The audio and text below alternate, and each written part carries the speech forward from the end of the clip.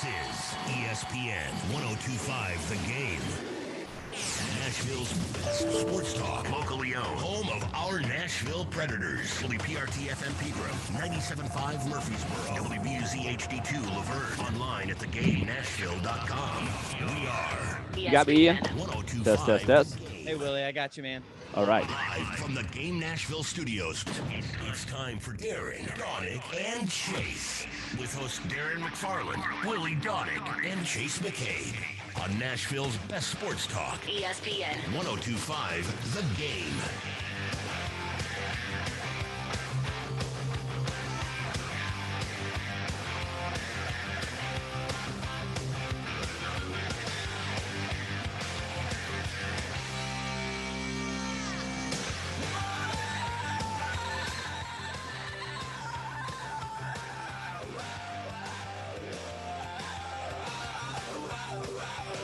And a good Friday morning to you, and welcome into Darren, Daunic, and Chase here on ESPN 1025 The Game. Hope everybody's having a good start to your week.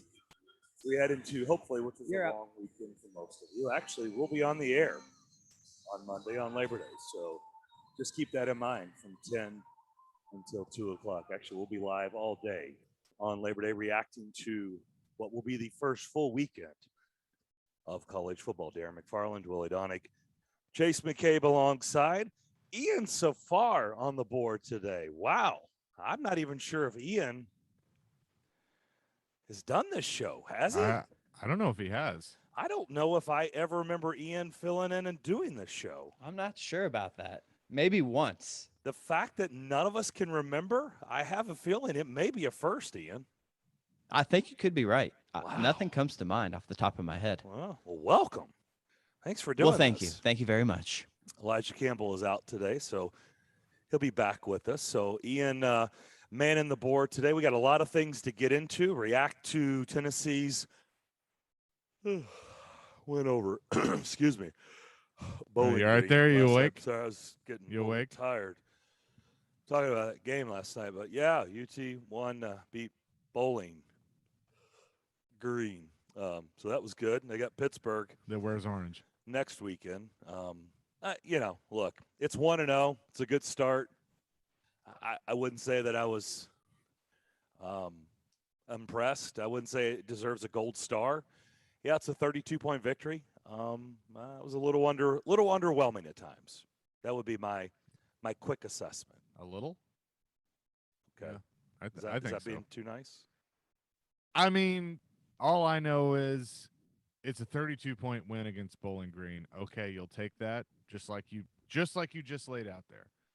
But with some of those throws that Joe Milton made or didn't make, you do that against other teams in the SEC, it's going to be a long year. They got some things they got to clean up. There's a lot that we do every year trying to read an easy first week win. And you watch, and I think we all would agree, there's going to be a couple of weird games where somebody comes up out of nowhere and there's a game that's a lot closer than it's supposed to be. So the good thing for Tennessee is it didn't get to that point. But if you listen closely, you had people like Joe Rexrode saying, okay, take Georgia State, the nightmare game for Jeremy Pruitt a couple years ago. Georgia State, relatively, as the year went on, proved to be quite a bit better than what this Bowling Green team looks like it's going to be. So that's kind of the reference point people were looking for. People knew Tennessee was going to win easy, and they did. But I do think there are some things you look at and ask yourself, what does it look like when the competition level goes up? I'll give you another reference point. I was reading about Arizona State. Herm Edwards was not happy at all. He thought his team played terrible, but they won 48-14 or something like that, and they're a top 25 team. So I think the key is how much do you improve? How much can the pieces start to come together as you keep practicing and you start figuring out who's supposed to play what role? I'll tell you why I love silly underdog picks. Here's one reason. There's many reasons why I love silly underdog picks, but we unveiled Week 1 yesterday at noon with our esteemed panel, Forever Titan Chris Sanders, Kelly Holcomb, myself, Chase, Willie's the commissioner. We had a game in action last night, and I was watching. I mean, I was sitting there glued to Central Florida and Boise State. That is why we do silly underdog picks, because I was actively rooting for Central Florida. Go Golden Knights. Go in Orlando. Great And game. they got the victory, 36-31.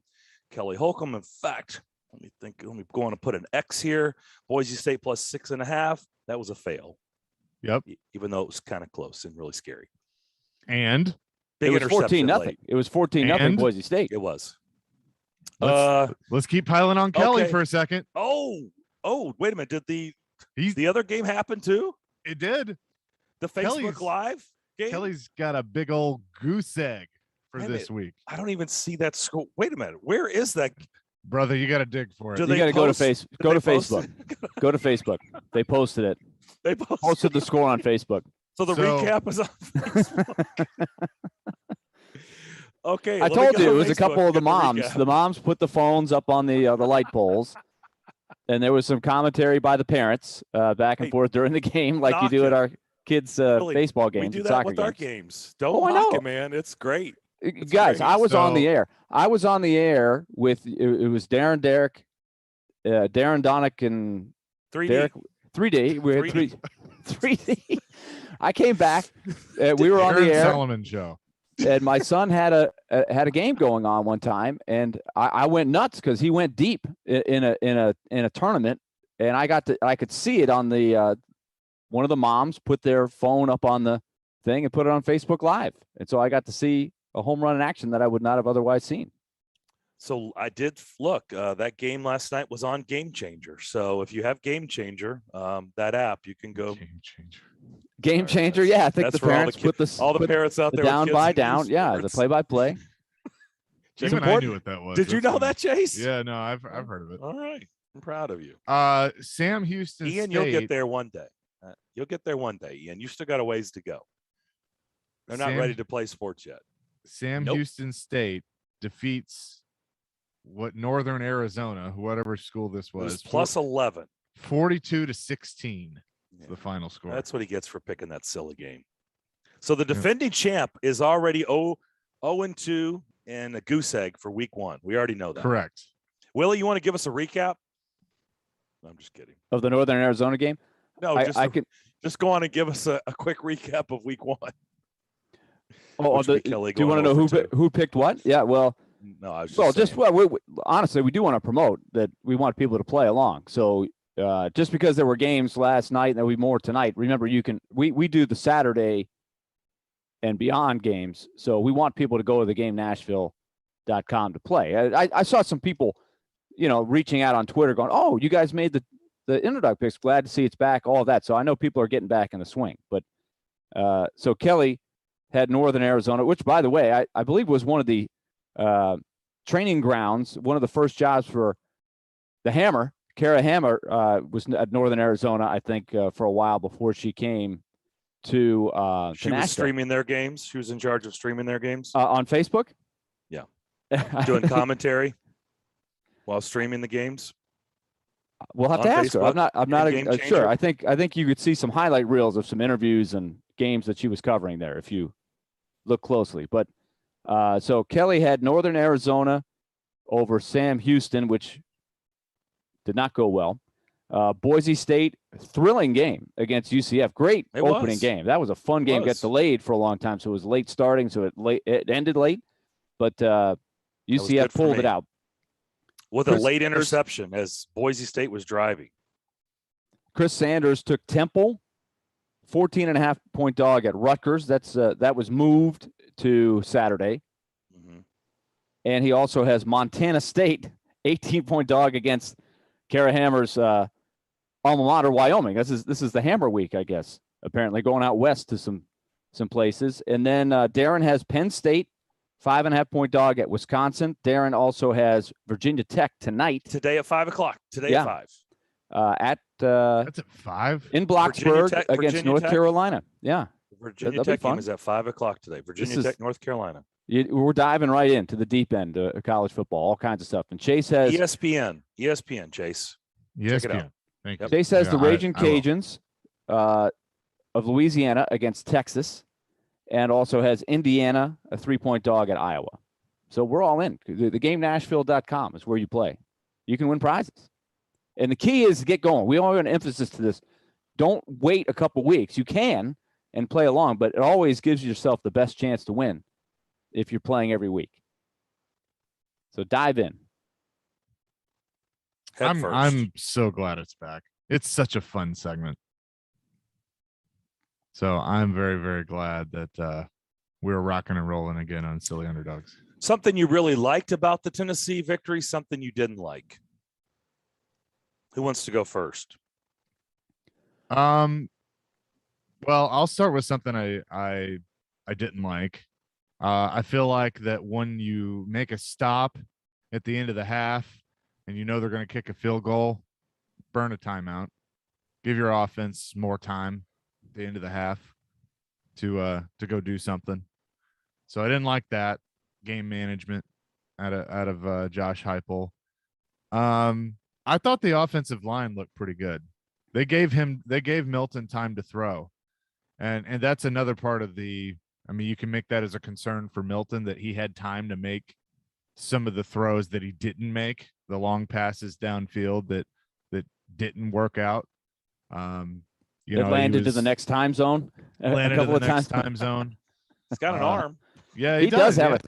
I'll tell you what, I don't know where it's going to go. Yeah.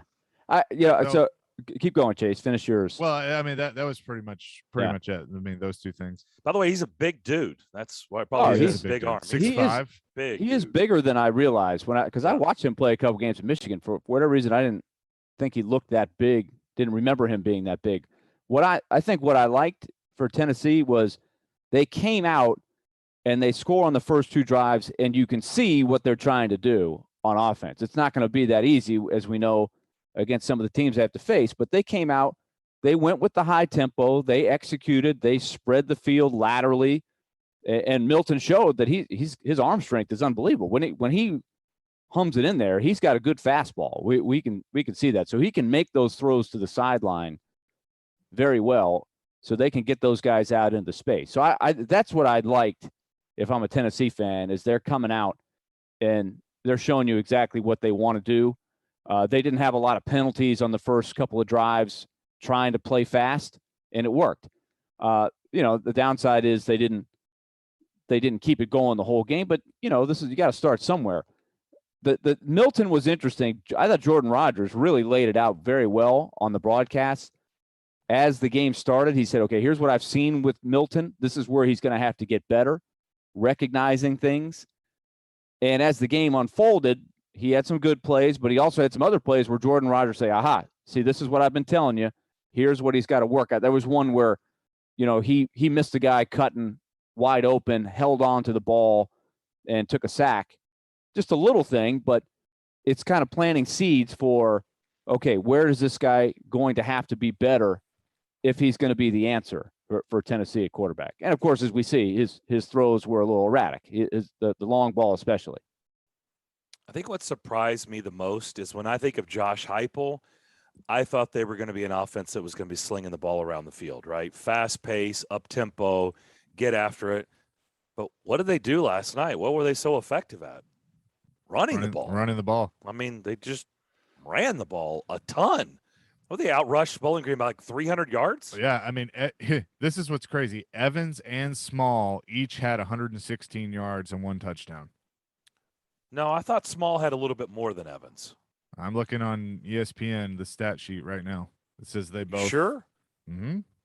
Pull that up. I thought 16 carries for 116 for Evans, 22 carries for 116 for Small. I just pulled it up on CBS. It says Small had 23 carries for 124.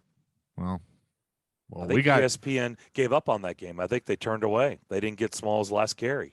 I guess not. Well, we need to find out. I had Small 22.5 over under carries. We need to find this out. We've got an over under bet on this. How does that happen? I don't know. Like I'm looking at Good question. ESPN, who had the game in the Yeah, SEC network, what's going and then you're on? looking at CBS, and like there's a discrepancy. Somebody not hit the there. refresh button? What's the story? They've got 23 carries, 124 yards. Evans, 16 carries, 116 yards. All right. I don't know which one's right. I don't know what Wouldn't to do that be here. something if that was an actual question in pick six and we needed the Oh, I'd correct be- answer for that pick six question? How awesome I'd would be that pissed. Remember that did happen. Max Hers had to inform us that a run was changed from earned Yes. to unearned, and that affected one of right. our pick And I six. was with, ticked. Vanderbilt baseball. Yeah. Yeah, I was not happy about that ruling. It's terrible, terrible ruling. So, I mean, that's what surprised me is that how much they ran the ball, and they really weren't a team that was slinging it around. But you wonder, is that a product of just who you're playing? Oh, okay. I mean, I guess, yeah. I mean, It is, maybe. but really, But should you when be able saw- to throw it at will on Bowling Green? But You would think. when you watch Milton throw, does he look like a guy that you want throwing 35 times? I'm not sure. I don't. That's a great question, Willie. I would say off last night. No, I mean, people need to realize, it's real easy when people are like, hey, this guy transferred from Michigan. Well, that's great, right? Big school, yay, Big Ten. Oh, yeah. Wow, he must be good. And he's big. Oh, wow. Well, there's a reason why he's not at Michigan anymore, right? And by the way, did you see Michigan's offense last year? It was a bit inept. Is that fair to say? I know, I watched their games. It was kind of I'm sorry. pathetic. I saw their game. know. What was it? Was it at Missouri? Oh, I mean, remember I'm the sorry, one, Wisconsin. the Saturday night game. Yeah, the Saturday night Yes. game at Wisconsin. my Ooh, that gosh. did not go well at all. That was a bloodbath. It was brutal. And they couldn't do anything. So, I mean, I don't know why. I guess I thought, now that I say that out loud and we've talked through it, I don't know why I thought Milton was going to be slinging it around. Okay, so you're not going to put up 300 plus yards rushing against a lot of teams in the SEC. Then what? That's the question. I mean, because I heard Rex Rhodes say it this morning, and I'm curious if you guys agree, because I think I'm with him on this. The whole thing on Joe Milton winning the job was how he performed in practice. That everything he did in practice was exactly what they were looking for out of the starting quarterback. But if he had played the entire, played how he played the entire game in practice, he probably wouldn't have won the job. It would have been somebody else. And so it makes me go, yes, we're talking about a 32-point win by UT, but it makes me wonder, what did the other quarterbacks look like? It is going to be something. If that's the direction they went, like, what did the other guys look like? It is going to be something to watch, because remember last year how much time we spent going, man, somebody's got to be better than Garantano. Somebody. And it really, you couldn't really go by anything that any of the other guys did. But the guy that everybody wanted to see finally did get in there at the end of the year, the true freshman. And why am I blanking on his name all of a sudden? The kid out of Georgia. Bailey? Harrison Bailey. Bailey, yeah. But now that we've seen Bailey play some, who didn't play last night. That's what I'm getting at, is he's a little bit of a known quantity. He was a pretty high recruited guy. He didn't light the world on fire. I don't know how well suited he is for this offense, but people have seen him play. So that's going to be something that people are looking for a lot with Milton, is if he struggles, you're going to say, well, what does Bailey look like there? And it didn't get there last night. Are we surprised that Hooker got a little bit of action? I mean, very, very, very small action. But when they trotted another quarterback out, it was Hooker, and Bailey didn't touch the field. No, I mean, we talked about this. I brought this up with Vince on Monday. Yeah, right? and about the pecking order of the quarterbacks. Right, and I kind of thought that there might be some packages designed for him, and it turns out that there were. So no, I wasn't surprised. Yeah, my biggest concern is probably going to be, I don't know, biggest concern, because I guess when you get down to it, what were our realistic expectations? I kind of feel like they're probably on a collision course of what I envisioned all along, and we never really made an official prediction, which we should have done before yesterday's game. I mean, but I know I've been doing it internally, and I guess not enough on air, but thought they're about a 5-7 team. That's what I was going to predict them to be this year, 5-7. So doesn't it kind of look like a 5-7 team? Feels that way. I think a bowl game is a stretch just right now. I think 5-7 can still get you in a bowl. There's 62 bowls. Yeah, that's true. Somebody's got to get in. Potentially. Yeah, I don't know. I think 5-7 is probably right there around it. I think you're right on it. So I guess it's probably just par for the course. I guess it played out like that was a win. I mean, we've only been saying, how many times have I said Bowling Green sucks in the last, month? I mean, so we already chalked that up as a win. So it's not like anything changed on that front. I mean, I don't know. It's a little silly to kind of think they were going to win 52-0. I mean, they're just not equipped with the horses to do that right now. So it was a win. It's a 32-point win. It's a little underwhelming at times, but it's a win. Now we'll see. A little bit better opponent. I don't know how good Pittsburgh is. They typically are about a 7-5 team. So they're going to be way better than Bowling Green, but they're not world beaters. So let's see what week 2 looks like. Get a win there, then okay. See what happens. But I think that's I don't want to use the phrase must win, but I mean, they need to win that one. Yeah, they need to win. I mean, they need to take care of out of conference stuff. Right. You got Tennessee Tech. So there's a win, right? You count that one as a win. So yeah, if you're really honestly, if you're trying to get to 5, you really need that Pittsburgh game, because who thinks they're going to get 3 conference wins to get to 5 if they don't beat Pittsburgh? I don't. Oh, that's right. They got South Alabama too. That's right. So there is. So that one. Okay. So you still need just 2. So South Alabama and Tech, there's 3. Pittsburgh, if they could get that win, there's 4. And then, you probably like South Carolina is probably the next best team in the conference, right? To put a W or think that you're going to win. I mean, they should beat South Carolina and Vandy. So I mean, that would get them. Right. It's going to be right there, right? It's going to be right at 5-7, 6-6. And I don't think that's any crazy prediction. I think that's pretty much what everybody's thought. I would probably say, depending on what they look like, I mean, because again, I understand it's the first game, new offense, new head coach, new quarterback, all those things. A lot of guys that are gone. So if things clean up a little bit, if they get more into a rhythm, then you could see things work out better. And then you could maybe say, all right, Missouri could be a toss up. Maybe there's a chance that they win that game. I don't think Ole Miss at Missouri. That's I don't know. It's a tough one. That's a tough one. You're right. I'm just trying to find some potential others on the schedule. I mean, at Kentucky, they've owned Kentucky over the decades, but I think Kentucky's much better than them. I know, but there's been better Kentucky teams in the past that have lost. So I'm just saying, I know Ole Miss at home, but Lane's going to be out for blood for that one. Yep. So I don't see that happening. Yeah, it's like I said, it's on a collision course of pretty much what everybody was predicting. So I don't think we really should be. Surprise was not a good word for me to use, because I think it's headed towards 5-7, 6-6, somewhere in that range. And that's about what everybody thought for the first year under Josh Heupel and this Vols team that had a gazillion transfers. When we come back, we're going to talk about wide receiver Julio Jones of the Titans, as they are a little bit more than a week out from their week 1 matchup hosting the Arizona Cardinals. But we're going to get into a discussion about that on the other side. But first, Chase, you're going to tell us about BetMGM.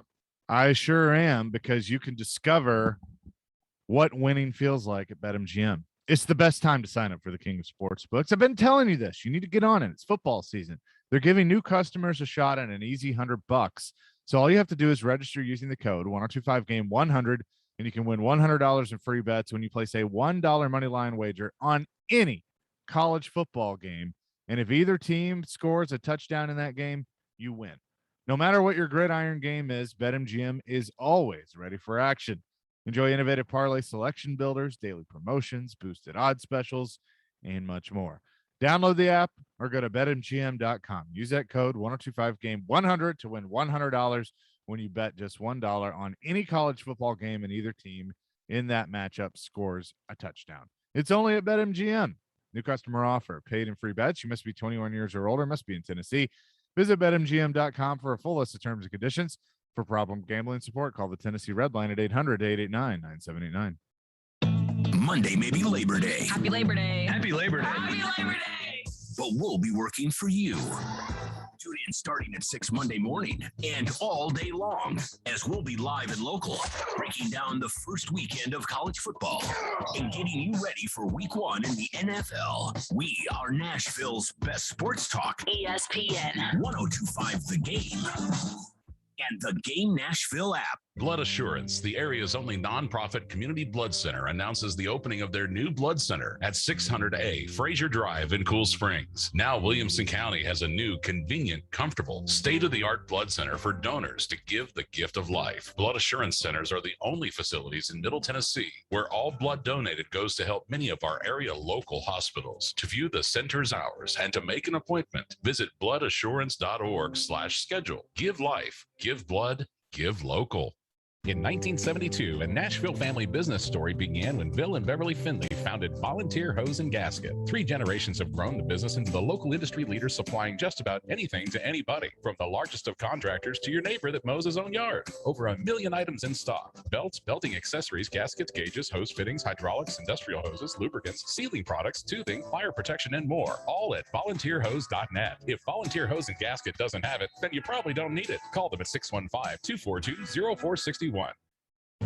Listen up, sports bettors. This is Hall of Famer Warren Sapp here to tell you about my favorite sports book, BetUS.com. I only endorse one sports book, and that's BetUS.com. Just like me, BetUS is the Hall of Famer of online betting with more than 25 years in the biz. You need a sports book with integrity and longevity, and you need to know when you win, you're gonna get paid.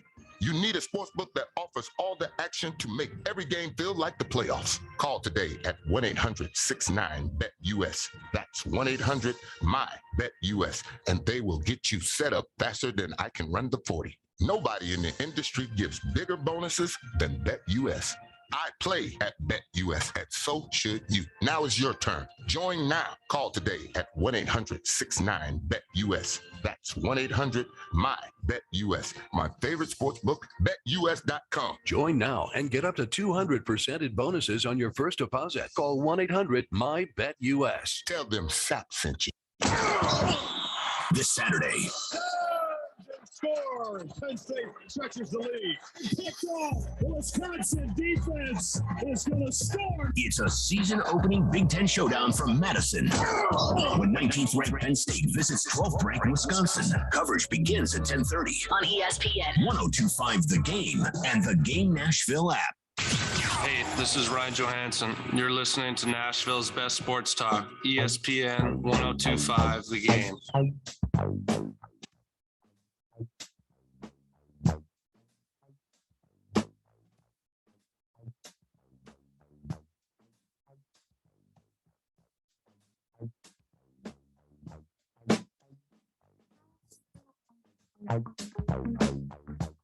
Back here on Darren, Daunic, and Chase, ESPN 1025 The Game. We're going to move You Just Made the List around today. It'll actually be in the second hour, so keep that in mind. I know if you're mad and you've been holding it in, we're going to give you the opportunity to get it out a little bit earlier today. So it'll be about 11:15, 11:20-ish today, because we are expected to be joined by Predators head coach John Hines coming up at around noon or so. Jarrell Casey is going to join us at 12:30, our first installment of Pick 6 at 1 o'clock. So a lot of good things on the show today. So we are excited about today's show. We are off and running. And Ian, do we have it, or do you need me to stall for just a minute? Okay. Ian is working on something on the show he's normally on, Stillman and Company. And it was a conversation that took place yesterday, and it was concerning Julio Jones. And we're going to kind of weigh in off what Jared said yesterday, put out there about the wide receiver for the Titans. Ian has got it ready, so let's hear what he had to say, and then we'll react. When an owner of an NFL team says anything like that, I think it's pretty eye-opening. Now, it's different depending upon the owner. If it's Jerry Jones as compared to Amy Adams Strunk, who doesn't say things like that, you know, I think it's kind of eye-opening. But I did some checking on Julio Jones, and I talked to people that I trust in Atlanta. And when I say I talk to people that I trust, it's people that if I told you who they were, you would trust them too. Caroline knows who they are. Would you agree that the people would listen if they knew who I was talking to about Julio Jones's time in Atlanta? These are reliable sources. Okay. Here's what I heard about Julio Jones. And we all know Julio has not practiced as a member of the Titans. You know, he's been out there, but he hasn't really done much. And then he got hurt, and then he was on the bike, and then he was back out there, but he hasn't practiced a lot. I heard that in Atlanta, once Julio had signed his contract, that the guy that was brought in 2011 was not the same guy who left in 2020. That Julio Jones didn't want to practice. Julio Jones didn't want to go through walkthroughs. It wasn't like Derrick Henry, for example, who the Titans say, hey, Derrick, that's enough for you. Go to the sandpit. We don't want to work you any harder than we have to. It was Julio Jones having no interest in showing up to practice. He just didn't want to do it. And the coaches didn't like it. And I think some players didn't like it. And what I was told was that Julio Jones not only didn't want to do walkthroughs and didn't want to do practice, but Julio Jones also didn't always want to play in the game. Third downs, Julio's coming off the field. 2-minute drills, Julio's coming off the field. I was told by a source that there was a play designed for Julio, a play designed for him, in which literally in practice it was, this is your play, Julio. So that when this play gets called, you have to stay on the field because we're running this play for you. And when the play got called in a game at Carolina, Julio ran off the field. There you go. That was yesterday on Stillman and Company. So, Jared, talking about the situation, there was a big piece in The Athletic. I think it was Jeff Schultz who came out with this a couple of days ago and quoted Arthur Blank. And, you know, I don't think any of this stuff is really new. I don't. I mean, if you've listened to this show, Chris Tamino, who I've known for a long time, we've got a great relationship with on this show. He does a fantastic job in Atlanta. He has been on the radio down there forever. He is Mr. Atlanta. He's one of Mr. West Durham is too, who's another great friend of the show. Chris Tamino, we've had on several times after the Titans traded for Julio Jones. And if we played you those, and by the way, you can go back and listen to them. They're there. They're there for you to, this show turns into a podcast when it's over. You can go back and listen to what he had to say about Julio Jones. Let's just say this. It wasn't flattering. He didn't come on here and say, hey, Julio Jones, man, it was a great decade run here. This guy has been fantastic, and he will always be beloved. In fact, I think the one thing that stood out to me is he's like, I don't want that thank you letter crap, you know, on the internet or in the newspaper. Thank you, Atlanta. He's like, just get out of here. Go on and get out of here. And Chris Tamino is not that type. Chris Tamino's a great guy. He's really good at his job. He's not a shock jock. He doesn't get on the airwaves and try to say things to get attention. He does speak the truth, though. I appreciate that about him. I'll tell you that. He's a no-nonsense guy. I certainly appreciate that about him. I can relate to him. But he's not a shock jock. He's not looking for attention. He's not saying that stuff. He didn't come on here to have us hang up after the interview and go, wow, what'd you think of that? And put that. No, he's just speaking the truth. So a lot of this stuff is not really, this is not new ground. So he doesn't practice much. Is that new? Nope. We knew all this in Atlanta. We knew that for years with the Falcons. The Falcons sure as hell knew about it, and they still gave him a new contract. They still caved years ago. So we know the future Hall of Famer, maybe wide receiver, doesn't like to practice. Got the big bucks. There's a lot of people out there, a lot of whispers to say he kind of changed after that. Boy, there's a first, right? Who's ever heard of an athlete who got the big bucks and maybe changed? That never happens. Antonio Brown just weighed in on our text line. He says that never happens. Money never changes you. He doesn't like to. He's done the same thing here. Here's my concern, because I've talked to people down in Atlanta too. You know what? Tony Gonzalez. What do you guys think of his career? Pretty good. Yep. He's in the Hall of Fame, right? He's in Canton. Don't we view Tony Gonzalez as maybe the best tight end ever? One of the best for sure. Definitely. Guess what he didn't do in Atlanta? Never practiced. Tony Gonzalez never practiced. And you know what? They didn't care. They're like, hey, you're a Hall of Famer. You've earned it. Yeah. He's like, yeah, just tell me, give me the schedule again when we play. I'll see you then. Like, this is not new stuff. So if Julio Jones is coming here and he's not going to practice and he's just going to ride the stationary bike and he's not going to talk to the media and he's just going to kind of live in his own little bubble. But on game day, he produces. Do you care? I'll tell you, I don't care. I don't. I don't care as long as he produces on game day. Whenever game day meet, Sunday afternoon, Sunday evening, Monday night, Thursday night, whatever it is, as long as he shows up and produces big, I don't care. But here's my concern, because this is also part of the chatter, and Jared was alluding to some of this. I don't know anything. I haven't talked to anybody who can confirm the Carolina game that he's talking about. I'm not saying what he threw out there is not true or not. I'm just saying I cannot confirm the Carolina game, whatever happened. But what I can confirm, and the people that I've talked to, did he tap out during games? Did he hit his helmet and say, yeah, I'm out? Yeah. Here's what concerns me. When I'm told that the offensive coordinator in the booth has to always be checking on where he is before he can call a play because he doesn't know if he's on the field or if he's tapped out and he's on the sidelines. That concerns me. Yeah. That's when it becomes a huge problem for me. If this guy is going to tap out on game day, now we've got a huge problem. Julio, you're already on notice, dude. You know that. Atlanta's been roasting you for years. So I would expect the narrative on game day to change. I would expect Julio's been hearing all that chatter from Atlanta, like, get out of here. Good riddance. See you later. Take your show on the road somewhere else. We're kind of tired of the act. I'm sure he's heard all that stuff. I would expect a guy who's elite and a future Hall of Famer to be extremely motivated this season to quiet all that noise down. So I don't have a problem with the practice stuff or lack of.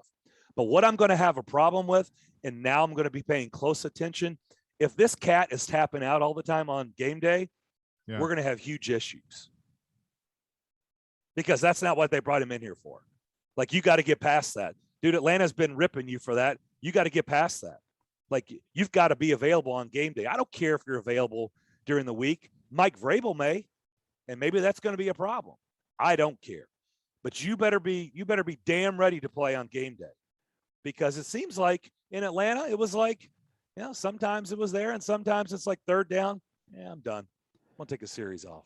Here's what I want to know is how much did this type of behavior happen specifically last year and maybe a little bit the year before? I don't know. But Arthur Blank referred to the situation as it changed.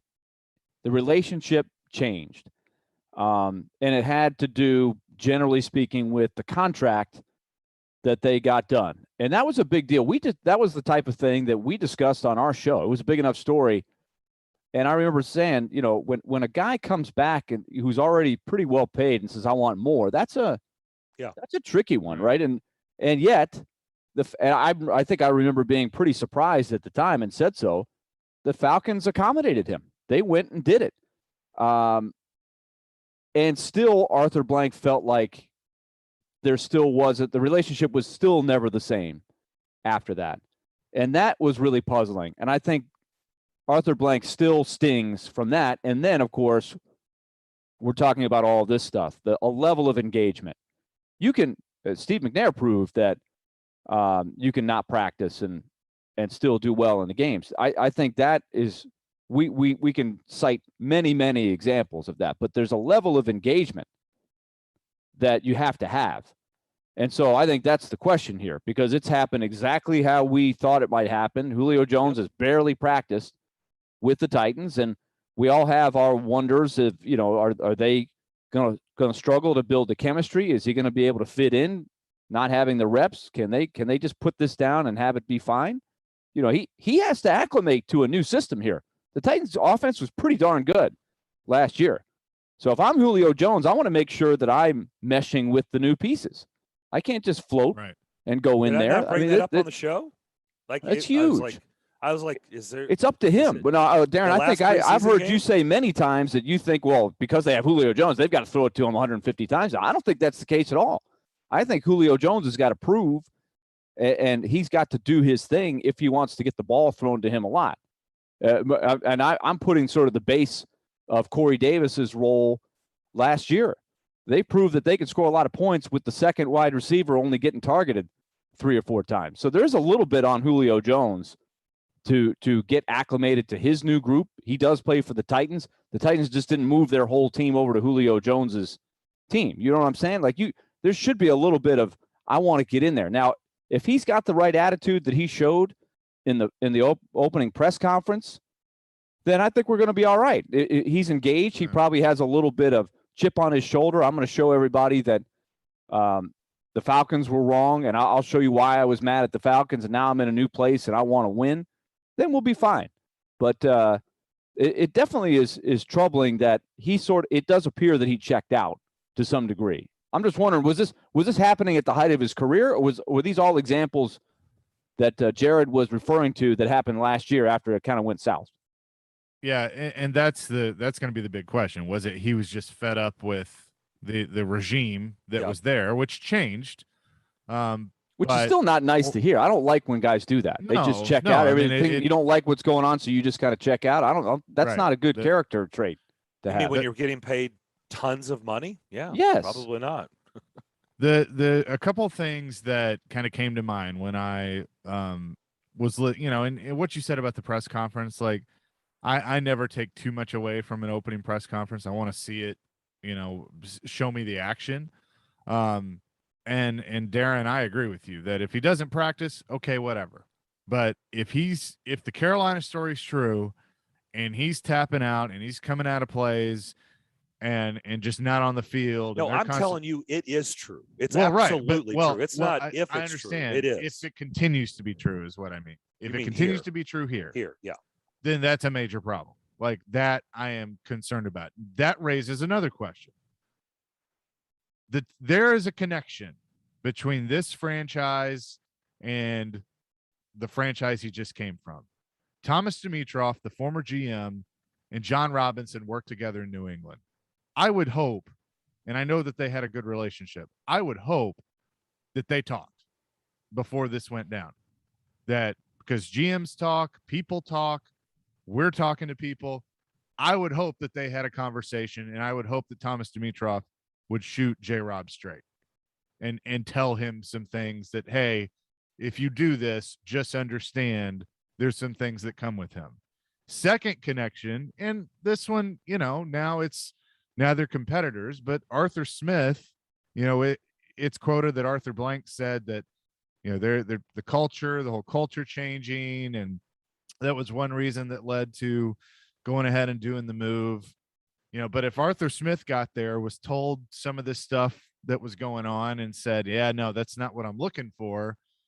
And then, the rumors are out there that the Titans are interested. I mean, did Arthur Smith and Vrabel have a conversation?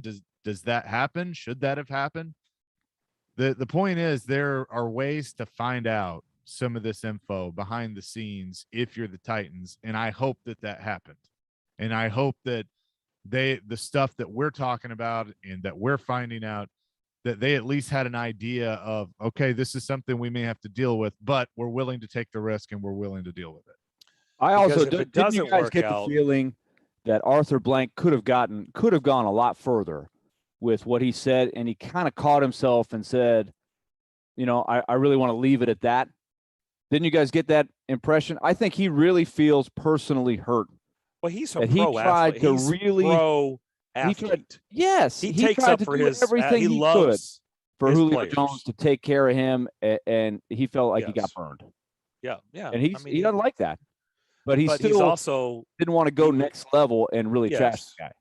Yeah, and I think that's kind of the makeup of Arthur Blank, right? But he is pro athlete. He is all about his players, right? Especially a guy like that. So I just want you guys to know, for the record, I'm not changing my stance because I was pro Julio Jones. It's not like I'm now backtracking. Yeah.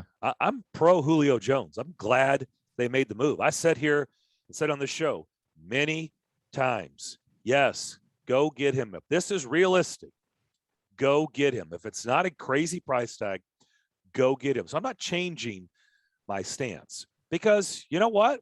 In his defense, while it's not, we definitely do not applaud or give credit for checking out, but maybe it was a bad culture. Maybe it was very toxic behind the scenes with Dan Quinn there at the end.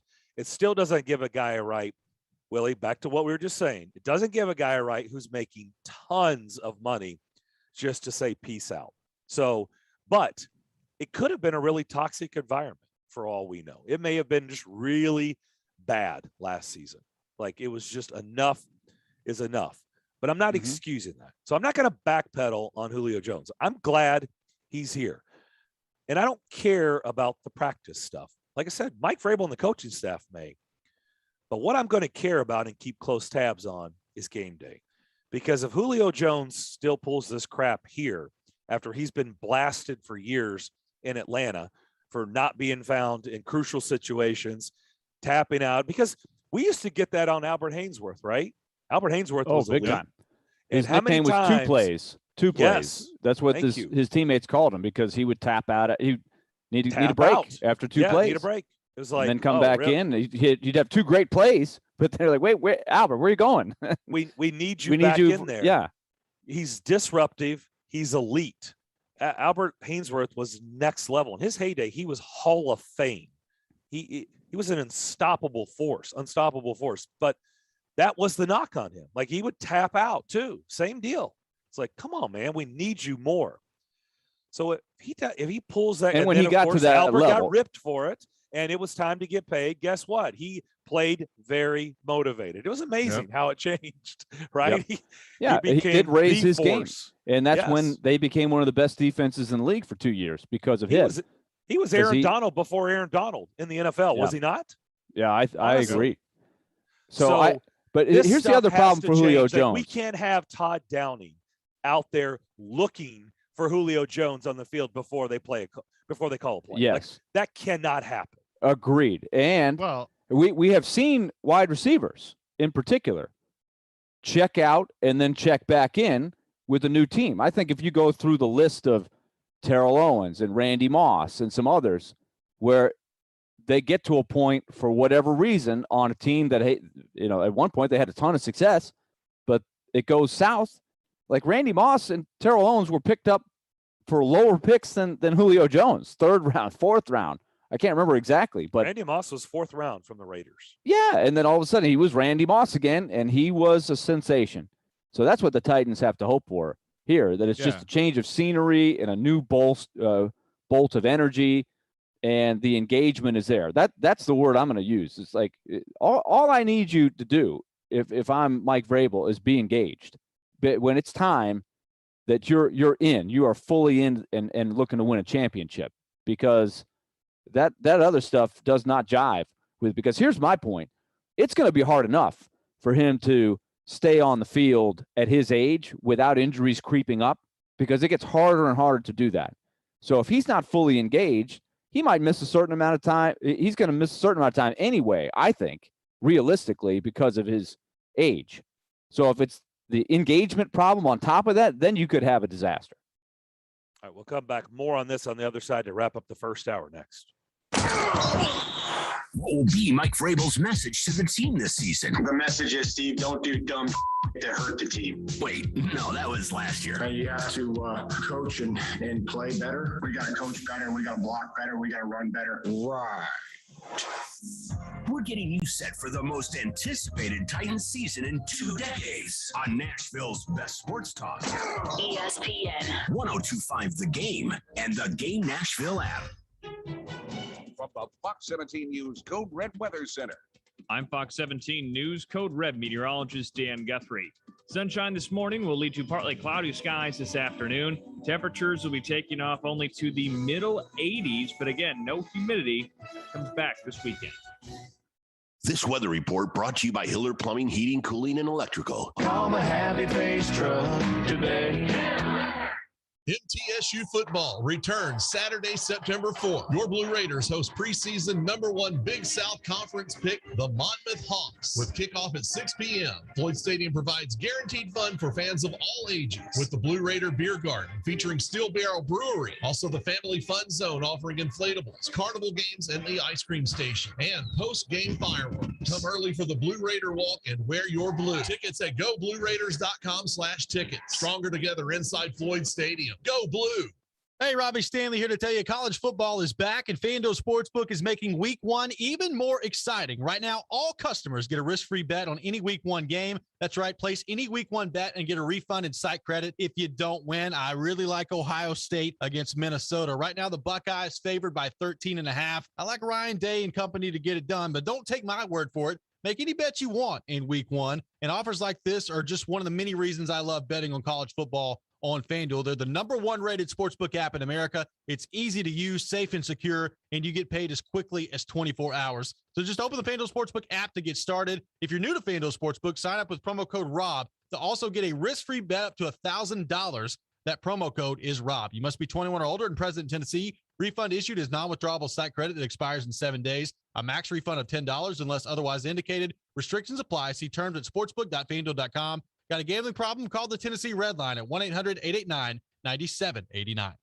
Nashville SC fans, if you're going to be at Nissan Stadium for the big match against New York City FC on September 4th, come early and join us in the Heineken Game Zone at the Roadies Tailgate. There'll be lots of fun, games, and giveaways. And 102.5 The Game, along with ESPN 94.9, will be there. Find out about the many benefits on becoming a member of the Roadies. So plan to stop by the Heineken Game Zone in the Roadies Tailgate area at Nissan Stadium before the big match against New York City FC. Yo, it's Teron Davenport here to tell you about my friends at Freedom Tire Guys. They're Nashville's premier mobile tire company, and they do it all. New tires, balance, rotation, everything. Bill, a recent customer of theirs, loved the way they came to him and saved him time and money. So if you're like Bill, you like convenience, and you need some new tires, check out freedomtireguys.com. If you don't see the tires you like, give them a call, and they'll find them for you. Check them out today at freedomtireguys.com. Stay Golden, a locally owned and operated restaurant and roastery that serves breakfast, brunch, and lunch with a full coffee and liquor bar. Stay Golden does it right with scratch-made biscuits, locally sourced food, and handcrafted cocktails. They even source and roast their own coffee. Open 7 days a week from 7 a.m. to 5 p.m. Monday through Friday, and Saturday and Sunday from 8 a.m. to 3 p.m. Right in the heart of the Design District in Berry Hill, 2934 Simcoe Drive. Stay-golden.com to find out more. Robbie Stanley. The two teams that we've wanted to see play and clash for a long time. Joe Rexroad. I think there's a good chance that we have a really, really good game. Your morning started with Robbie and Rexroad every weekday from 6 to 10 on Nashville's best sports talk. ESPN 102.5 The Game and the Game Nashville app. If you've missed any of today's show, just search Darren, Daunic, and Chase on Apple, Spotify, or on your favorite podcast platform.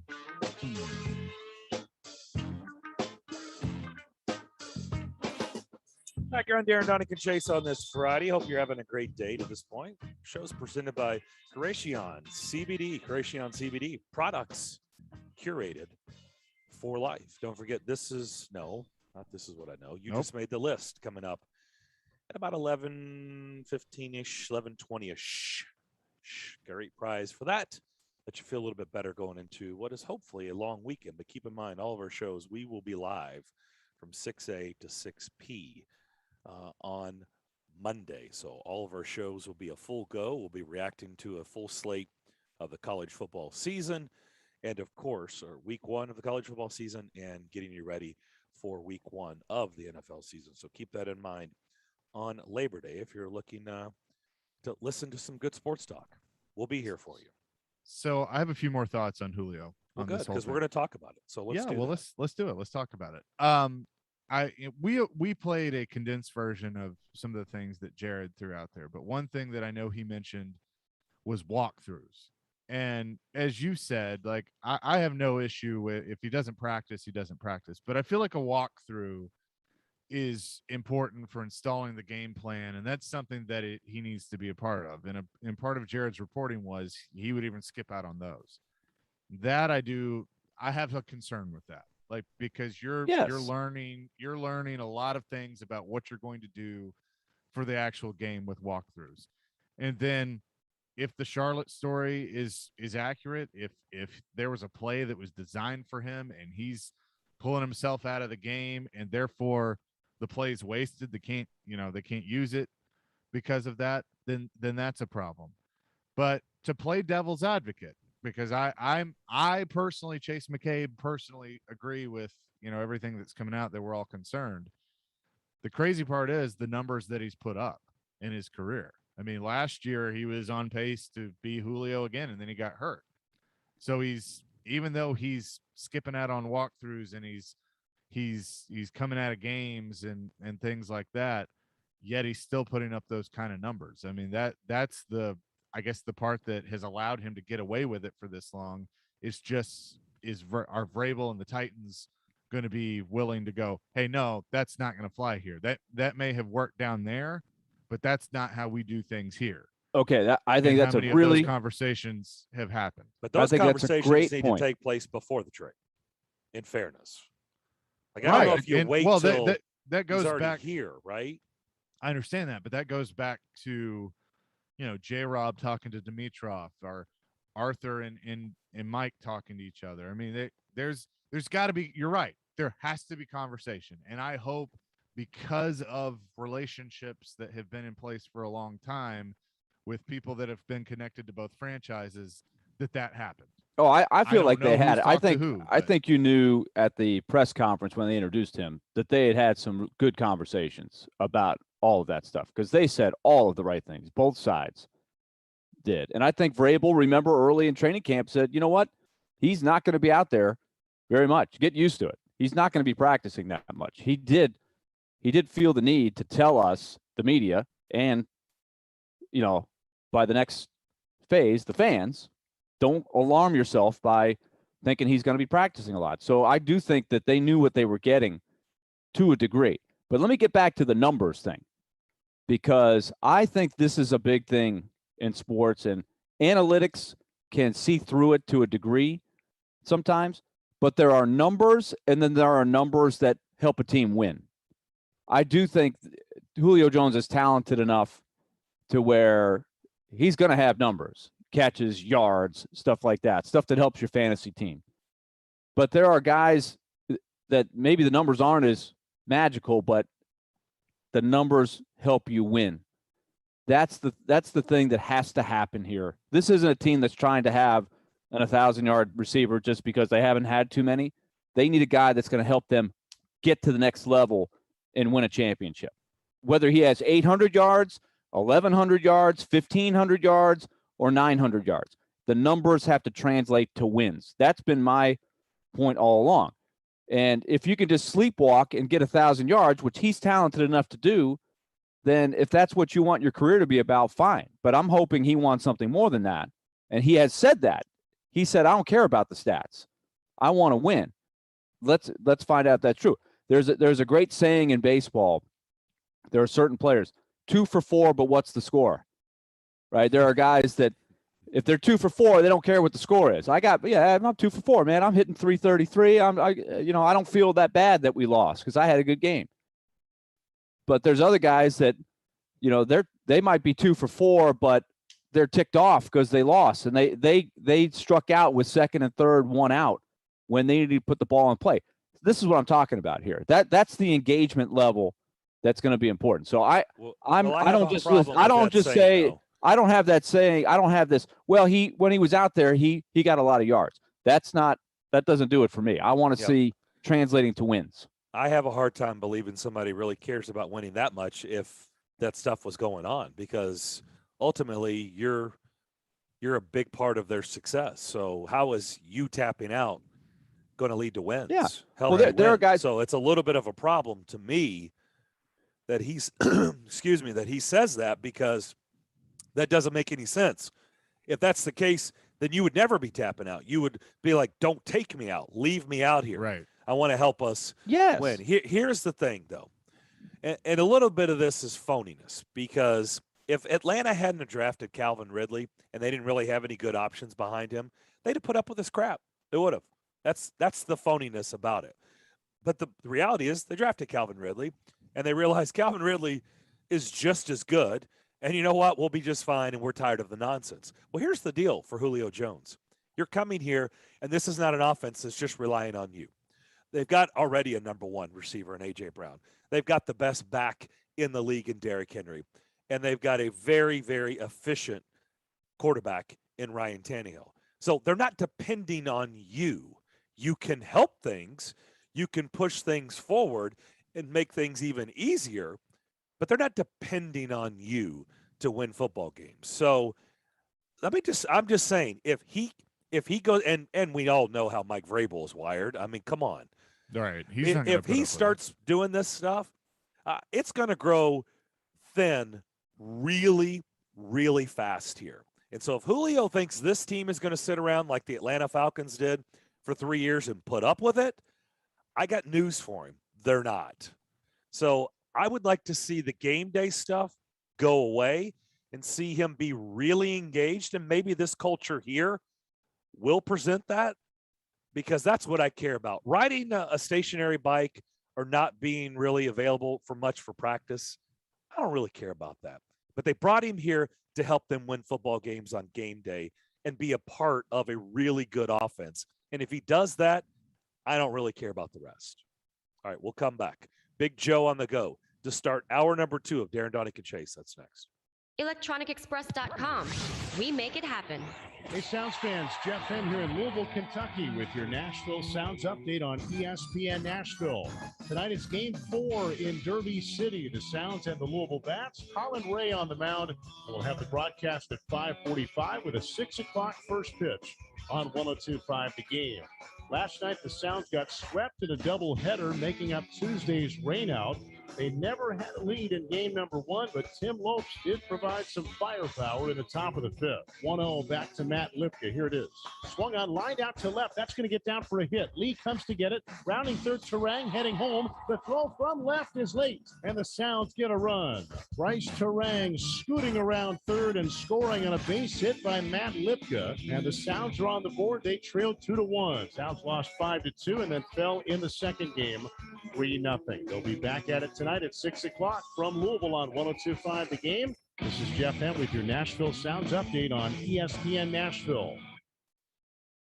Hi guys, it's Andrew with Hillside Medical Clinic. Are you struggling with erectile dysfunction and sick of pills? Well, I have breaking news. Hillside Medical Clinic uses the most proven form of wave technology available, clinically shown by Cambridge to open up and regrow blood vessels. No pills and no side effects. If you're ready to put a stop to your ED by treating the root cause, call us now, and not only will the assessment and blood flow ultrasound be free, we'll also include something unique that produces powerful results in the bedroom. You're going to love that. And to those that call in the next 2 minutes, you'll qualify for an extra treatment free. This is an unheard of value worth hundreds of dollars. Call 615-576-5000. That's 615-576-5000. Put a stop to your erectile dysfunction and get your love life back. Call Hillside Medical Clinic in the next 2 minutes to qualify for this unprecedented offer. 615-576-5000. Zines First is the official sign company for 102.5 The Game. Go to sfnash.com. Hey, mortgage rates have taken a nosedive, back to the lowest in history. Don't miss your chance to lock in a lower house payment with Loan Pronto now. Hey, it's Willie Daunic. Call Loan Pronto today and take advantage of their super popular zero-cost refi program. You can get a rate with an APR in the low 2s with no junk fees and no closing costs. Yes, they pay your closing costs. Who else does this? Loan Pronto's all-digital process is fast and easy. Virtually no paperwork required, and most loans get closed in 14 days. And if you act now, you can even skip your next 2 house payments. Think about that little bonus. Call Loan Pronto now and start the process before rates spike again. Get your forever loan today. 615-499-5780 or loanpronto.com. If your current mortgage rate starts with a 3, you need to act now.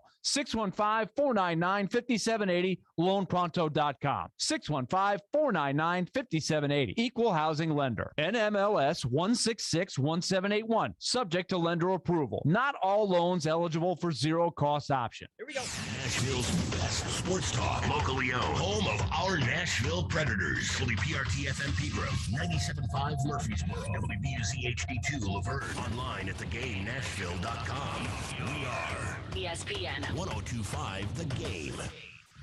Live from the Game Nashville studios, it's time for Darren, Daunic, and Chase.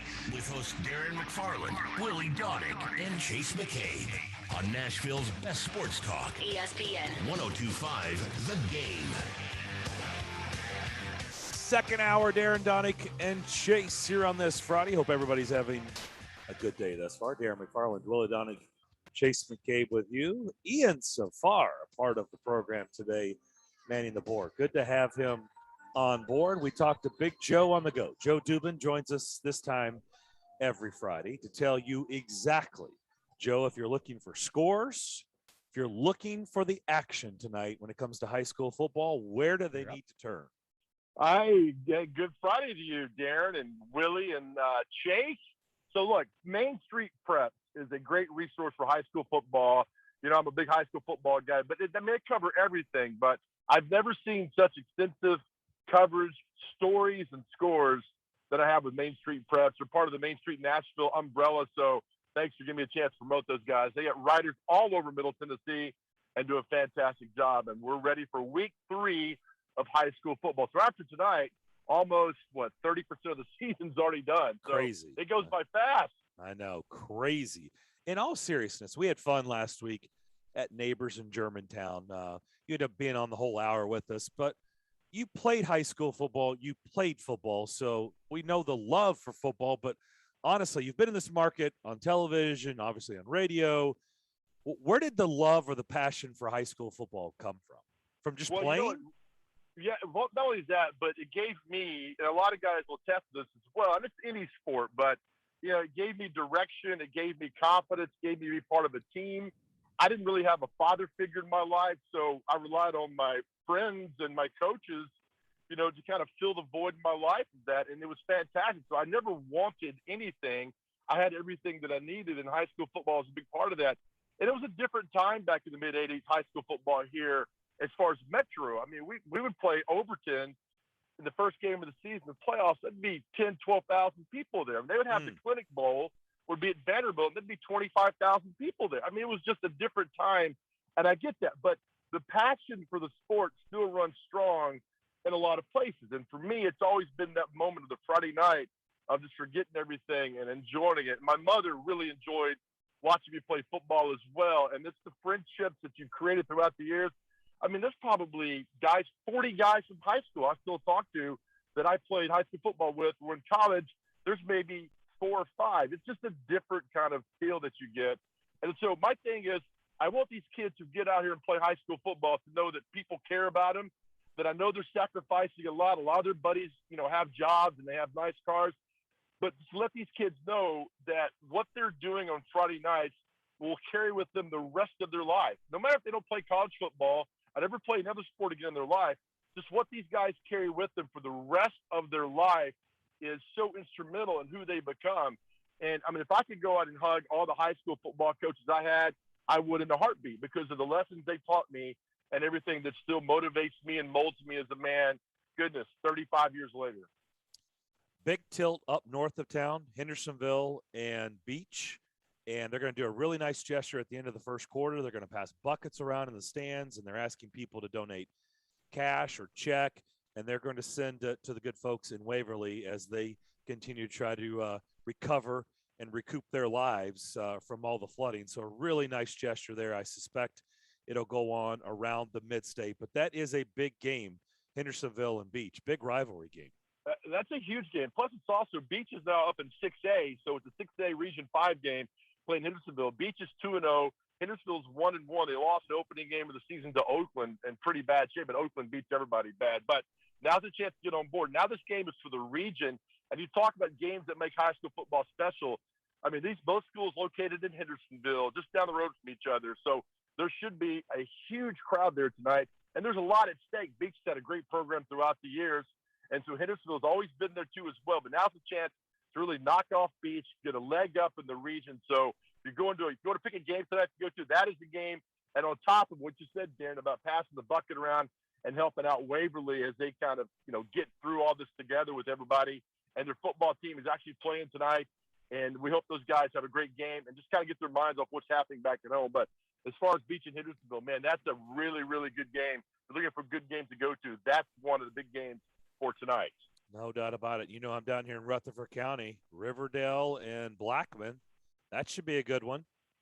Both teams 2-0. Blackman last year didn't have a really good year, but Riverdale had it. They always run into Oakland, but it's a big 6A Region 4 game. Both teams are 2-0. And, the region is so important, winning games within the region. So the winner of this game tonight gets a big leg up. And our good friend Kelly Holcomb down there in Riverdale running the offense. So if you're down that way looking for a game in Rutherford County, that is a good game to go to. Blackman's got a new head coach. So we got a new head coach, got a kind of new enthusiasm with the program. So it's going to be a wonderful game. Plus, Blackman, that stadium, that atmosphere is absolutely fantastic. And much like Henderson Beach, that atmosphere tonight will be wonderful. So if you're looking for a good game, check out Riverdale and Blackman. Again, both teams are undefeated. Joe, I got to take a time out from the high school talk because I really enjoyed your little piece that you did on a movie that came out 28 years ago. Because I have to say, I have seen the movie. I am very curious to know if Darren and Chase have seen this movie because it's a movie filmed in Nashville before Nashville is what we know it to be today, especially the downtown shots, the scenery. But what a great cast, and the movie didn't really do very well. Well, it's a movie called The Thing. He's right. It's called The Thing Called Love. It came out 28 years ago, like yesterday, 28 years ago. But remember what happened? It came out in 1993, and a month and a half later, River Phoenix died.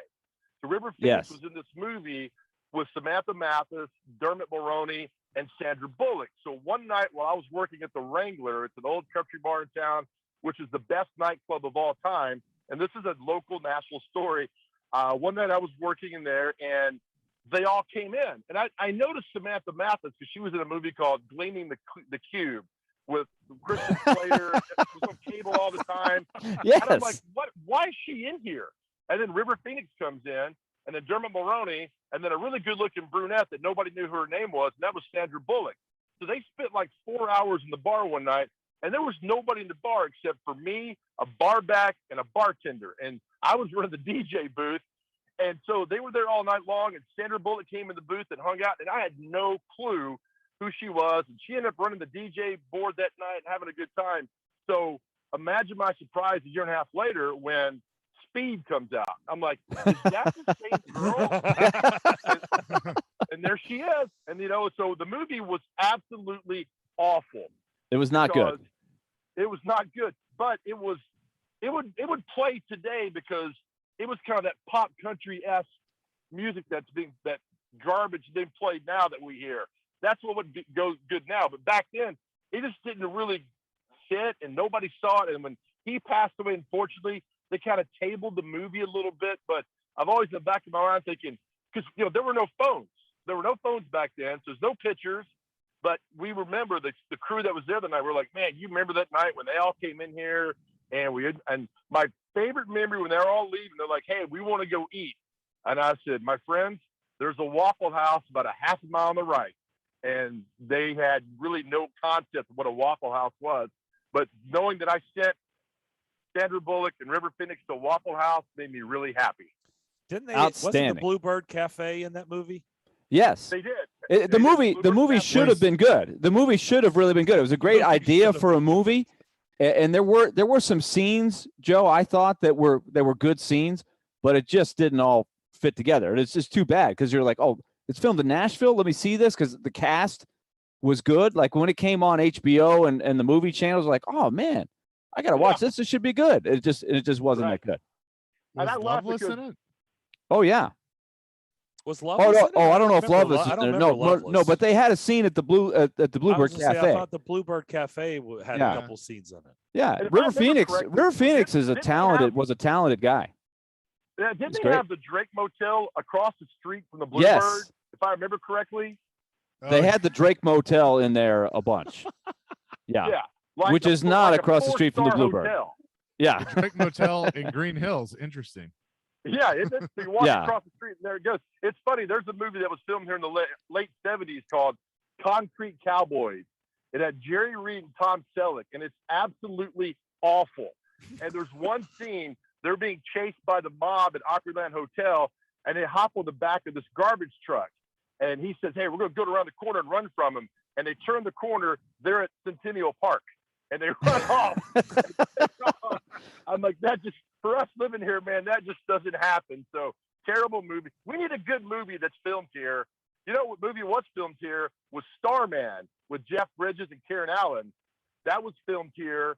The explosion scene towards the later part of the movie, that was all filmed off Briley Parkway. So there's a couple of good movies that have been filmed here. Okay. Well, Joe, before we leave the subject, you were the DJ that night.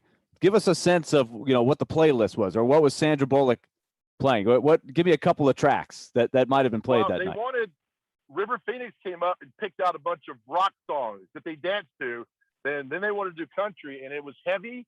And I vividly remember heavily Travis Tritt, heavy Vince Gill, and another artist at the time was very popular, Doug Stone. Those three albums, CDs were spinning all night long. So Nice. Travis Tritt, Vince Gill, and Doug Stone. Good stuff. Talking to Joe Dubin, Main Street, Nashville. And JoJo, you brought something up earlier that I want to go back to. With high school football, tonight in Rutherford County, Blackman and Riverdale, it's going to be packed.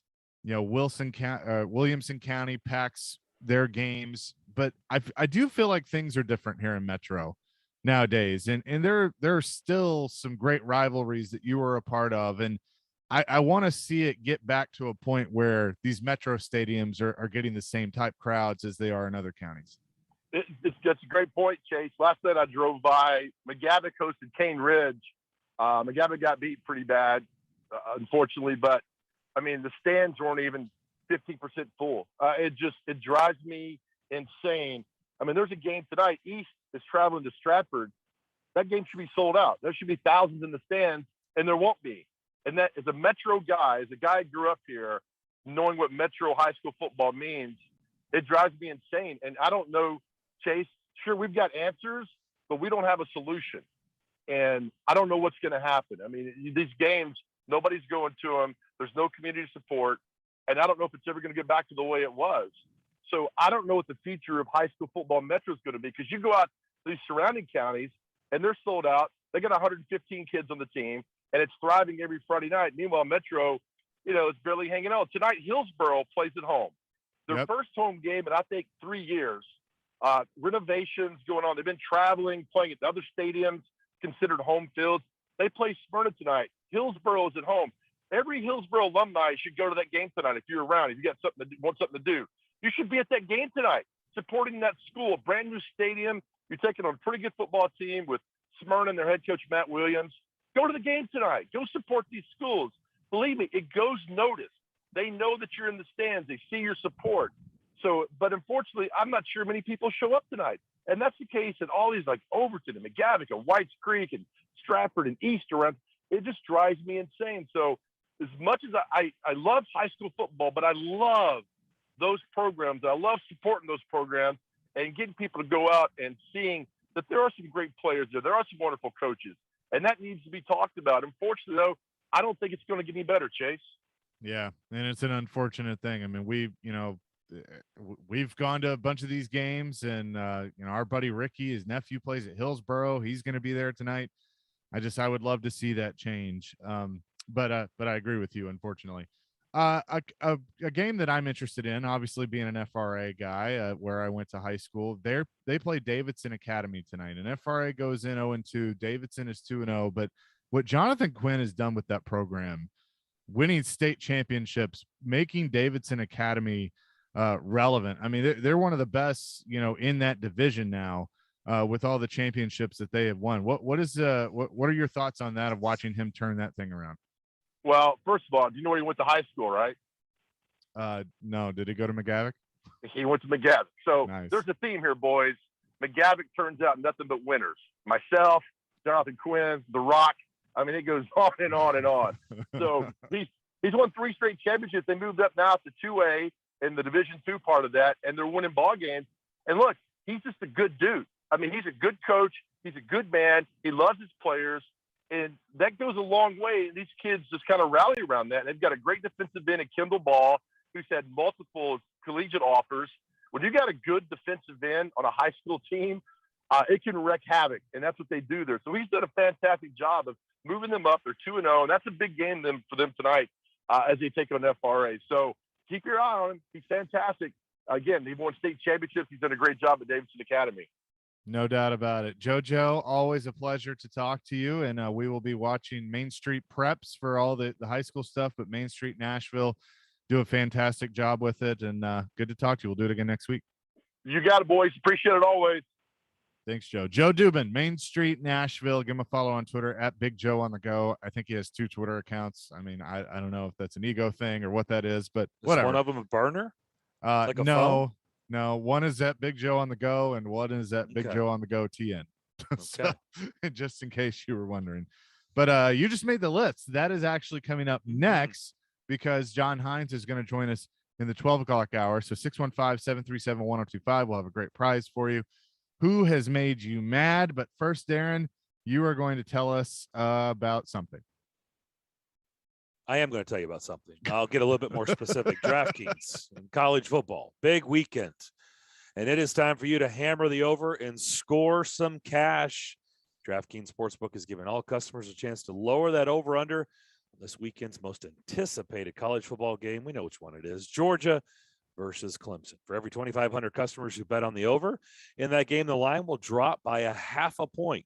Every bettor who hits that over in that game is going to help lower the game's over and under. Be a part of it. The odds, the good thing is, as that thing goes down, the odds remain at even money. That's right. You can double your money by just hitting the over of that game. DraftKings is safe, secure, and reliable, so you can deposit and withdraw your funds at your convenience. All you have to do is download that top-rated DraftKings Sportsbook app right now. Use the promo code 1025GAME, and when you sign up, hammer the over, Georgia versus Clemson, and for every 2,500 people who bet on the over of that game, the line will decrease by a half a point. Yes, this is your chance to improve the odds of the overhitting. Tell your friends and family this needs to be a team effort. Let's get that thing down to 0. Hit the over again and improve your odds by doubling your money. That promo code again is 1025 the game. If I can spit it out. For a limited time, only DraftKings Sportsbook. You must be 21 years of age or older. Tennessee only. Restrictions do apply. Max $25 wager. 1 per customer. Offer ends on September 4th. See DraftKings.com/sportsbook for details. If you're someone you know has a gambling problem and needs help, call or text the Tennessee Red Line, 1-800-889-9789. Monday may be Labor Day. Happy Labor Day. Happy Labor Day. Happy Labor Day. But we'll be working for you. Tune in starting at 6 Monday morning and all day long as we'll be live and local, breaking down the first weekend of college football and getting you ready for week 1 in the NFL. We are Nashville's best sports talk. ESPN 1025 The Game and the Game Nashville app. It's soccer season in Tennessee. You want goals? He takes it inside, outside, right foot, great finish, what a goal! You want saves? Lifted high, into the hands of Joe Willis, he makes the catch! You want big drama? Hooked in and headed in. Delirium. It's Yonder Cadiz. Nashville SC are back at home Friday, September 3rd versus New York City FC. The action kicks off at 6:30 p.m. Tickets on sale now at NashvilleSC.com. How do you like that? Hi, golfing friends. We're here to tell you about the 54-year anniversary membership special at Oak Hills Golf Course in Greenbrier. For only $89 a year with a $10 per year admin fee, you can get a 2-year anniversary membership at Oak Hills and enjoy unlimited golf from Monday through Sunday. Call Oak Hills Golf Course today to respond to this special offer before it's over. To get your $89 membership today, go to oakhillsgolfcoursetn.com or call 615-643-4505. Yo, it's Teron Davenport here to tell you about my friends at Freedom Tire Guys. They're Nashville's premier mobile tire company, and they do it all. New tires, balance, rotation, everything. Bill, a recent customer of theirs, loved the way They came to him and saved him time and money. So if you're like Bill, you like convenience, and you need some new tires, check out freedomtireguys.com. If you don't see the tires you like, give them a call and they'll find them for you. Check them out today at freedomtireguys.com. 312 Pizza Company is a proud sponsor of your Nashville Sounds and is home to the best pizza in Nashville. That's why we're voting for them as the best pizza in town in this year's Best of Nashville by Nashville Scene. Voting is live now through September 7th at midnight. Vote for 312 Pizza Company as the best pizza in Nashville at 312pizzaco.com or by going to nashvillescene.com/BON. 312 Pizza Company, Nashville's authentic Chicago pizzeria. Saturday night. Touchdown, Vanderbilt. The Clark Lee era begins for Vanderbilt football as the Commodores welcome ETSU to West End. All coverage begins at 5:30 on 93.3 Classic Hits and the Classic Hits app. Hey, Smashville, this is Sean Henry. You're listening to Nashville's best sports talk, ESPN 102.5 The Game. Are you angry? No, really. Has that one person got you fuming? Call them out. Now's your chance to tell them. You know what? You just made the list. You just made the list. Here we go. Let us know who's on your list. Call 615-737-1025. You just made the list. Now, on Darren, Daunic, and Chase. You heard Big Voice Guy. Yeah, it's you just made the list. You're looking at your clock saying, it's already noon? Yes. Today is flying. Well, we're actually doing a little bit early. It's 11:25. We should have Predators head coach John Hines at noon, Jarrell Casey also in the third hour. So a loaded third hour. So we're going to push a little bit earlier. That's just a chance for you to release a little bit earlier, feel a little bit better. You've been holding something back. Back here on Darren, Daunic, and Chase, presented by Curation CBD. Curation CBD, products curated for life. So it is just made the list time, delivered by TriStar Movers with 5-star service. Our prize, pair of tickets to see Three Doors Down with special guest Seether at Ascend Amphitheater. That'll be Saturday, September 25th. So keep that in mind. 615-737-1025, 737-1025. That is our phone line, driven by WilsonCountyHyundai.com. Get in there.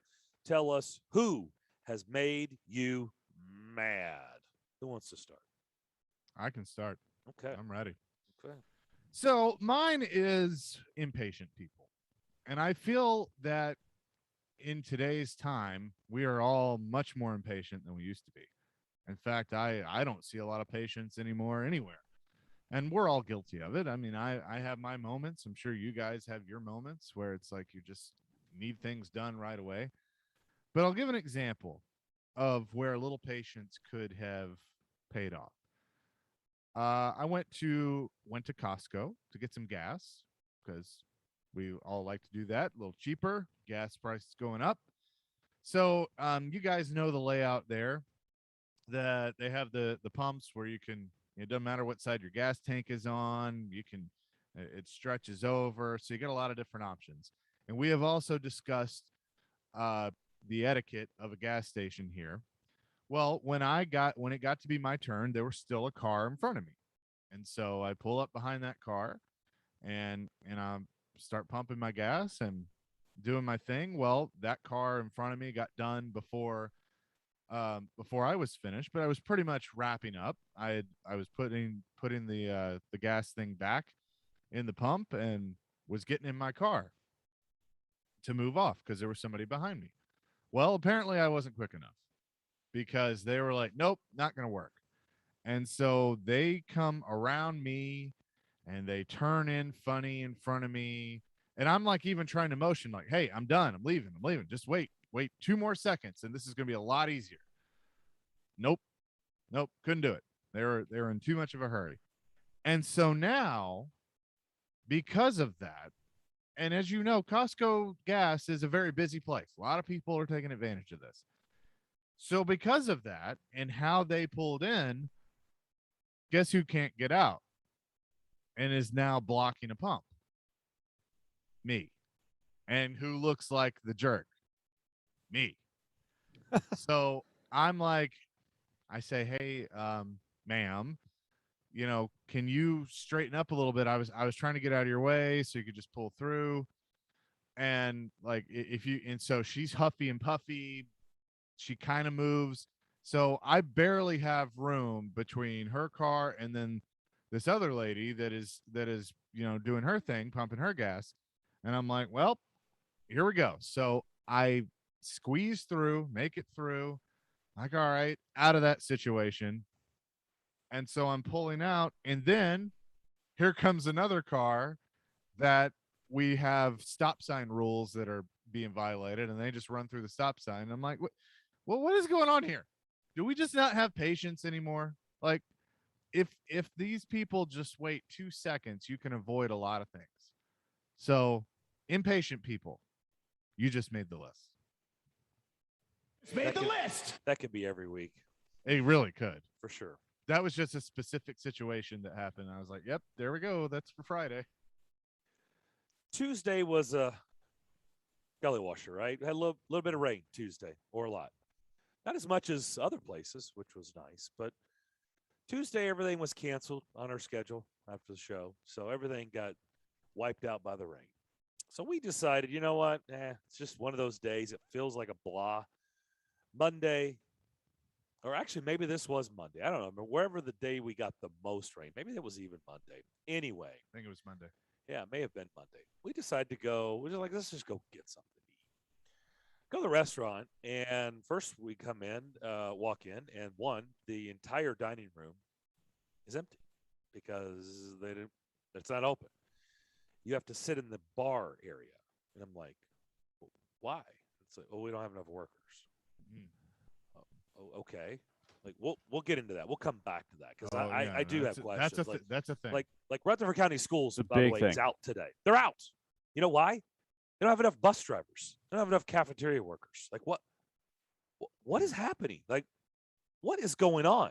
Anyway, so we go in, and there's a little bit of a wait because obviously the bar area is a fourth of the size of the restaurant. 3/4 of the restaurant is the big bulk, the big giant dining room that's sitting there completely empty.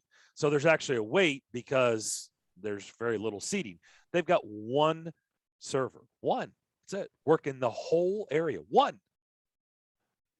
So we're sitting there waiting, and I was like, all right, I'm going to run to the restroom real quick. So I go there. First one in. No, I'm the only person in there. Right behind me comes a guy on his phone on speaker. Right next to me. And I'm going to pull my microphone. And is talking normal. So, yeah, no, I heard you. No, do we want to meet that on Tuesday?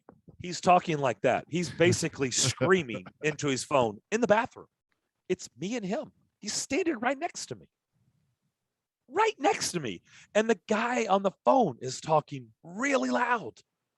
And he's talking really loud. Like they're trying to talk loud because they're like in a crowd. It's the two of us in a bathroom. So as you can imagine, I'm like super annoyed. Like, really, guy? Like you can't. One, if you're going to talk on the phone, okay, fine. One, I don't know why you're doing that, but okay, if you are, like, at least take it off speaker. Like, I don't want to hear your conversation with this guy. He did it the entire time, washing his hands. I was washing my hands. I had to basically walk out in front of him a little bit because I was dying to get out of there. Well, this guy talked on his phone, and I heard him coming out of the bathroom. Now we're walking through an empty dining room, talking as loud as he can be, all the way back to the bar area where he had his seat on speakerphone. So here's a little bathroom etiquette. Like, nobody, I don't care if you need to talk on the phone. Like, maybe that call was important. It didn't sound important, but maybe it was. Take it off the damn speakerphone. Like, don't make everybody be subjected to your phone conversation. Like, take it off speakerphone, really. So that guy, you just made the list. Yeah, that's a good one. I even see people now, with AirPods. They walk in with their AirPods in and they're talking, and then you think like, oh, are you talking to me? It's weird, yeah. But But at least you don't have to hear the other person. Right. I was just so I mean, like, I don't talk on the phone when I go to the bathroom. Like, where do you think that's a good, like, what, honestly, what universe do you think like that's a good idea? Like what manual? If we were handing out a manual that says, yes, talking on the phone loud on speaker in the bathroom is a good idea. Like what manual? Show me that manual. The human manual that says good idea in the good idea chapter. Walk into the bathroom and let's talk on the phone really loud on speakerphone. It's just no. Come on. No, not good. Just don't talk on the phone in the bathroom. That's just I agree. silly anyway. I totally agree. Willie, do you have anything you want to go to the phones? I have something that's on the list, and that is this you're gonna put the Mets on the list, or we no. Okay. No. My thing on the list is toll roads. In the South, I don't know where is the nearest road that has a toll. Florida for sure. The Turnpike. Tolls. Florida Turnpike does have tolls. Florida's littered with tolls. So what's the nearest one to here that you would pay a toll? There's Indiana? one in Louisville. I know. Yeah. So Louisville going to Indiana, I think you've got one. But man, you get up into the Northeast, and boy, do they nail you. And of course, we have a system now, thank goodness, because back in the day, I can remember you drive around, you got to pull up to the toll booth, you got to either get a ticket or you got to pay the toll right there. You throw the quarter in there. Easy Pass is a must up there at that point. You had to have the Easy Pass. Easy Pass. You have to have. And of course, I just made this huge trip, 2,400 miles, with no Easy Pass, and so, man, am I getting dinged for the tolls? I expect I don't know how many letters I'm going to get from how many roads, Interstate 90 and the Massachusetts Turnpike and the New Jersey Turnpike and all of these things. But I just got to the point where I was like, I looked up at the thing, they have this thing that takes the picture of your car and your license plate. And the big sign says, Easy Pass over here, the toll road. We will bill you. Don't worry. We'll bill you. It's all good. So I just kept pointing up to the thing going, put it on my tab. So I don't know what the final tally is going to be. But I feel like I probably hit triple digits in dollars of tolls. I went through that many. No it's a way. Ton. Oh, yeah. Well, you think it was $100? I think going there and coming back, I'll bet you there's $100 worth of toll. Really? I could see it. They're pretty pricey now. Pretty close. It's not like a quarter anymore. Oh no. I mean, it's like they $2, get you. $3, $4. And you don't even know when you drive by there what it is. At least back in the day, it was like, okay, if you want to keep going, it's another 50 cents or whatever. Yeah. Here, it's just like, we'll bill you. Hey, no problem. Just keep going. No problem. I'm like, okay. I want to get to where I'm going. This is the fastest route. So just put it on my tab. So I think it might tell you it's $4 here. Like there's one where you get a ticket at the beginning of the road, New Jersey Turnpike, going from Philadelphia to New York, and then you get off and they tell you. So that was $11 to go from Philadelphia to New York on the New Jersey Turnpike. So do they have nice roads up there? Yeah, the roads are pretty good. Yeah. Well, good. I would hope so. But that's the whole point. That's the whole point. But yeah, of course, we don't have that here, toll roads in general. So I don't know what the trade-off is, but for all of the mail I'm going to get and all the tolls that I paid, toll roads are on the list. All right. Henry has a response to you, Darren, on our text line driven by WilsonCountyHyundai.com. He says Darren should have peed on the guy's shoes and claimed the noise startled him. Then I've got a whole new set of problems, I'm sure. Yeah. Yes, you do. Boy, wouldn't you just love to do that, though? Sorry, bro. Wouldn't you just love to do that? Oh, man, you scared the pee out of me. Okay, let's go to the phones. I couldn't use the word I wanted. I know. All right, let's go to Kenny the mailman. He's up first. Who or what is on your list? Greetings to you and yours. I hate to do it. I guess it's sort of trite, but is it okay if I put COVID on the list? Sure. And here's why. Out of the thousands of reasons we could talk about, I am no longer a hero to my dear wife of 38 years, Babette. And let me fill you in why. Back in May, I was lucky enough to win 2 tickets because Willie was arrogant toward y'all and his musical knowledge. Do y'all remember that? Oh yeah. Well, yes. Yes. And I was one of my greatest moments, won 2 tickets to the Monkees retrospective coming to town. Not the greatest gift for me when I told Babette tears came to her eyes. She broke out her Monkey's 8-track. She got the fandom magazines that she still has for all these years, and she was reliving her childhood. That was her number one group from the late 60s and 70s. And we were going to go, and she'd even purchased ahead of time a way to meet a couple of them. Got the news last week. Wah, wah, wah. Oh, no, canceled. Oh, Especially because of their age and our age, we were at risk. So, Babette, I think she still loves me, but she lost that gleam in the eye when I gave her back her childhood. Canceled or postponed, Kenny? No. When they're in their 80s, I don't think you can postpone anything. I meant that the good way. Oh man, I hate that. Y'all have a great day. All right, you too. Bye-bye. That's a bummer. That is By a the bummer. way, Chappelle and Rogan. Well, that's been moved to October. It's been moved to October, right? That's Yeah, why I said 'cause- postponed or canceled, Yeah. because there is a difference. That one was Well, postponed and to October. Joe Rogan came out and he got COVID, so Yeah. that's why they did it. So That's saw good his- reason. That's good Yeah, I reason. mean, I saw his Instagram post, but You just made the list. All right.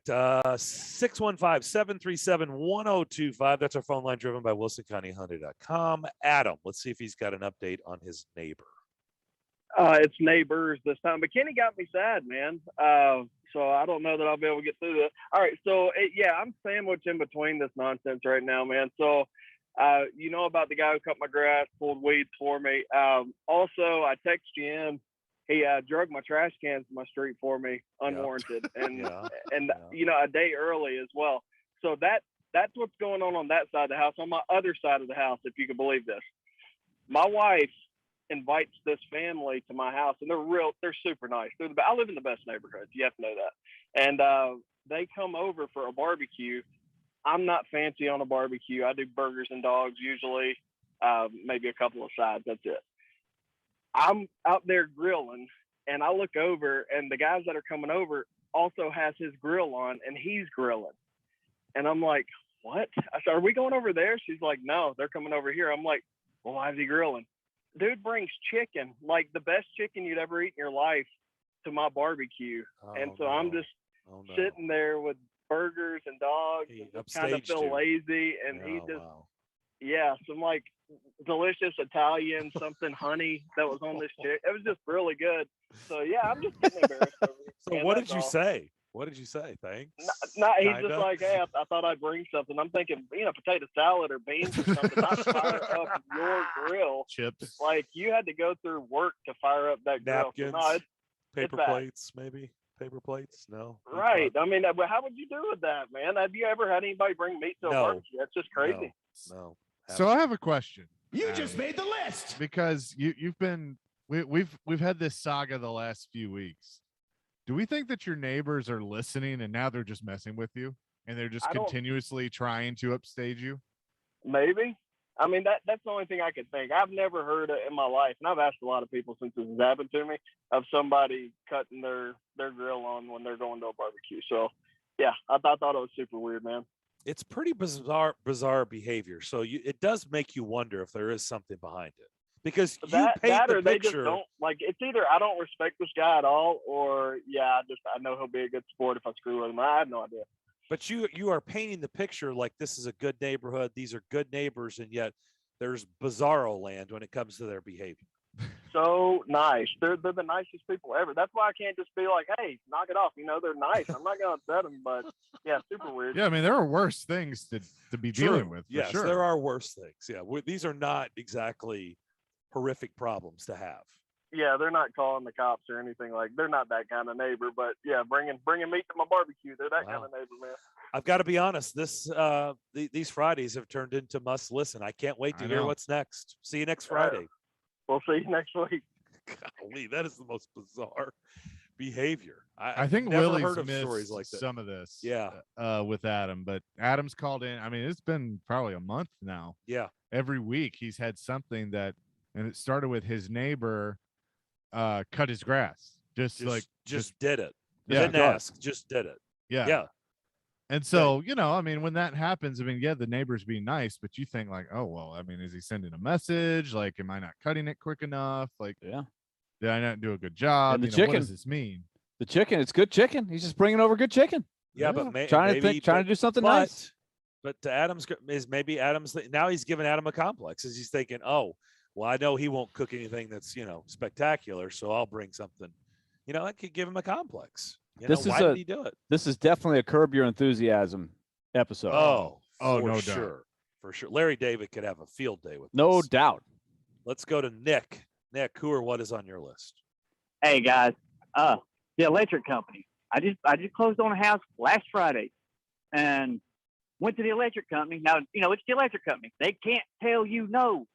We're not going to service you. They have to do it. Why are they going to charge you a $50 application fee? Makes no sense.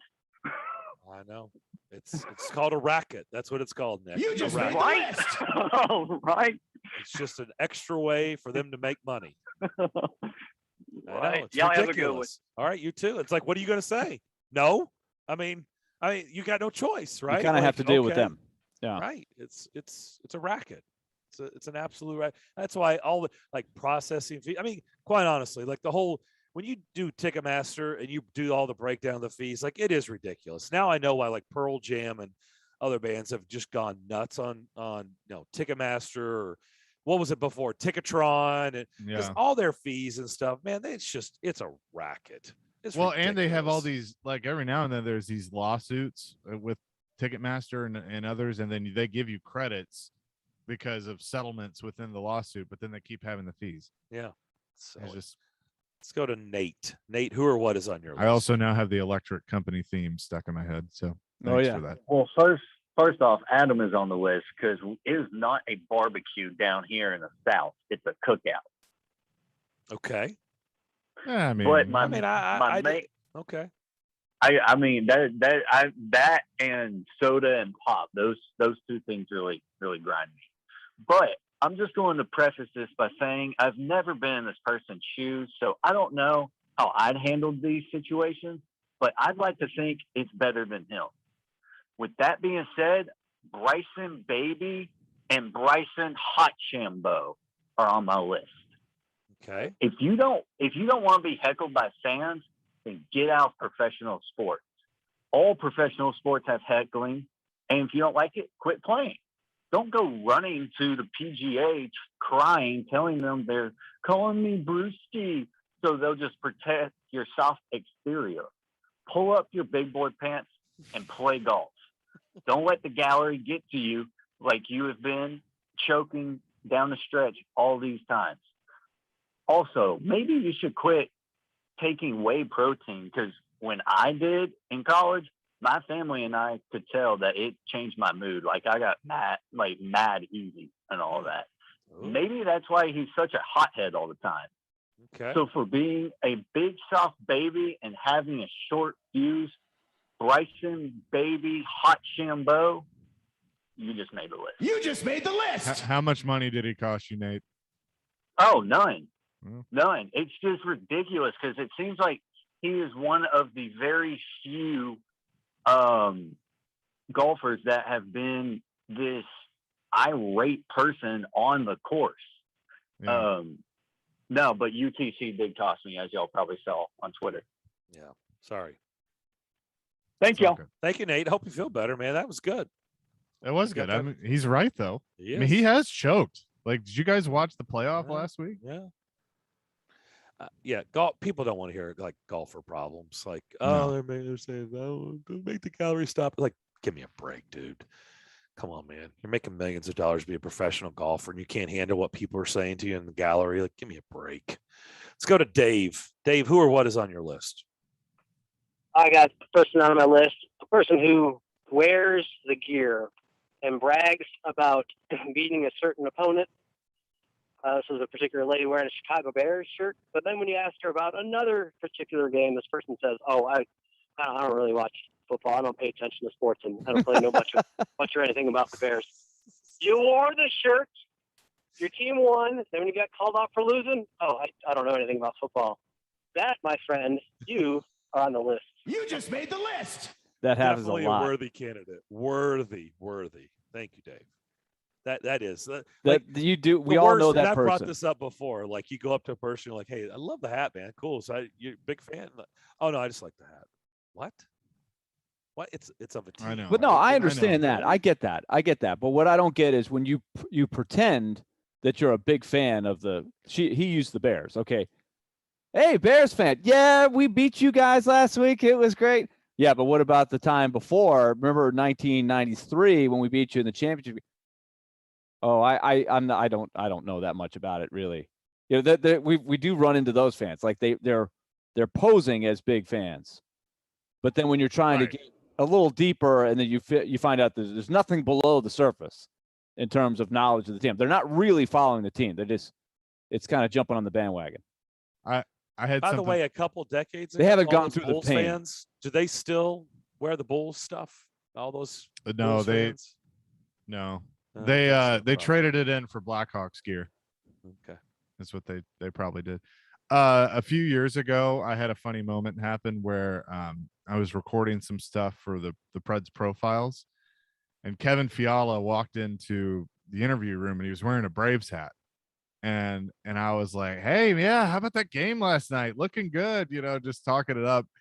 And he's just kind of staring at me. And then I'm like, you're not a Braves fan, are you? And he goes, no, I just like the hat. I'm like, okay. Yeah, I've run into some of those guys from Europe. They don't even know the team. They have like no idea. They don't even know, where the team is located and what sport it is necessarily. He had no idea. He didn't know what the A stood for. Like he had no idea. I knew where that story was going. Let's go to Eric. Who or what is on your list? Hey guys, this one may have already been said because I thought you were doing a top down, but then I heard you had to guess. So I'm in the middle of this, so I don't know if this one has been said. But what about the guys in the Tokyo Paralympic Games that stripped the guys who had won the gold medal for throwing the shot put because he was 3 minutes late? Has anybody said that one? No. Nope. Yes, they made my list, and here's why. 2 reasons. One, first of all, if you were upset with the guy and that's the rule for being 3 minutes late, why let him compete to even have a shot at winning? But here's the thing that sucks about this. I also found out about it. The guy that won the gold medal, it was the team officials from that country, I think it was Ukraine, complained about the guy being late, being Olympics, and they gave the gold medal to them. And to me, that sucks. I mean, if you're going to go through all that, why let him compete? I bet you if he'd finished 4th or 5th, there'd been no problem with it at all. It's a rule, but either don't let the guy compete, or just if you're going to let him compete, give him the gold medal. I mean, just the fact he's 3 minutes late was ridiculous. To be honest, Eric, I wasn't even familiar with that story. It sounds ridiculous, but I wasn't even familiar with that. Have you guys heard that story? No. No. Wow. I'm not. That's good. That's wow. Yeah, that didn't make you say good stuff, Eric. Good participation. We appreciate it. We'll come back. We'll put a bow on hour number 2. John Hines, Predators head coach, and Jarrell Casey, newly retired Titan, all in the third hour. But first, Willie, you're going to tell us about Loan Pronto. Yes, let me tell you about Loan Pronto. And remember, mortgage rates have taken a huge nosedive, back to the lowest in history. So don't miss your chance to lock in that lower house payment. Save money with Loan Pronto right now. So call them today. Take advantage of this super popular zero-cost refi program that I'm always telling you about. You can get that rate with an APR in the low 2s with no junk fees, no closing costs. So if your mortgage rate starts with a 3, and ask somebody if you don't know, I didn't know mine for a long, long time. But if you're in that 3, you need to act right now. Get it down in the 2s. Save yourself some money. Even if you've done it fairly recently, they can benefit you right now. So call 615-499-5780 or go to loanpronto.com. That's 615-499-5780 or go to loanpronto.com. Call them now before the rates go back up. Get your forever loan today. loanpronto.com, equal housing lender. From the Fox 17 News Code Red Weather Center. I'm Fox 17 News Code Red meteorologist Dan Guthrie. Sunshine this morning will lead to partly cloudy skies this afternoon. Temperatures will be taking off only to the middle 80s, but again, no humidity comes back this weekend. This weather report brought to you by Hiller Plumbing, Heating, Cooling, and Electrical. Call the Happy Face Truck today. BetMGM welcomes you to Showtime with a risk-free first bet up to $600. Simply sign up and use bonus code MGM600 and you're on your way to betting with the king of sportsbooks. Plus, with BetMGM's new one-game parlay feature, you can choose from hundreds of bet types and combinations within a single game to build a perfect parlay.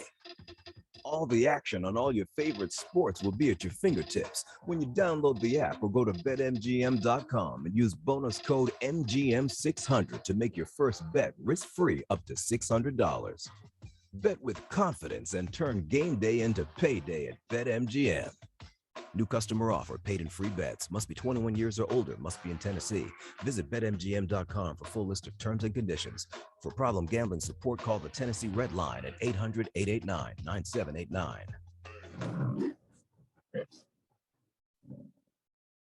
312 Pizza Company is a proud sponsor of your Nashville Sounds and is home to the best pizza in Nashville. That's why we're voting for them as the best pizza in town in this year's Best of Nashville by Nashville Scene. Voting is live now through September 7th at midnight. Vote for 312 Pizza Company as the best pizza in Nashville at 312pizzaco.com or by going to nashvillescene.com/BON. 312 Pizza Company, Nashville's authentic Chicago pizzeria. Labor Day is here, and that means huge savings in every department at Electronic Express. Get up to 40% off the latest 4K TVs from Samsung, LG, Sony, Hisense, TCL, and more. That's not all. Save big on laptops, speakers and headphones, smart home, and more. Up to 50% off all your appliance needs in stock and ready to deliver. Plus, get up to 36 months free financing. The Labor Day sales event is going on now at Electronic Express. We make it happen. Jared Stillman. I wonder if second round might be where they address the starting tight end position. And company. I think he's someone that gives you that ability to not be so predictable. Tune in Stillman and Company for your drive home. Weekday afternoons from 2 to 6 on Nashville's best sports talk. ESPN. 1025 The Game and the Game Nashville app. Interact with Darren, Daunic, and Chase. Call or text the show at 615-737-1025. Driven by WilsonCountyHyundai.com.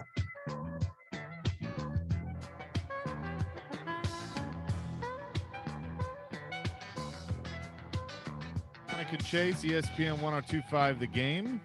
Streaming on the Game Nashville app. Chase McCabe, Willie Daunic, Darren McFarland, Ian Safar on the ones and twos today.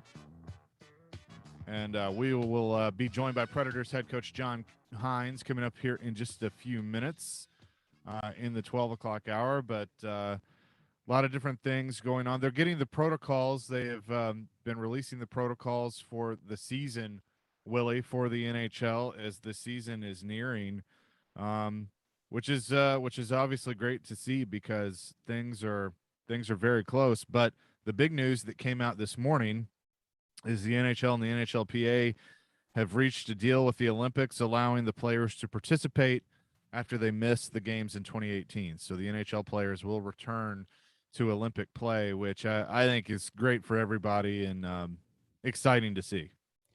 This is what the players wanted. Yeah. It will be really exciting to see that. I don't know. I know the league, it creates some issues. Of course, it really compresses the schedule. Some interesting things came out about it, about the protocols this year, trying to get back to it. There's still some issues that they have to make sure that they have with travel. And if you're not vaccinated, I think that Michael Russo yesterday reported that I think 95% of the NHL players are vaccinated. So that should help a lot, but they've put together some pretty stringent protocols for the non-vaxxed. So hope, and you read those, you're like, gosh, if there was any thought, you would definitely, after reading that, go ahead and get vaccinated to not have to deal with that. But this was another part of the puzzle, was participating in the 2022 Olympics. And this is something the players have wanted since the last go round. They had to work out all of the finances of it, who pays for what. So it's going to be really, really exciting. No, for sure. And you kind of figured it was going to happen. It was just taking a while. I mean, when the schedule came out, like, it was certainly, the break was built in there that they could do it.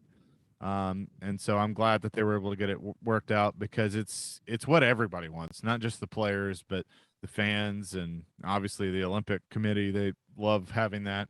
having those players there. So I think it's going to be good that they are able to going to be able to play, and we'll get John Hines' thought on that. When and there's going to be a reason, and there's going to be a reason that we have Coach Hines on, and there is a connection. It is out, so we can say that now.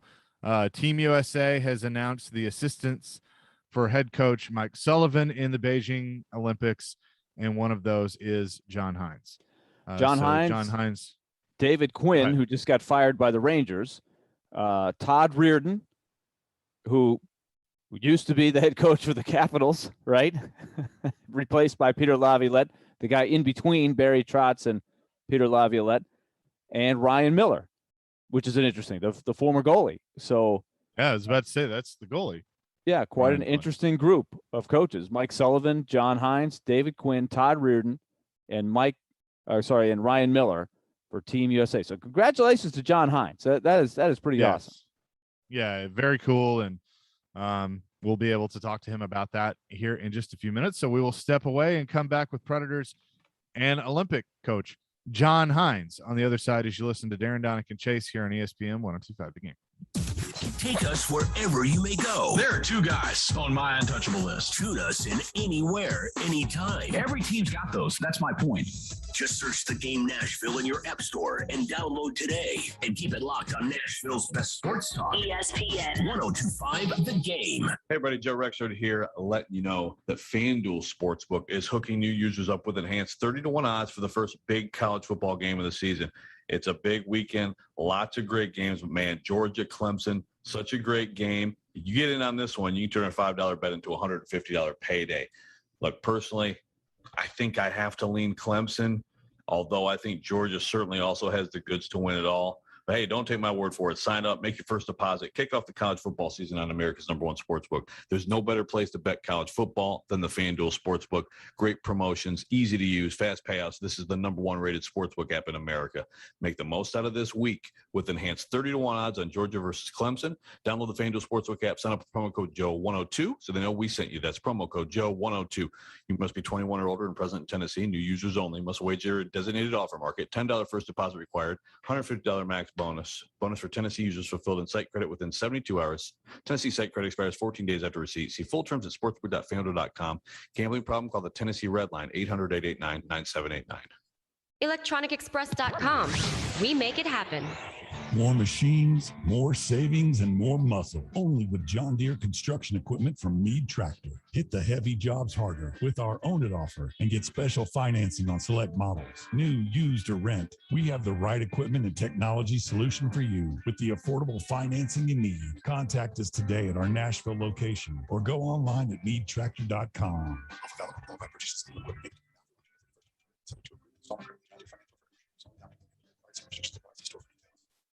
312 Pizza Company is family owned and operated, bringing you a slice of Chicago to Nashville. 312 Pizza Company specializes in deep dish pizza, thin crust pizza, and all things Chicago style, and always made from scratch using secret family recipes passed down generation to generation. 312 Pizza is open 7 days a week and located in Germantown with dine-in, takeout, and curbside available. Call 615-730-7888 to order 312 Pizza Company, Nashville's authentic Chicago pizzeria. Hey, Darren McFarland here, and let me tell you about my friends at Curation CBD. If you're like me and have aches and pains all over your body and you've been searching for a solution, well, I've got it. It's Curation CBD. Curation means healing, and that right there says it all. Curation is locally and organically sourced CBD products right here from Middle Tennessee. From seed to final sell, Curation is passionate about providing quality products for everyday use for athletes and for pets too. Order yours now at CurationCompany.com. Curation CBD, curated for life. Yo, it's Teron Davenport here to tell you about my friends at Freedom Tire Guys. They're Nashville's premier mobile tire company, and they do it all. New tires, balance, rotation, everything. Bill, a recent customer of theirs, loved the way they came to him and saved him time and money. So if you're like Bill, you like convenience, and you need some new tires, check out freedomtireguys.com. If you don't see the tires you like, give them a call, and they'll find them for you. Check them out today at freedomtireguys.com. Nashville's best sports talk, locally owned, home of our Nashville Predators. WPRT-FM Pegram, 97.5 Murfreesboro, WBUZ HD2 Laverne, online at theGameNashville.com. ESPN 102.5 The Game. From the Game Nashville studios, it's time for Darren, Daunic, and Chase. With hosts Darren McFarland, Willie Daunic, and Chase McCabe on Nashville's best sports talk. ESPN 102.5 The Game. Third hour, Darren, Daunic, and Chase on this Friday afternoon. Happy Friday, everybody. Darren McFarland, Willie Daunic, Chase McCabe with you. Ian so far making his Darren, Daunic, and Chase debut. We're pretty sure of it. We don't have. We had a texter that thinks he's done the show once before. We're not but 100%, but I don't know. Wouldn't one of us remember it? Even Ian was like, well, I know he hasn't done it since it's been Darren, Daunic, and Chase. Not an entire show. There might have been a time where there may have been a time you stepped little bit in. of a carryover. Yeah, stepped in maybe the final hour or something. But I mean, from start to finish, I'm pretty sure this is a first. I feel pretty good about that. I'm going to lock that in. I'm gonna lock it in. It's a first for 4 hours. I feel pretty good about that. So welcome, Ian. It's been good having you. Thank y'all. It's been fun. It's been fun. Yeah, we've got 2 more hours to go. Predators head coach John Hines should be joining us here in just a moment. By the way, go to theGameNashville.com, and when you see Nashville's best deals, click on it. You can also use /deals to find it as well. Right now, you can save cash with the purchase of a $50 gift card for Fat Cat Slims for only $25. A vibrant mid-century American bar and restaurant inspired by custom culture and retro vibes. It's located at 730 8th Avenue South in the Gulch, which is, of course, a hot spot downtown. It's the spot for live music, dinner classics, and the best cocktails you can ask for. Also, some deals you can find are half off a $25 gift card for Joyland in East Nashville and Willie's Backyard. Also, $30 gift card to Central Barbecue for only $15. Get your deals right now while they last at theGameNashville.com /deals. Jarrell Casey also at the bottom of that. Looking forward to that as he announced yesterday in the National Football League that he is retiring after 10 seasons. Of course, 9 of them spent here with the Titans. They drafted him in the 3rd round out of USC. Spent last year in Denver, just played the first 3 games, unfortunately, before getting hurt, and his season was lost. So we'll find out what life after football is going to be like for Jarrell Casey. Of course, we played and aired some of his press conference live, so we know some of the answers. But if you didn't hear it, we'll talk with Jarrell here coming up soon. Big weekend of college football. Big weekend. By the way, 5 o'clock today. Pretty good tilt. I'll be paying attention to because it was one of my underdog picks. And yeah, Virginia Tech and North Carolina, 5 o'clock today on ESPN. After, if you did hear in the first hour, the reigning champ, Kelly Holcomb, he went 0 for 2 yesterday to start off his silly underdogs. Just saying. You know, it's weird. We didn't get a text from him today. No. Or last night. He is quiet. Last night, you know, usually when he wins, we get some text from him. So, but pretty quiet. Crickets from Kelly Holcomb, 0 for 2. What do you think about Duke and Charlotte tonight? 6.5 is the line. I'll just say this. None of us took it, but I had it on my list. I looked at it like, because Will Healy's done an excellent job there at Charlotte. It's at home. It's at their place. Duke is Duke. They haven't been very good the last few years, so that's an interesting one. You know what else is interesting? Our guest, because he's on the line with us. Predators head coach John Hines is indeed on the list with us. Team USA announces their assistants. Head coach Mike Sullivan, and one of those assistants will indeed be Predators head coach John Hines. He now joins us. Coach, well-deserved. Congratulations on that honor in February. Well, thank you. I appreciate you guys having me on. It's good to reconnect, and really excited and honored about the opportunity to work with the Olympic team. Yeah. Before we get into all that, what have you been doing in a little bit of downtime before you get things cranked up? Yeah, well, you know, it's been nice. June and early July we're relaxing, a chance to get away with the family and enjoy some downtime there. And then I actually have two my two older daughters, one's a sophomore and one's a freshman in high school, and they're playing high school volleyball. So they've been back. Geez, July 29th, they had tryouts in camp, and then school started August 6th. And I got a fifth grader also, so we've been kind of in full swing. All of August has been school and hanging with the family, getting ready for camp, and it's been great because I've had with our schedule, not starting up yet, obviously, been able to see a lot of their games and participate in those things. So it's been fun, enjoying Nashville. So you've been wearing the dad hat in the month of August. Yeah, I have. Yep. And I've been. My wife actually played volleyball. She was a college coach. She played at Pitt. So now the fact that I'm like I don't have to coach that at all. So I go to the games and take them for ice cream afterwards. It's nice to have that type of role every now and then. In other words, you have very little responsibility when it comes to Zero. the volleyball scene. Zero, exactly. I'm just a good guy, which is great. That is awesome. Well, you're no stranger, John, to USA Hockey, right? You spent some time in the developmental program, so you kind of understand how this works. And I know this was U17, U18, I think, when you were involved. I may have all this wrong, but early on, weren't you around in kind of the development program?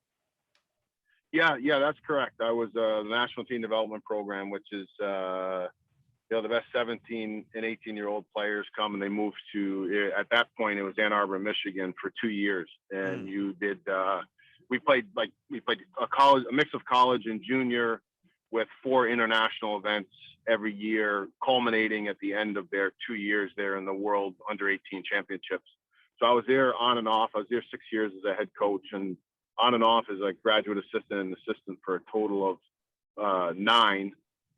And then I've also had the opportunity, which is unique, where I've done the U17, U18, the U20, the World Junior Championships, the Men's Senior World Championships, the 2016 World Cup. So this is kind of it's exciting from that perspective, because you've kind of worked your way up through all the different World Championships at every level, culminating in the best on best tournament in the world in international competition. Beijing, will this be a first time for you? It will be. And I've now that everything's official, I think I got to look into the flight. I think it's like 13 hours or something like that. But no, I've never been to China, so that'll be a new experience in itself. Longest flight ever, too, as well? I think it will be. Yeah. I mean, I've been to Europe quite a few times with all these events and things like that, but I don't not this far. So that'll be a challenge, but certainly will be worthwhile. Yeah. So what did this mean for you, being named an assistant? This is important to the players, and that's why it's back. So there'll be a nice little pause there for the Olympic break in the month of February for you guys as the Predators in the NHL. But it's important to the players to represent their countries. What about for you? What did this mean for you? Well, it is. I think it's a unique experience when you do have the opportunity to coach, play, or manage, or the equipment guys or training staff, to be able to represent your country, because it's we've all come up through different ways. I mean, as you come up in the hockey world, you have the grassroots people, the volunteer coaches, the youth coaches, all the people that do it for the love of the game and to help people continue to move on and grow the sport. But then everyone in that locker room has connections and have kind of come up through the same system. Now that you get the opportunity, anytime you represent USA, it's the only time you're in a locker room or on a team where everyone's from the same place, the same country. You're representing United States of America, USA Hockey, all the people that have impacted all of us, in our careers going up from youth hockey all the way through. It's a special time. And I think what, really drives it at the Olympic level, particularly for the players, is, very few times do you ever get the opportunity to truly have best on best. When you look at the World Championships, it's a lot of times it's the teams that are out of the playoffs. The World Cup, in the last World Cup, they had the Young Stars team, so you didn't even have some of the younger players or the best players in those at least in Canada and the U.S. being able to compete for the country. So I think from a competitive standpoint, that's what's really, really exciting about it. Your Predators roster, we know there's been a lot of changes, so it'll be a different look for this upcoming season. I do want to ask you, because we've talked to you about this before, just maybe the play at the present moment of him, but now he's back even longer. And I just kind of want to pick your brain on why it's worked so well on your watch. Mikhail Granlund is back in the fold. And, when they made the trade early on, it was like, okay, doesn't seem like this is the player that we watched all the years in the Predators division playing for Minnesota. Just hasn't looked the same. This is not the guy that we thought we were getting. And then you take over from Peter Laviolette, and kind of the rest is history. So with that being said, why do you think Granlund has worked so well in your system? Well, I think there's a couple things, when you look at the players sometimes as people and what they go through. I think at the time of the trade for Granlund, I think his wife had just had that is correct. Had a baby. Yep. Yeah, and he had been in Minnesota for a while, and so sometimes when you come to a different team, a different organization, maybe a different style of play, those things sometimes do take time for players. But there's also the personal part that I think he was able to get his family here and adjust. And then when Peter left and then I came in, it was a little bit of a clean slate for players to come in and say, okay, it's new coaches, there's new set of eyes. We're going to keep some things the same. We're going to make some adjustments to certain things that we want to do. And I think he was someone that he just really took advantage of his opportunities. I mean, he's a very competitive player. He's smart. He's multidimensional. He can play wing and center. He plays a lot of special teams. But I think, he was a guy that he took advantage of the opportunity of a fresh set of eyes. And, he's just been very, very consistent and extremely valuable to our team. And I think that's nice to see for him as the player. And I think the organization, when you make a trade like that, you're seeing a guy that is a real impact player and a real valuable part of our team. And I think that's why it's really gone the way it has. And to me, it's more about him and his performance than anything else. We're talking to John Hines, who was just named to the coaching staff for Team USA for the Winter Olympics coming up.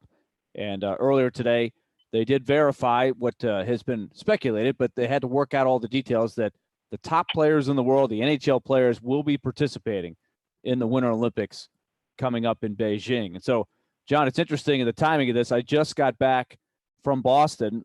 My daughter's enrolled at Northeastern, so the arch rival of your school when you went to Boston U, right across town there. But it is interesting, when you think about USA Hockey, there's so many ties to the great college programs in Boston, right? And you had your great career there, but you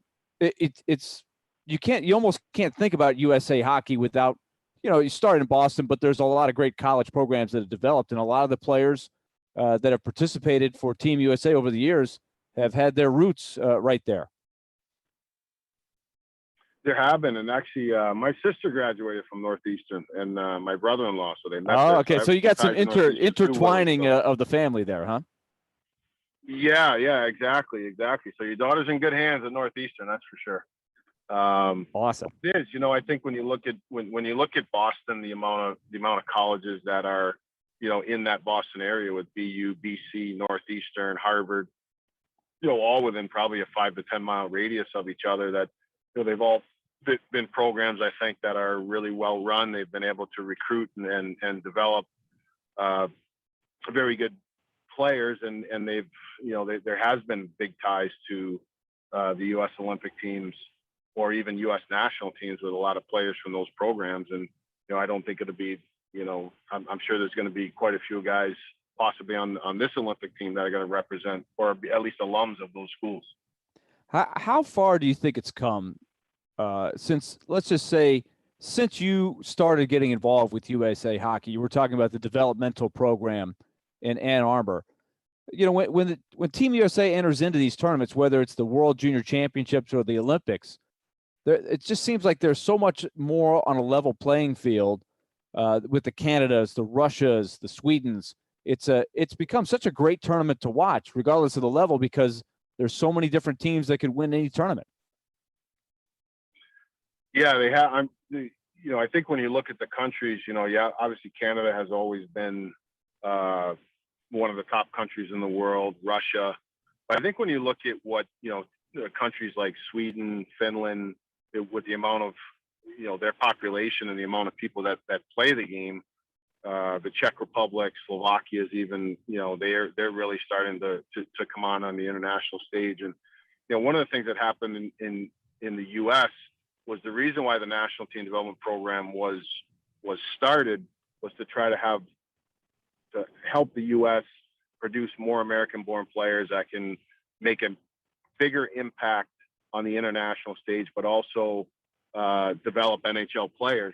And what happened is the development program really forced just the way that the off-ice training, the schedule, how the program is the developmental process of the players really helped every other junior organization grow, whether it's the USHL or the North American League. And now I think all of the leagues, there's more of a focus on development, on off-ice training, on mental training, on how to practice.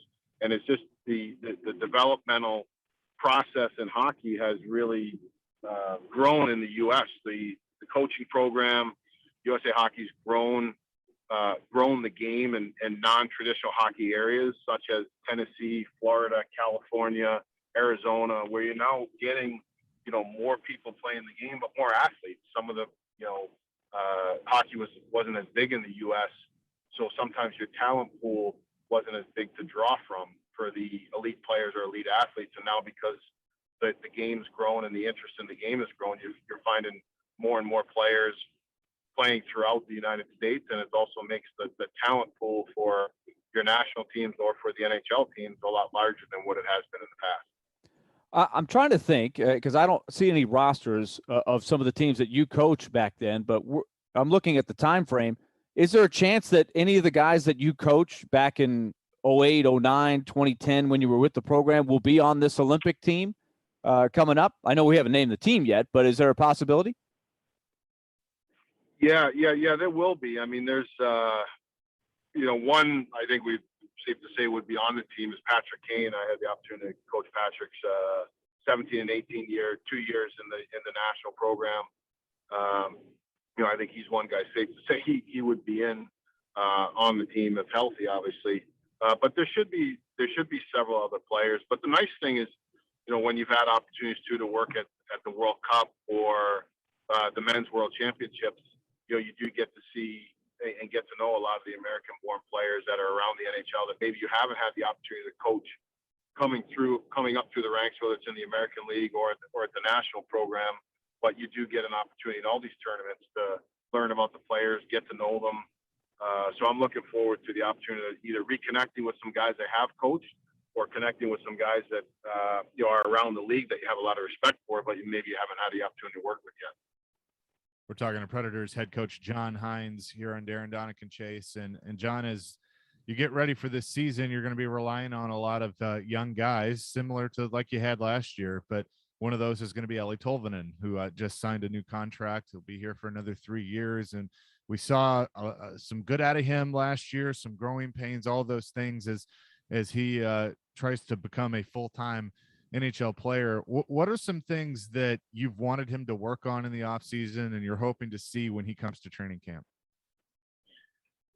Well, I think with Tolby, probably the biggest thing we really talked to him about, and maybe what's kept him out from being a full-time NHL player in the past has just been his skating and his fitness and strength level. Like, he's a really smart player. He's coachable. Obviously, we all know how he can shoot the puck and his offensive instincts and the value he brings on the power play. But, he's really done a good job over the last couple of years in pro, rounding out his game. And, this was a good opportunity for him last year where he was called upon he earned a great opportunity to play. He had some really, really great moments and strung a lot of very good games together. But then he got hurt, and then he came back from there and wasn't at the same level that he was prior to getting injured. But the big thing was really just now he's been in the NHL. He sees what it's like, the pace of the game, the strength of the players. And I know he really put in a lot of work this summer just on his fitness level and strength. and his skating. And it's not to say that he wasn't working on those things in the past, but sometimes it takes a little bit more time for guys to develop those areas to be an everyday impact NHL player. And, that was really the biggest thing he needed to work on this summer. We know he's put a lot of time and effort into that. Now, along with his experience from last year, and then also I think his confidence level that he can play and produce at this level with his fitness and his strength coming in, we're looking forward for him to be able to take a real big step this year and be a consistent producing forward for us. How excited are you, though, about when I mention these young players? I mean, Tomasino, somebody that everybody is excited about to see what he's going to look like. I know David Poyles said he's going to get a ton of opportunities to make this team, but Cody Glass coming over in a trade is another one. And then some that you had a chance to work with last year. I mean, you have a lot of youth that you're able to develop, and starting with finally, it looks like a true full training camp during your tenure here with the Predators. Yeah, I think two things with some of the younger guys and the new guys, with a guy like Phil Tomasino and obviously Cody Glass and Myers and a lot of the players that have returned that were with us last year, and even guys like Rem Pitlick. And these are I think Philip Tomasino is a little bit of the outlier in the sense that he hasn't played. He had a great season in the American Hockey League, which is really important for his development, and a step from junior to the NHL. Hasn't played in an NHL game yet, but has a lot of the attributes and speed and hunger and hockey sense and competitiveness that you need for a young player to be able to come in and be a producer for us. But even though it seems as though we are going younger, we have a lot of newer players that are going to be here. But I think when you look at their experience level, a lot of these guys are 22, 23, 24. They've spent some time in the American League. They're physically developed. We can see some of the things how they were able to impact our team last year. So it's exciting. I mean, there's a different energy level that those players bring, a different type of hunger that those players bring to us. But, the thing that we're really excited about is, yes, there's been some change on the team, and there's also, quote unquote, bringing some younger players in, but they're not, you're not bringing in 5, 6 guys that are 19, 20, 21 and haven't really had a lot of professional experience. We feel like these guys have had that. They have been coached. They know the rigors of pro hockey, and now it's a great opportunity for these guys to come in and really make it continue to make us a real competitive team.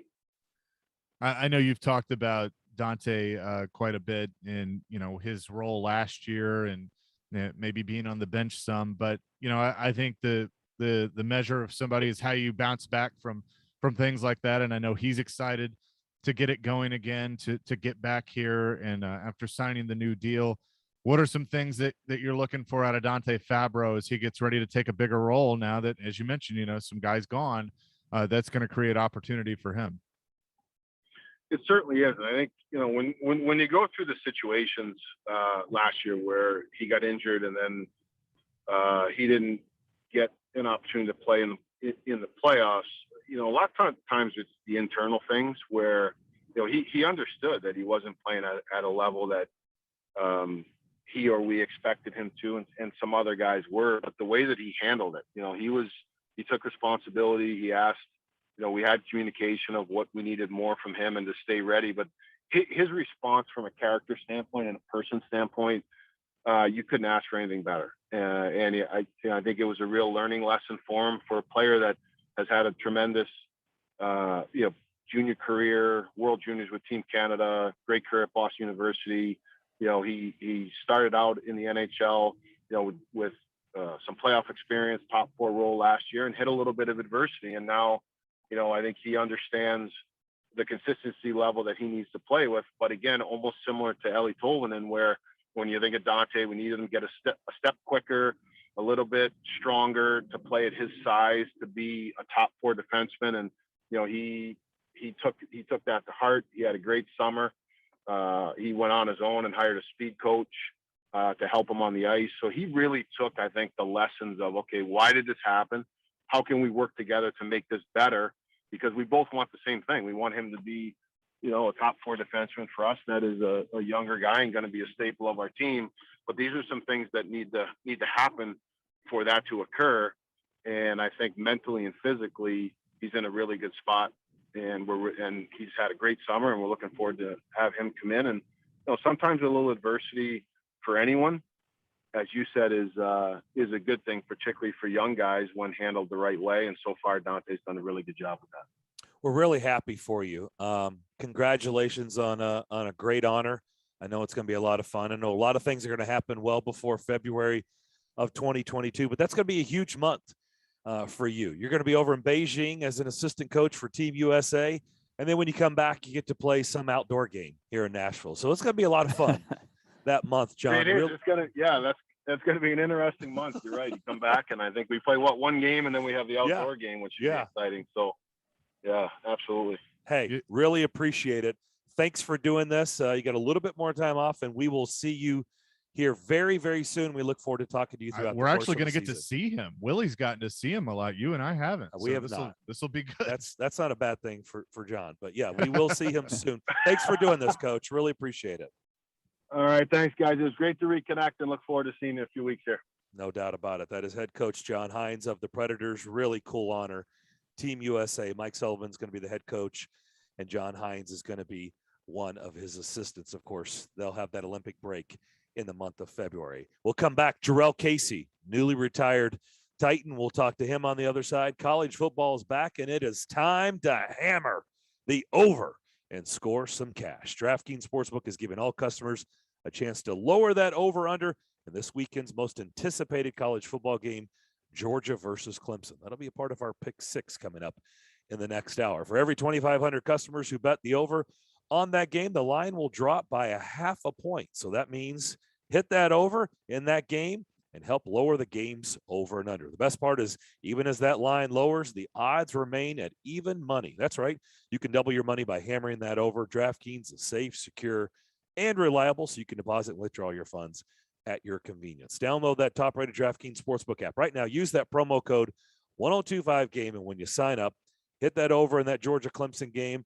And remember, every 2,500 people who bet that over in the game, the line will decrease by a half a point. So the odds of improving the over is going to be a team effort, because you need to tell your friends and family to get involved. Yeah, get that line down to 0. Hit that over and help double your money. That promo code again, 1025GAME, for a limited time only at DraftKings Sportsbook. You must be 21 years of age or older. Tennessee only. Restrictions do apply. Max $25 wager, one per customer.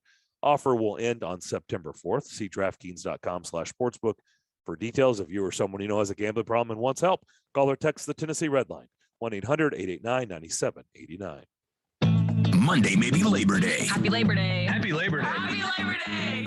But we'll be working for you. Tune in starting at 6 Monday morning and all day long, as we'll be live and local, breaking down the first weekend of college football and getting you ready for week 1 in the NFL. We are Nashville's best sports talk. ESPN 1025 The Game and the Game Nashville app.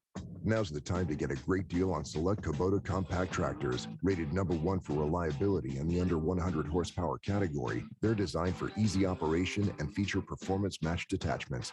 Right now, put 0 down and get 0% APR for 84 months, plus save up to $1,400. Now through December 31st. See us or go to KubotaUSA.com for full disclaimer.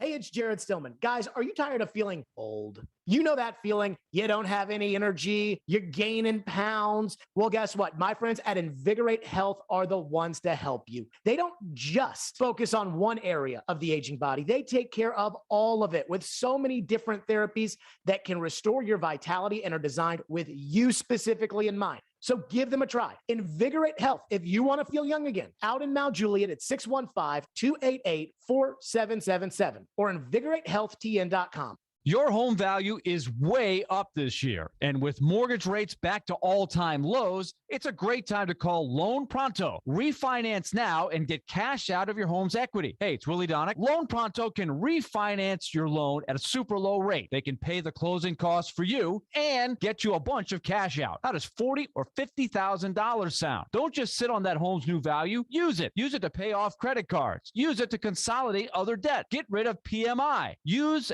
IT key to make your home even more valuable with that home improvement project you've been dreaming about. Loan Pronto's all-digital platform makes it fast and easy. And if you act now, you can even skip your next 2 house payments. Call Loan Pronto now, 615-499-5780, or go to loanpronto.com. Ask about the Loan Pronto zero-cost cash-out refi. LoanPronto.com, 615-499-5780. Equal housing lender. NMLS 1661781. Subject to lender approval. Zero-cost option not available on all loans. Hey, Nashville. This is Vanderbilt football head coach Clark Lee. You're listening to Nashville's best sports talk, ESPN 1025 The Game, and the Game Nashville app.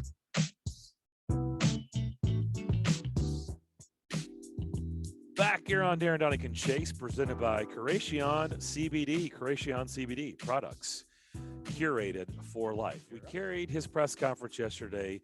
We're a big fan of him, and he is now retired, and we are excited to talk to him. Newly retired Titan Jarrell Casey is indeed on the line with us. Jarrell, how you doing? What's up? What's up? What's up? I'm doing good. How y'all doing?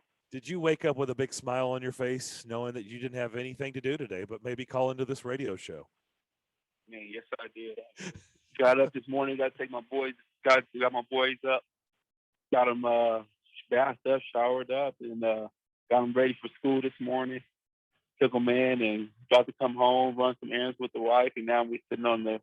Well, I'm sitting on the back patio while the wife in there designing the boys' school backpack, and just enjoying retired life, I guess. You talked about it a little bit. You know, you're obviously going to go back, you said, and finish up school and some things, life after football. But you've been doing this for a long time, and it takes a certain competitive edge to achieve what you did at the highest level. So you know what it takes to be wired like that, to succeed and last as long as you did in the National Football League before you decided to call it a career. How do you begin to try to, replace that? And you've been used to like a certain routine. Like, is it going to be awkward, you think, for a while? Definitely gonna be awkward for a while. Actually, just being out this OT this off season has been very awkward. Just working out every day, just not having nothing else to do the rest of the day, just a day wide open for so long. Normally I would have been on the team or something like that. So now you get back in your regular routine. But it's definitely gonna be awkward. I think so. The transition is gonna be a little tough, I think, but I think it'd be easier because my wife, she's a very active, caring type person, so she gonna keep me busy. She'll keep my mind stimulated. She'll keep me ready to go. So when I get done rolling school, I think my mind will be ready to go and get and attack it very well. Very few have been able to do what you did yesterday, and that is walk away on your own. Typically, the league kind of tells you when it's time to walk away. And that wasn't the case for you. Yes, you said you were working out. You were obviously still considering coming back for another year. But ultimately, what was the final straw? What was it that made you say, you know what, honey, enough is enough. This is it. It's now time to put my dad hat on, my husband hat, do whatever I'm going to do at 31 years of age for the rest of my life post-football. Ultimately, how did you get to that decision? Just going through this whole process of working out, like you said, working out, going through the whole mental process of the whole free agency and all that, and just realizing, the worth of the body. It just wasn't adding up for me anymore. Just every day, man, the body's aching now. It's just trying to go out there last year on the football field, trying to move around. Just everything's just a little different, The body's not moving as it used to and not clicking, and to go out there and rob a team for their money or do myself a dishonor of not pitting this film on tape. I wasn't going to do that to myself. I knew what I can do when I was training. I knew what I was able to move around and do things, and I wasn't able to do that no more. And so that's when I kind of started to figure it out that it was, time to go ahead and hang it up and, go ahead and call it quits. I'm going to try to jog your memory. And I don't know if you're going to remember this or not, because, you've been battling in the trenches for the last decade in the National Football League. But I'm going to take you back. I hope I don't got that bad of a memory yet. You talking. Well, this is 10 years ago, so it was your rookie year, and we used to host a show with it. It flipped every week. It was one week it was Jason McCourty, and the other week it was Damian Williams. Yep. One of the weeks we were out at we did it out at a wing place out in Cool Springs. It was on Monday nights, and one time when you were a rookie, you were one of I think Jason's special guest, or was it Damian? I think it was Damian. Maybe it was Damian. Because the USC connection. Okay. And you were the special guest, and we got you, Jarrell, to kind of go tell us some Coach O stories, some Ed Orgeron stories. Do you remember that at all? We had such a blast. And of course, the fun part is, and the good news is we had a dump button, so it's on a delay. But, Coach O can have a little bit of a potty mouth. And you kind of got into character. And the next thing you know, away you went into Ed Orgeron. And we had a lot of fun with that. Do you remember that at all? Yeah, Ed, my guy. Yeah, I do kind of remember that. Yeah. But yeah, Ed, my guy, man. I definitely miss him. Haven't seen him in a while. Love to connect with him. But yeah, I do kind of remember that a little bit. That is funny. And another thing that we talked about. Yeah, that was like, man, we like this guy. This is awesome.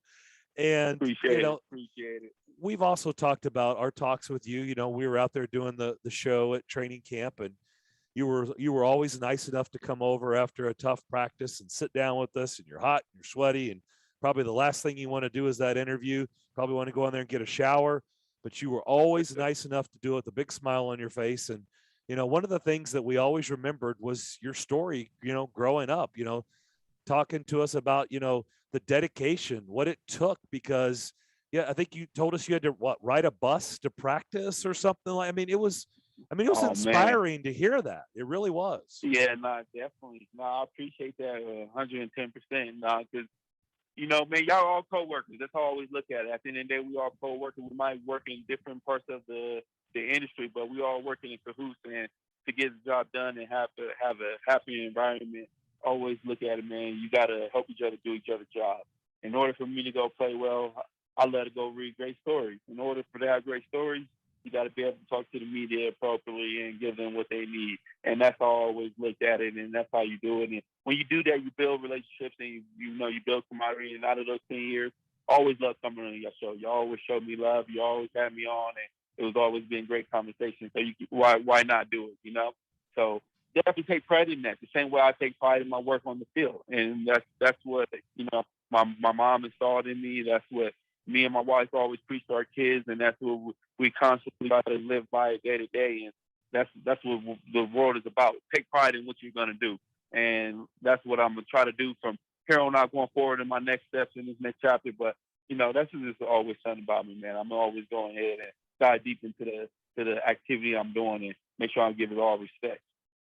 We're talking to Jarrell Casey, now retired Titans defensive lineman, and I appreciate him taking the time. And you mentioned, talking to us in the media, and you were always great about it. But my favorite thing about you was the Titans could win a game, and it could have been a big win. But if there was something that had gone wrong, whether it was just the defensive line or the defense, or there was some sort of miscue, you made sure to say it. You made sure to tell us, like, hey, yeah, it was a great win, but we got some things we got to clean up. That was just the leadership that you had. And I remember laughing one time after a win, going into the locker room, and you looked at us and you said, well, we won the game today, turned around, and that was it. You were done. You were done with the media. But I always appreciated your honesty.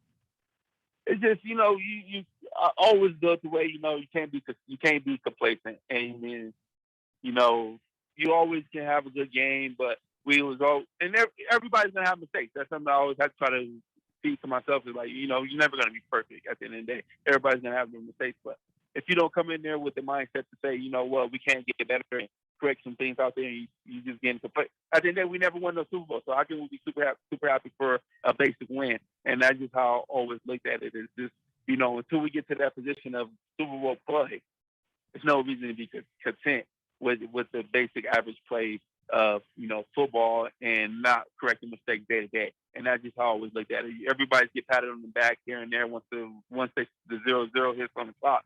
But at the end of the day, man, we want to see what the critiques are. What are we making mistakes at? Are we correcting the things that we did last week? Are we making those same mistakes? And those are things that I love to see is who's getting better week to week, or are we still being complacent? Jarrell, you mentioned it. I mean, maybe you didn't win the Super Bowl, but to be a part of the run from a couple of years ago, I mean, you go into New England, everybody's thinking, Bill Belichick, Patriots, Tom Brady, they'll take care of the Titans. You guys won. You go to Baltimore, you had a big game against the Ravens.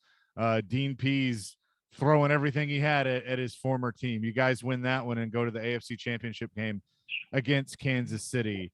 You know, you don't have the trophy, but what did that run mean to you to be able to be a part of that? Because it was pretty special. That was huge, you know, especially for me. Like, that was the only run I ever had in my career, and really had a true chance of being able to get to the Super Bowl.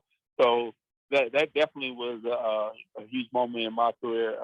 It definitely meant a ton. Like, definitely going to be on the top of their memories I can be able to share with my children and people around me all the time. It's just, you know, the vibe that you feel for that atmosphere, you know, it's so different. Like, you get into those type of games, and the feel of football is just 10 times, like, on the spectrum scale, up all the way up there. It's like you got 1 to 10, that thing's on a million. It just doesn't make any sense how crazy that atmosphere is. And it was just a great time to be there and be able to play on a high level there. You know, not to just get there and just be a part of it. You know, I was able to play on a high level and be able to showcase the talent and showcase what we had as a team. And, you know, a couple plays short from being able to be in the Super Bowl, but that's what it's all about, trying to make those corrections what we talk about week to week until we get to that Super Bowl, making sure we can play. So many times, Jarrell, when we talk about defense and especially defensive linemen, you know, outside linebackers, getting to the quarterback is the big thing that comes up. And we as media critique that all the time, sacking the quarterback. You did it 51 times in your career. You're very good at it. Do people truly realize how difficult it is, though, that, you know, you want to say, hey, go sack the quarterback, but especially now that the quarterbacks have developed and have these side steps and can get out of things, how difficult is it really to get to the QB?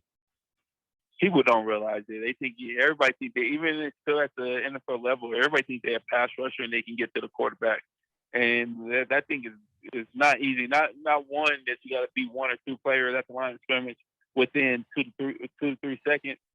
Really 1.5 seconds if you really want to sack and not just the pressure. And so, you know, it comes down to a lot of things that people don't think. One, how quick of a quarterback release, how fast he likes to scramble out of a pocket. Like you said, nowadays they got these running quarterbacks on almost every team. You about seeing about 2 or 3 pocket quarterbacks. So that's becoming rare now, unless you just that dominant pass rusher as you see. There's a few still in the league. So, but it's hard. Sacks are hard, man, and you don't know how many I missed. To think about how many I just missed in my career is the crazy part about it. It's like, dude, to get 51 but miss almost over 30-some sacks, that's the crazy part about it. Is you don't think about all those that you just right there in near seconds, and the quarterback just released with a perfect pass for a 40-yard bomb. Like, it's just like little things like just crazy. So it's definitely hard to get a sack, but I cherish every one of my sacks that I done got, and definitely blessed to be able to be, you know, and the cost of having that many. We're talking to Jarrell Casey, just announced his retirement yesterday with the Titans. And Jarrell, you know, you're talking about the sacks, and for fans, you know, that's the plays. Those are the plays we always notice and remember. But one of the things that probably made you the best player that you were was just the way that, you know, when you would look at the grades from the game, that's where you really seem to do your best work. And that's not what the fans always see. I heard you mention a little bit of that yesterday. It was always the most glamorous, but all of those little things that happen in the trenches, I know you're really proud of that.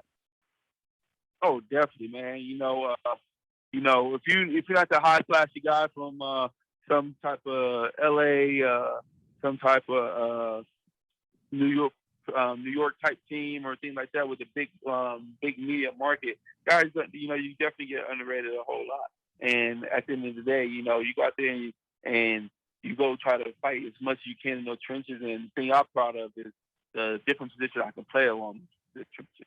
That was the big thing I loved about it. I was able to go play on the edge. I could play nose. I could play three. I could play the right, the left. I can stand up. I can move around. I can do all the different things that you need me to do along that line of scrimmage. And that was the beauty of my game that I think was the best coming into the later years of my career when they started to let me get a little bit more flexible. Darrell, another thing that was a big theme that we heard you talking about yesterday is the fact that you got to celebrate, and we get to celebrate with you your retirement, and you just needed to make the phone call to John Robinson, and I know you were excited about how enthusiastic he took the call and was ready to have that talk, and it was just a matter of just working through how it ended. And as we've said so many times before, like we don't remember Franco Harris when he was playing with the Seahawks very much, right? Your chapter in Denver in the big picture was a very short chapter, but it seemed like there was a lot of excitement, enthusiasm on both sides when you made that phone call. And then here we are. And I think every Titans fan is in the last 24 hours has had a lot of appreciation for what you did for the better part of a decade. Oh, definitely. It definitely was something that was on my heart. And it never was a doubt in my mind. Even the day of me making the comment that I made, never my doubt that I loved the organization or if I wasn't going to be a part of this organization forever. It, like I was saying, it's a part of my emotions, a part of emotion that I had. I can't change that. And I felt that, but it wasn't something that needed to be said. It was something that I could have felt and went on to knowing that this is a business, and I knew what was coming from the business. But, I got in my emotions and let it be out. But calling John and then being able to talk to him about it and hash it out and let him know that I did want to come back and retire a Titan and them welcome me with open arms is definitely a blessing. And, definitely going to be able to be around the building a whole lot more now that, I'm not there, but I'm going to be back and forth and trying to get up in there as much as possible to stay around the organization and, show my presence. Darrell, as we let you go, I know in watching you over the years, helping other people, having some causes that are worthwhile is something you've really excelled in and have an interest in. And here you are, a tremendous career that's 10 years long, way more than a lot of people. And here you are sitting at age 31 with you. You've got this great horizon the rest of your life that you have to live. So I know you don't have to make the decision today, but I'm sure you'll be excited about this next chapter of your life. Oh, definitely gonna be super excited, man. It's a lot ahead. Like you said, I'm only 31, so I got a lot ahead of me. But the very first thing is getting back to school. That's the very first goal is setting a legacy for my boys and showing them, you can still, no matter what, you can get that degree and make something for yourself. And that's something I want to show my boys is, that daddy did this and this part of life, and he still went back and finished up school and made a couple of promise to my mom that I wanted to do that. So, and I promised my wife for sure that I'm going back to school. So I'm making sure I'm going to do that. You going back to Cali? If that's allowed for being on campus and doing all that, that's going to be the goal. But right now we're in Denver. Okay.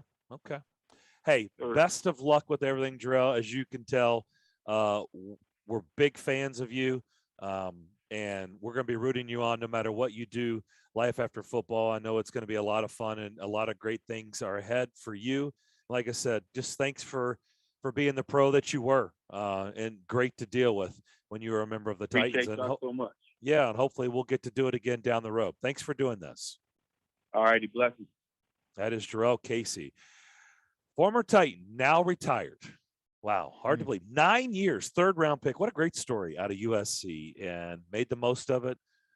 And his family's set, and because of his hard work and his dedication. We'll do this, step away, take a quick break, and come back and wrap up the third hour and come back, start the final hour, also with Pick 6, our first installment. But first, Willie, you've got a word about Lone Pronto. Or Willie doesn't. No, I think All right. I think Willie's gone. Okay, we'll take a quick break, come back, wrap up the third hour next. Will the Titans pass rush actually, sack a quarterback this season? If we were to go through pros and cons on Bud Dupree, we would say pro, he's a sacker. He's the guy that you just say, look, man, just go out there and just wreck stuff. They're paying him to be a star defensive player, one of the top pass rushers in the NFL. We're getting you set for the most anticipated Titans season in 2 decades on Nashville's best sports talk. ESPN 1025 The Game and the Game Nashville app. From the Fox 17 News Code Red Weather Center. I'm Fox 17 News Code Red meteorologist Dan Guthrie. Skies becoming partly cloudy for us this afternoon. High temperature up to 86 degrees with next to no humidity. But that creeps back in on Saturday and storms return on Sunday. This weather report brought to you by Hiller Plumbing, Heating, Cooling, and Electrical. Call the Happy Face Truck today. Hey, it's Jared for my friends at Edmunds. Buying a car can be overwhelming, especially now that the demand is back and in full swing. Lucky for you, Edmunds has been taking the stress out of car shopping for over 50 years. Edmunds editors drive over 500,000 miles every year, testing thousands of hours on hundreds of new vehicles. They review almost every car on the market and rank the best ones in each category. So you can narrow that search and compare options side by side to find the best vehicle for you. And when you're ready, Edmunds makes it easy to find options in your area with accurate price estimates. Edmunds has top-rated awards, which are selected by their editors based on all that extensive testing, so they know, hey, if this is what you're looking for, this is going to be a good fit for you. It considers performance, comfort, technology, fuel economy, and value. And you can rank it however you'd like. Edmunds is here to guide you to your perfect vehicle. Visit Edmunds.com to see their best car rankings and search for vehicles near you. That's EDMUNDS.com. For cars, there's Edmunds. Stay Golden Restaurant and Cafe has you covered every day of the week with breakfast and lunch served daily, brunch served every Saturday and Sunday, and now this month Stay Golden is launching an all-you-can-drink coffee subscription that comes with bottomless filter coffee every time you walk in the doors. If you join today, you get 2 weeks free. Go to stay-golden.com and use code GAME at checkout for half off your first month's subscription. That's GAME at checkout at stay-golden.com. Stay Golden, Nashville.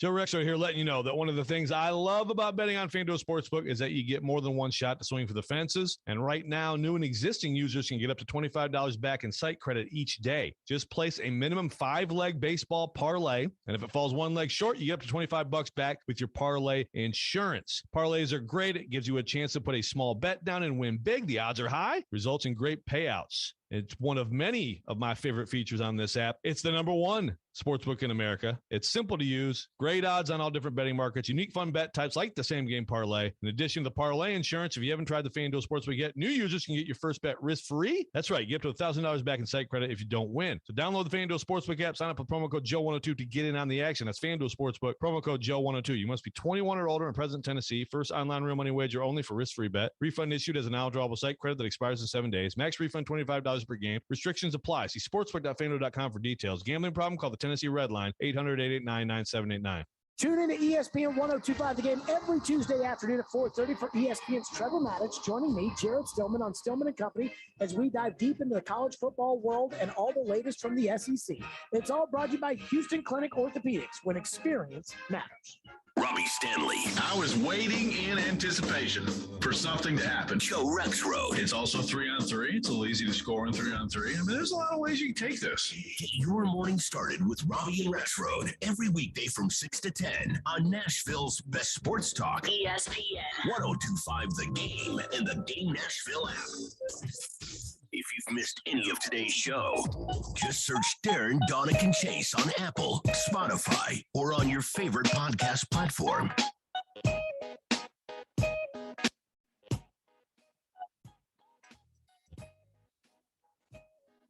What a fun show here today on this Friday. By the way, do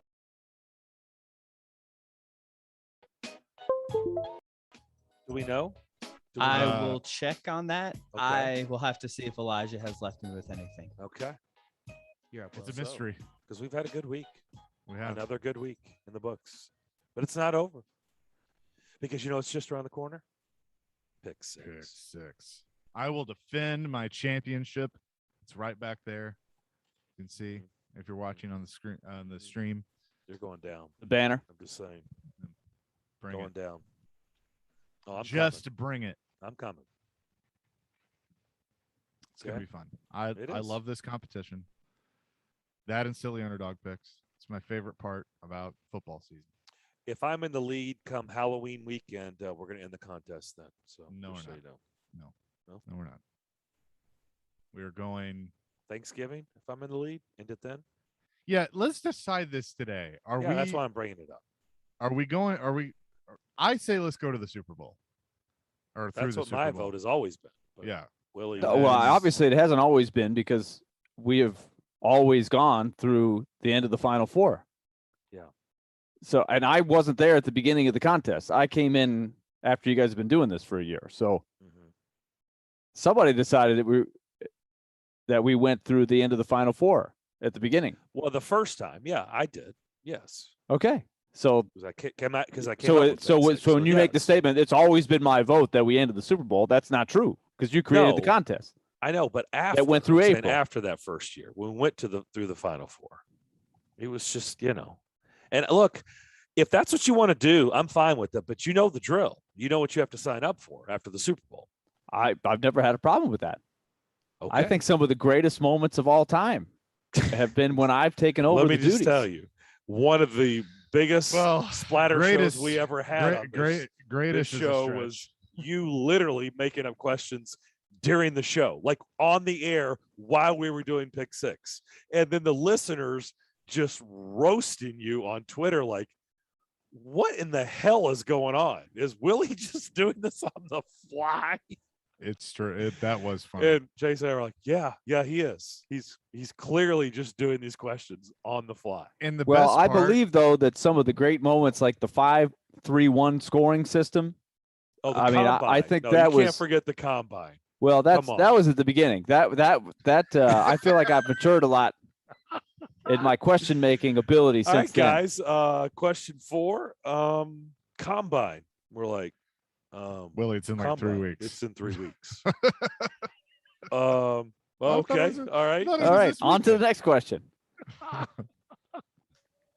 But I feel like I've also come up with some great innovative type questions that the listeners really hang their hat on.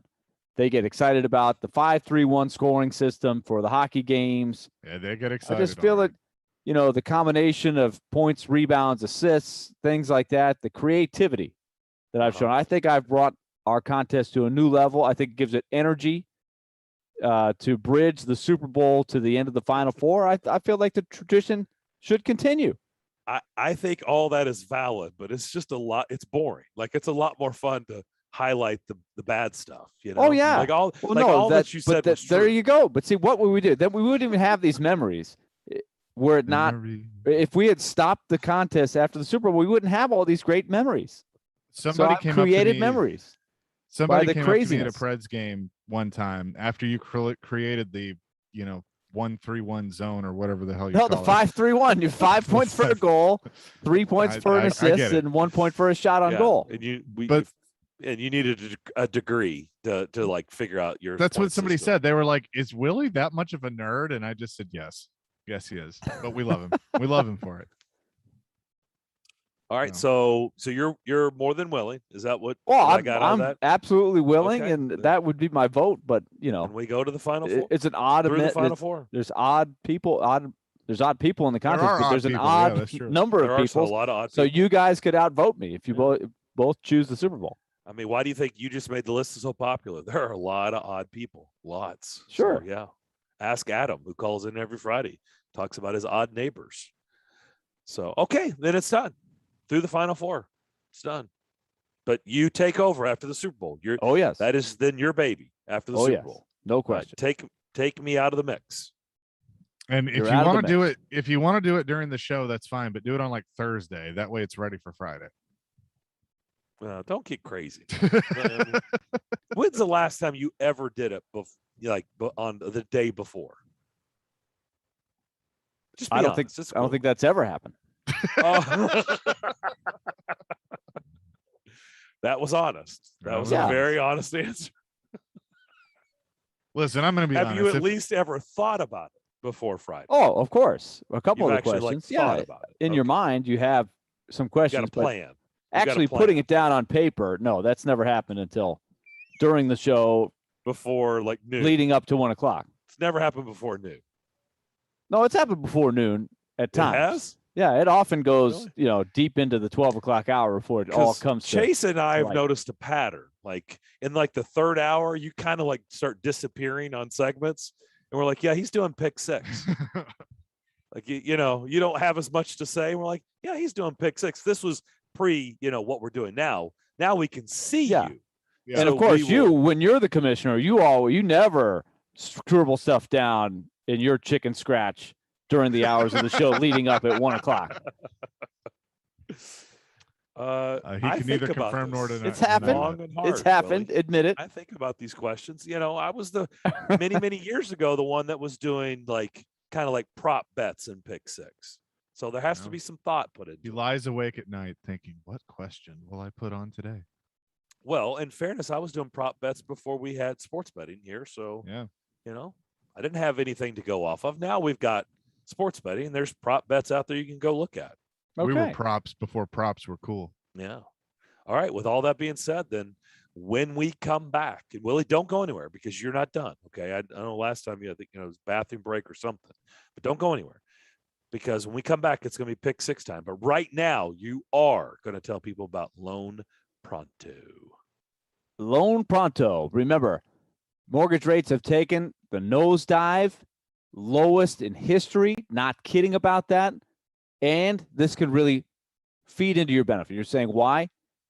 Because you have a chance right now to lock in a lower house payment with Loan Pronto right now, or refinance and get cash out to pay off some debts, whether it's your credit cards, whether it's you need some cash to reinvest in your house for a home project, a home improvement, a new bathroom, a new kitchen. You can do all of that stuff. And right now you can get a rate with an APR in the low twos with no junk fees and no closing costs. They pay your closing costs. It's a great deal for you at Loan Pronto. It's an all digital process. It's fast and easy. That's something that's new and really streamlines this for you. There's virtually no paperwork required, and most loans get closed in 14 days. And if you act now, you can even skip your next two house payments. So this is a great, great deal. So let's get back to the home equity. You can get cash out right now to use to your advantage right now. 40, 50 grand in a lot of cases. So call Loan Pronto at 615-499-5780 or go to loanpronto.com. That's 615-499-5780 or go to loanpronto.com and ask about your forever loan today. Equal housing lender, NMLS 166-1781, subject to lender approval. Not all loans eligible for zero cost option. Take us wherever you may go. There is going to be a whole lot of work going on. Shoot us in anywhere, anytime. I think he has some big play in him. Just search The Game Nashville in your app store and download today. And keep it locked on Nashville's best sports talk. ESPN 1025 The Game. ElectronicExpress.com. We make it happen. Hi, golfing friends. We're here to tell you about the 54-year anniversary membership special at Oak Hills Golf Course in Greenbrier.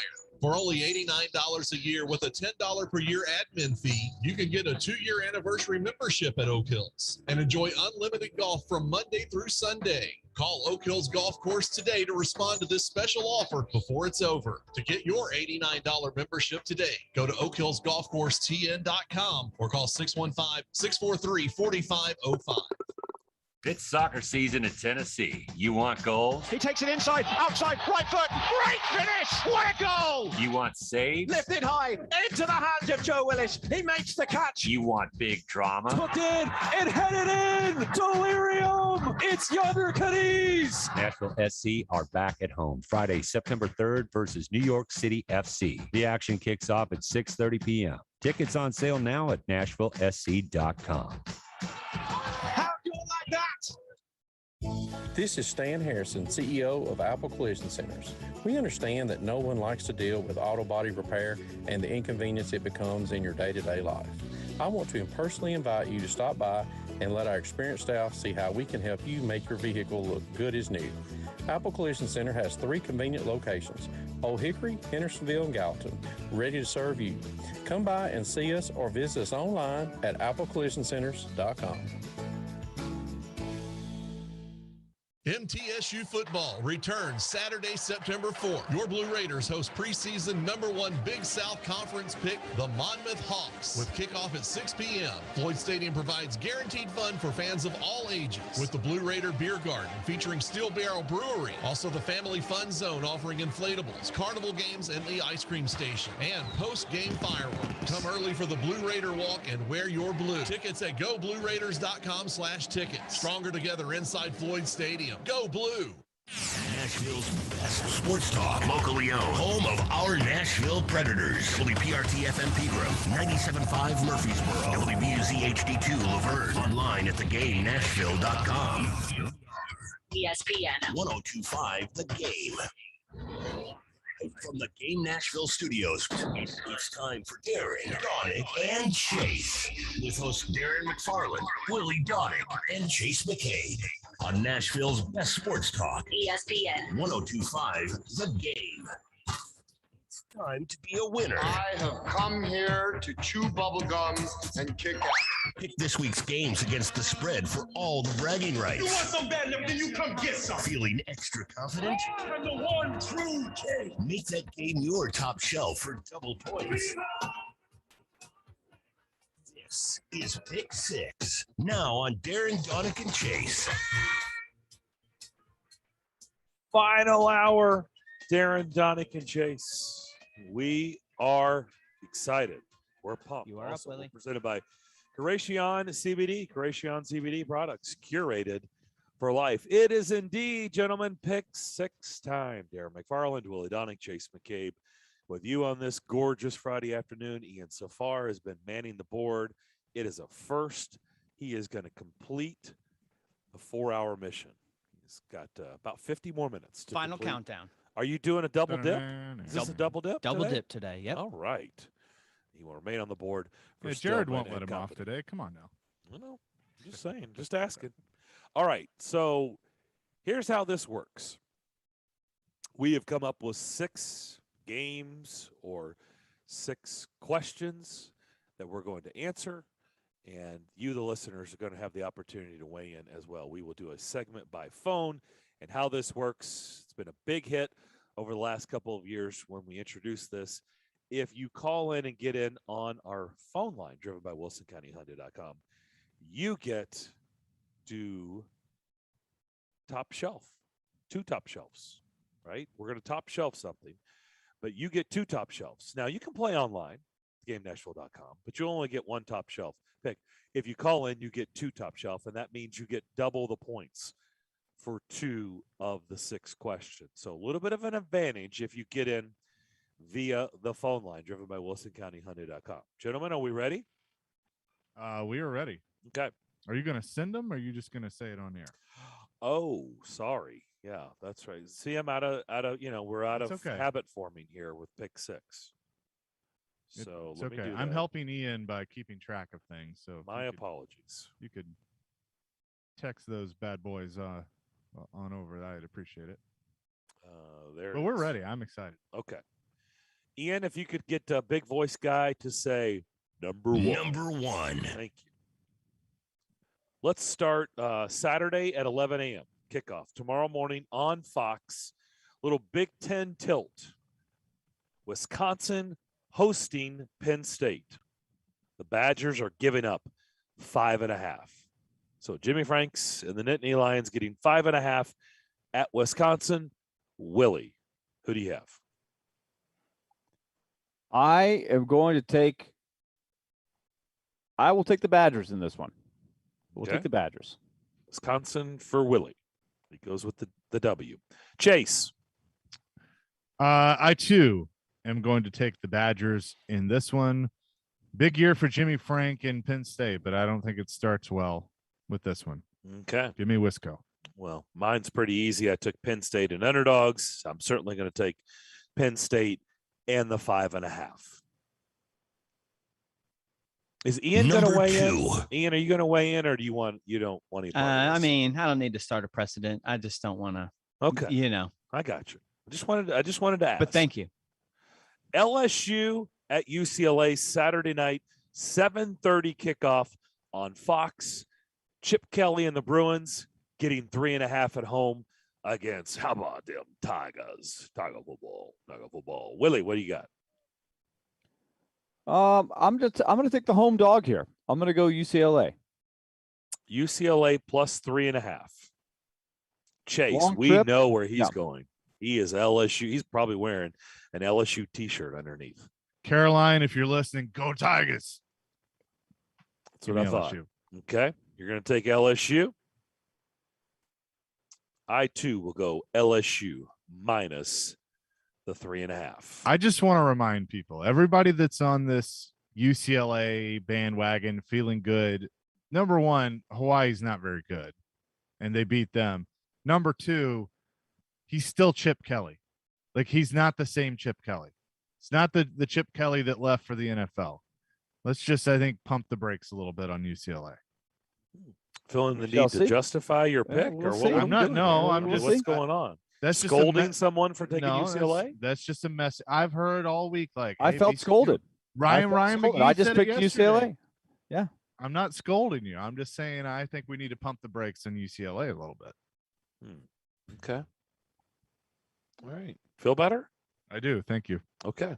Let's on to number 3. Number 3. The big one in Charlotte, Saturday night, 6:30. We know the big featured game here in week 1 of the college football season on ABC, Clemson and Georgia. Clemson is favored by 2.5. Clemson is favored by 2.5. Chase. If you listen to the great show that is The Money Line last night, I gave you my lock of the week, and it is the Georgia Bulldogs. So give me the Georgia Bulldogs. I too will take Georgia and the 2.5, even though they've got some players out of that game.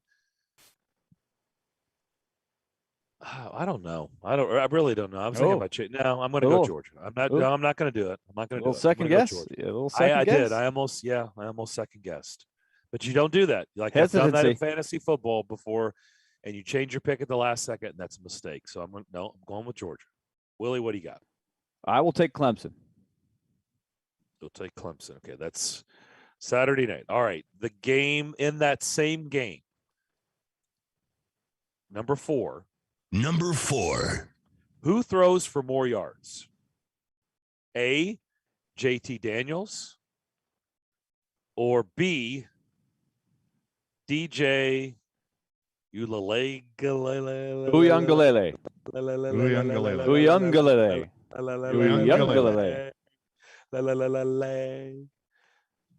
do you got? I will take Mr. JT or DJ? Chase. I will go with JT Daniels. I too will go JT Daniels. Willie. I will take Mr. Uiagalelei. Okay. I think you fumble a little bit. You just like there. saying it. You just like saying it. All right, next one. Number 5. Sunday night. Yes, Sunday night, 6:30 on ABC. Florida State in Tallahassee hosting Notre Dame. Florida State getting 7.5. You know what? I'm going to take a chance on Norvell and the Seminoles. They've done a good job recruiting, and they're going to keep this thing close. They're going to keep it under a touchdown. I'll take Florida State in the 7.5. Willie. I am going to take I'm going to take the Fighting Irish. I'll take the Fighting Irish in Notre Dame in the post Clark Lee era. Okay. Chase. I'm going to go with you, Darren. I'm going to take those points, and I'm a firm believer in, just the aura, the magic. I think Bobby Bowden's going to be smiling down and give a little extra energy. Florida State. Okay. I'll take. Number 6. It's a big match at Nissan Stadium this weekend. We talked about Team USA hockey with Predators head coach John Hines, who will serve as an assistant over in Beijing for the 2022 Olympics, the Winter Olympics. But, USA and Canada We're going to have a big soccer match at Nissan Stadium, which, by the way, do we have any idea what the attendance is supposed to be for that? I don't know. Are they going to break a record? I can find out tonight when I'm there for Nashville SC. And for those, just a heads up, for those of you, originally this Nashville SC game was scheduled for tomorrow. They moved it to tonight because of this game. Yes. So if you had planned to go tomorrow, don't go. Well, tonight. you can go see USA and Canada, but tonight that's on Sunday. Sunday. That's right. So you can go tomorrow. And just look at an empty stadium. You got a great seat, but yeah, you won't see Nashville SC. That's tonight.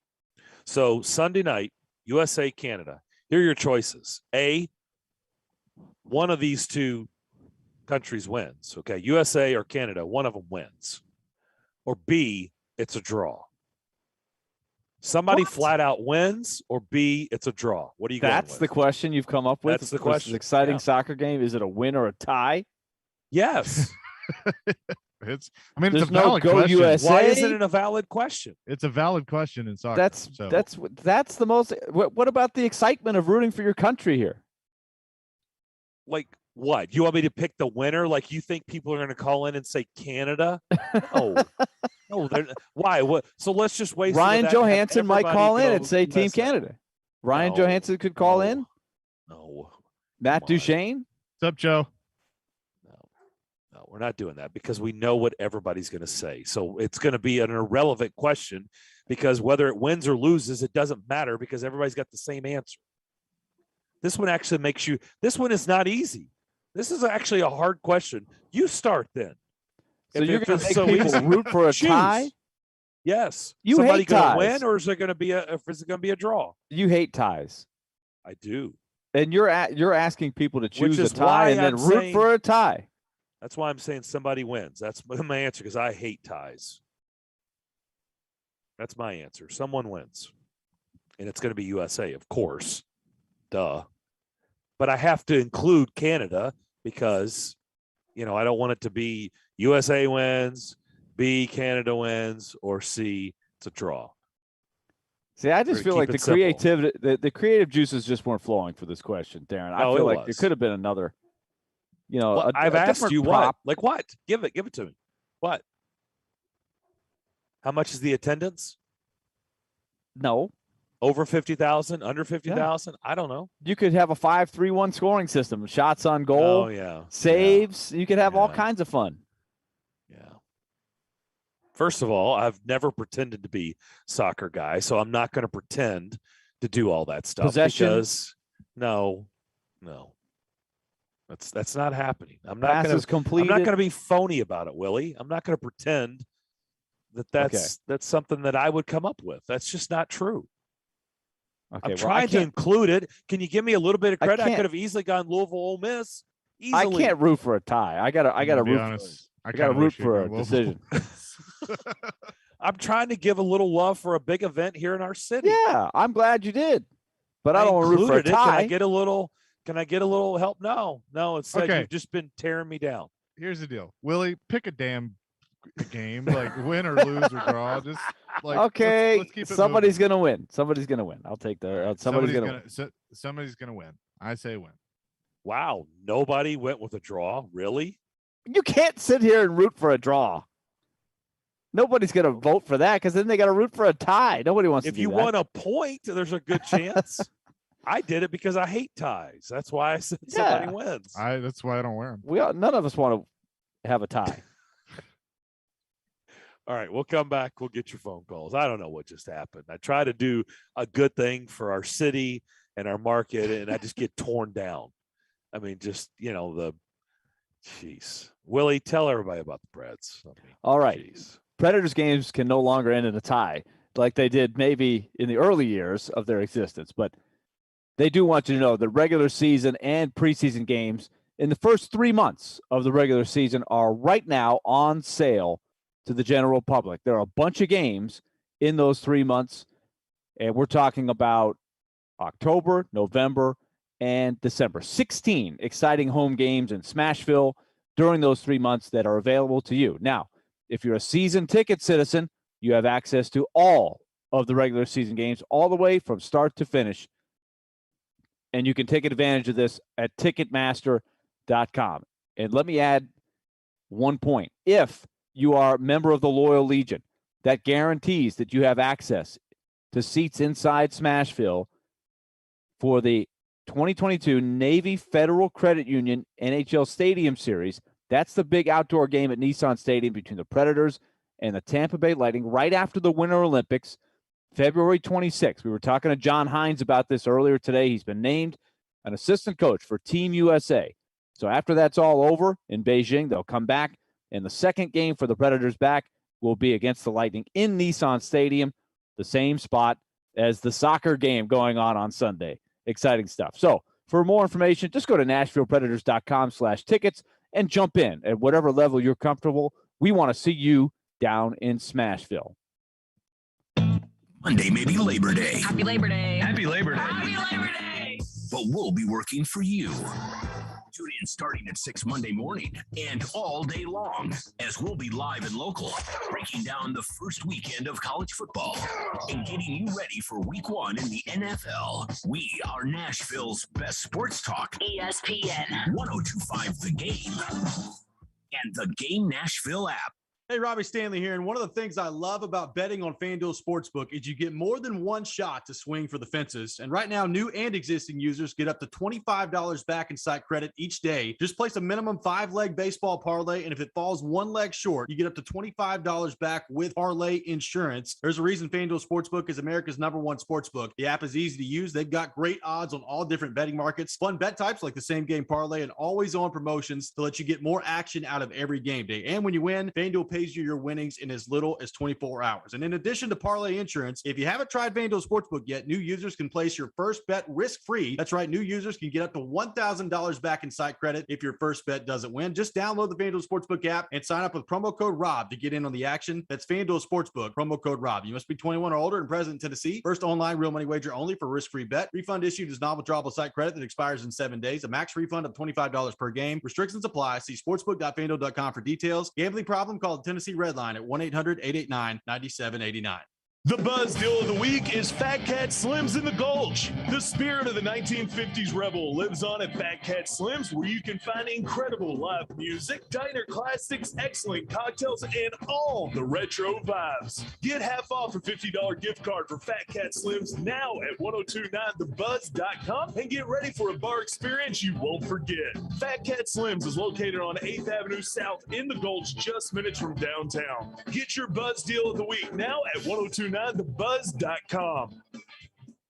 What if you could build a 6-figure retirement income in just 5 payments? You heard right. In just 5 payments, set up a 6-figure retirement cash flow for as long as you live. There's a retirement crisis in America because the pension system of old has been raided and destroyed, and Social Security is already running out of money. Most Americans are shocked to find out they need over $2.5 million to have $100,000 in retirement. A new approach is required to solve this crisis. That's why this revolutionary 5-pay retirement program was released, allowing everyday Americans to use bank money to create a retirement cash flow without relying on Social Security or pensions. Even people who are on track have shifted money to this new strategy because it accelerates the amount they'll have at retirement or can allow them to stop working years sooner. So if you're over 50 and want a bigger, better retirement in just 5 payments, call Wealth Education Group now at 800-375-3232 to see if you qualify for this brand new program. Plus, as a free bonus, you'll get the 5-pay retirement guide and video. Call 800-375-3232, 1-800-375-3232, 1-800-375-3232. Saturday night, the MTSU Blue Raiders kick off their 2021 season when they host Monmouth at Floyd Stadium in Murfreesboro. Touchdown, Middle Tennessee. Coverage begins at 5 on ESPN 1025 The Game and the Game Nashville app. Hey Nashville, Vanderbilt football head coach Clark Lee here, inviting you to listen to the action all season long on 93.3 Classic Hits.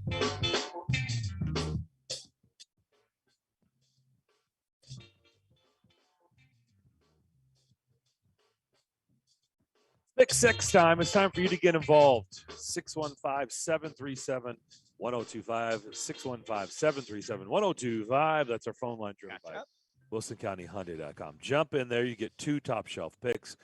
Our pick six prize this week is a pair of tickets to see Modest Mouse at the Send Amphitheater on October 4th. So Good show there to send on October 4th. That'll be this week's winner. We did not do our Yeah, I top was about to shelves. say, We're a what- little rusty. Willie, you start. Which one's your top shelf? Somebody's going to win. Somebody's going to win. Somebody's going to win. Good. I hope it's a draw. I'm rooting. I want to lose that category. I hope they tie. I'm just so mesmerized by the question. It's such a deep question. Yeah. Will this game end in a win or a tie? Okay. You see if I ever do a soccer question again, snob. Chase, what do you got? Consult your people. Chase is a soccer guy now. He could No, he it could have doesn't matter. consulted. I will never consult. He could have 'cause I'll never do consulted it the again. guys did on the consult. Nashville SC crew, and they could have come up with some fun stuff. But Well, I consulted on whether a draw existed in this, and they told me that it did. see, So we could have taken it to the next level from there. Georgia will be my top shelf. Georgia. Top shelf. By the way, one thing that I'm going to do just for fun, it doesn't have to mean anything this year, is I'm going to keep up with how many top shelves we actually hit. Ooh, okay. Let's do that. Ooh, let's do that. Stats. I'm gonna go Analytics. weird. I'm going to go weird and go Florida State. Ooh. I got a feeling about that one. I do too, but maybe not. maybe a little extra ducats at DraftKings on that one. I'm just saying. Interesting. Mm-hmm. We can discuss this further tomorrow during the draft.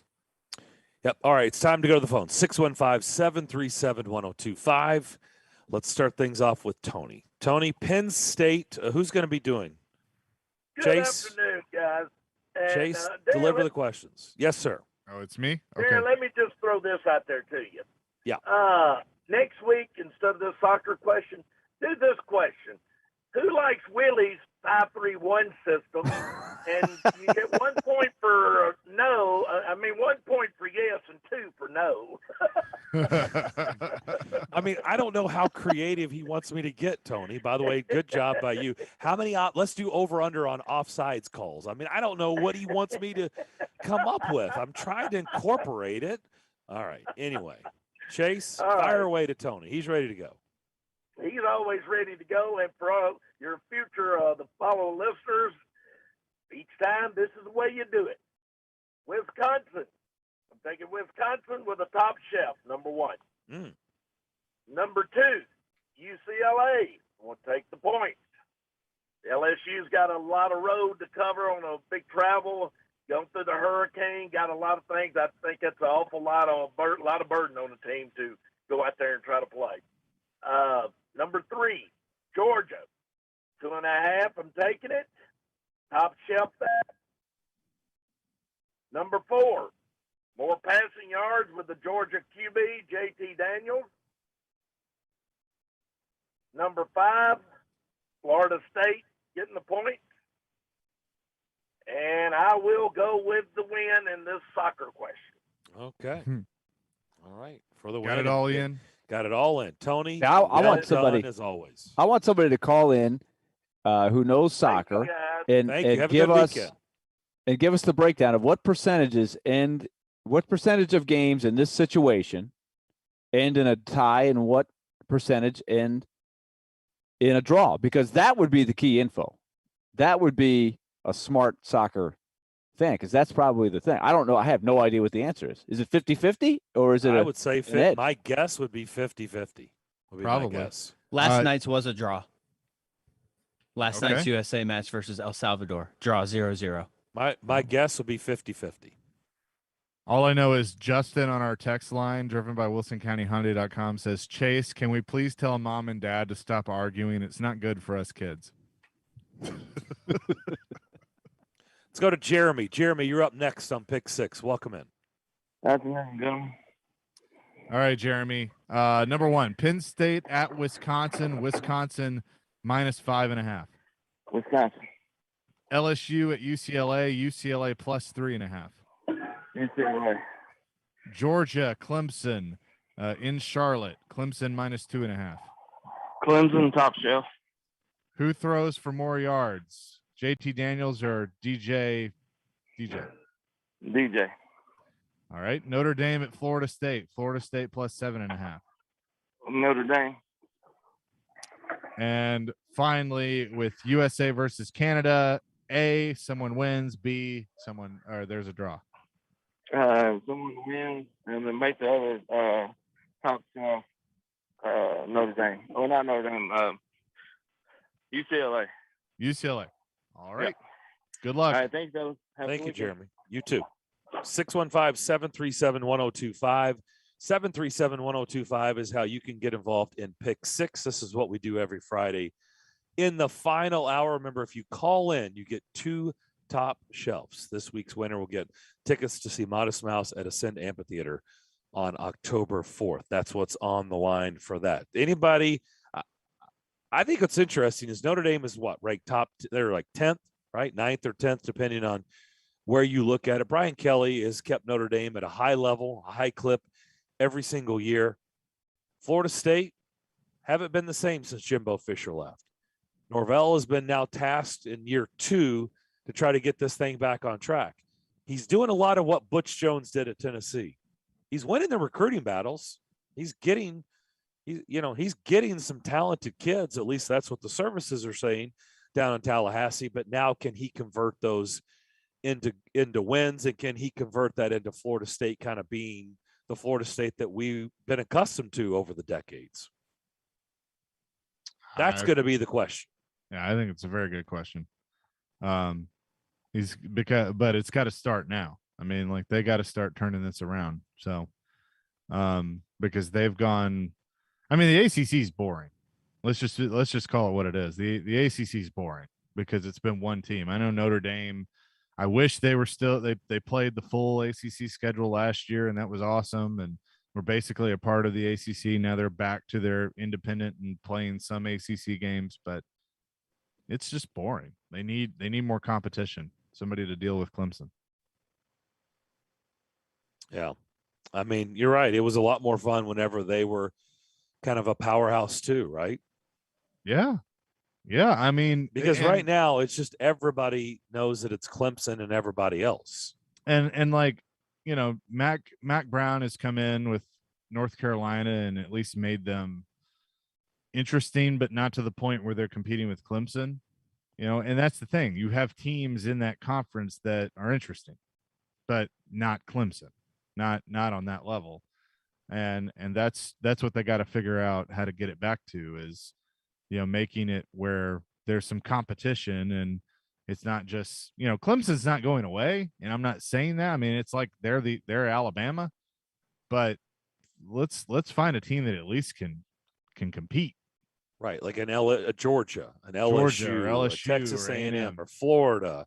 You know, yes, Alabama keeps coming out and representing the SEC, but to get other teams that are right there in the mix too. I mean, you know, Virginia Tech was that with Beamer for a long time. And right, but I mean, they've been, you know, they're nothing right now. I mean, not nothing, but I mean, they're not what they were. They were when Justin Fuente first got there. And it seems like it's kind of been going the wrong direction the last couple of years. Yeah, but I mean, you got, like, in Clemson in the Atlantic Division, you know, Florida State, Louisville. I mean, Louisville with Petrino was a few years ago was good, and they're not anything now, and haven't been. But I mean, in that division, you know, Florida State, Louisville, everybody's waiting for Syracuse to come back at some point. Boston College, keep waiting. Yeah, keep waiting. I mean, the Coastal, Miami. I mean, I think they'll be, you know, they've been better, but not to the Clemson level. You talk about the Miami, Florida? Yeah.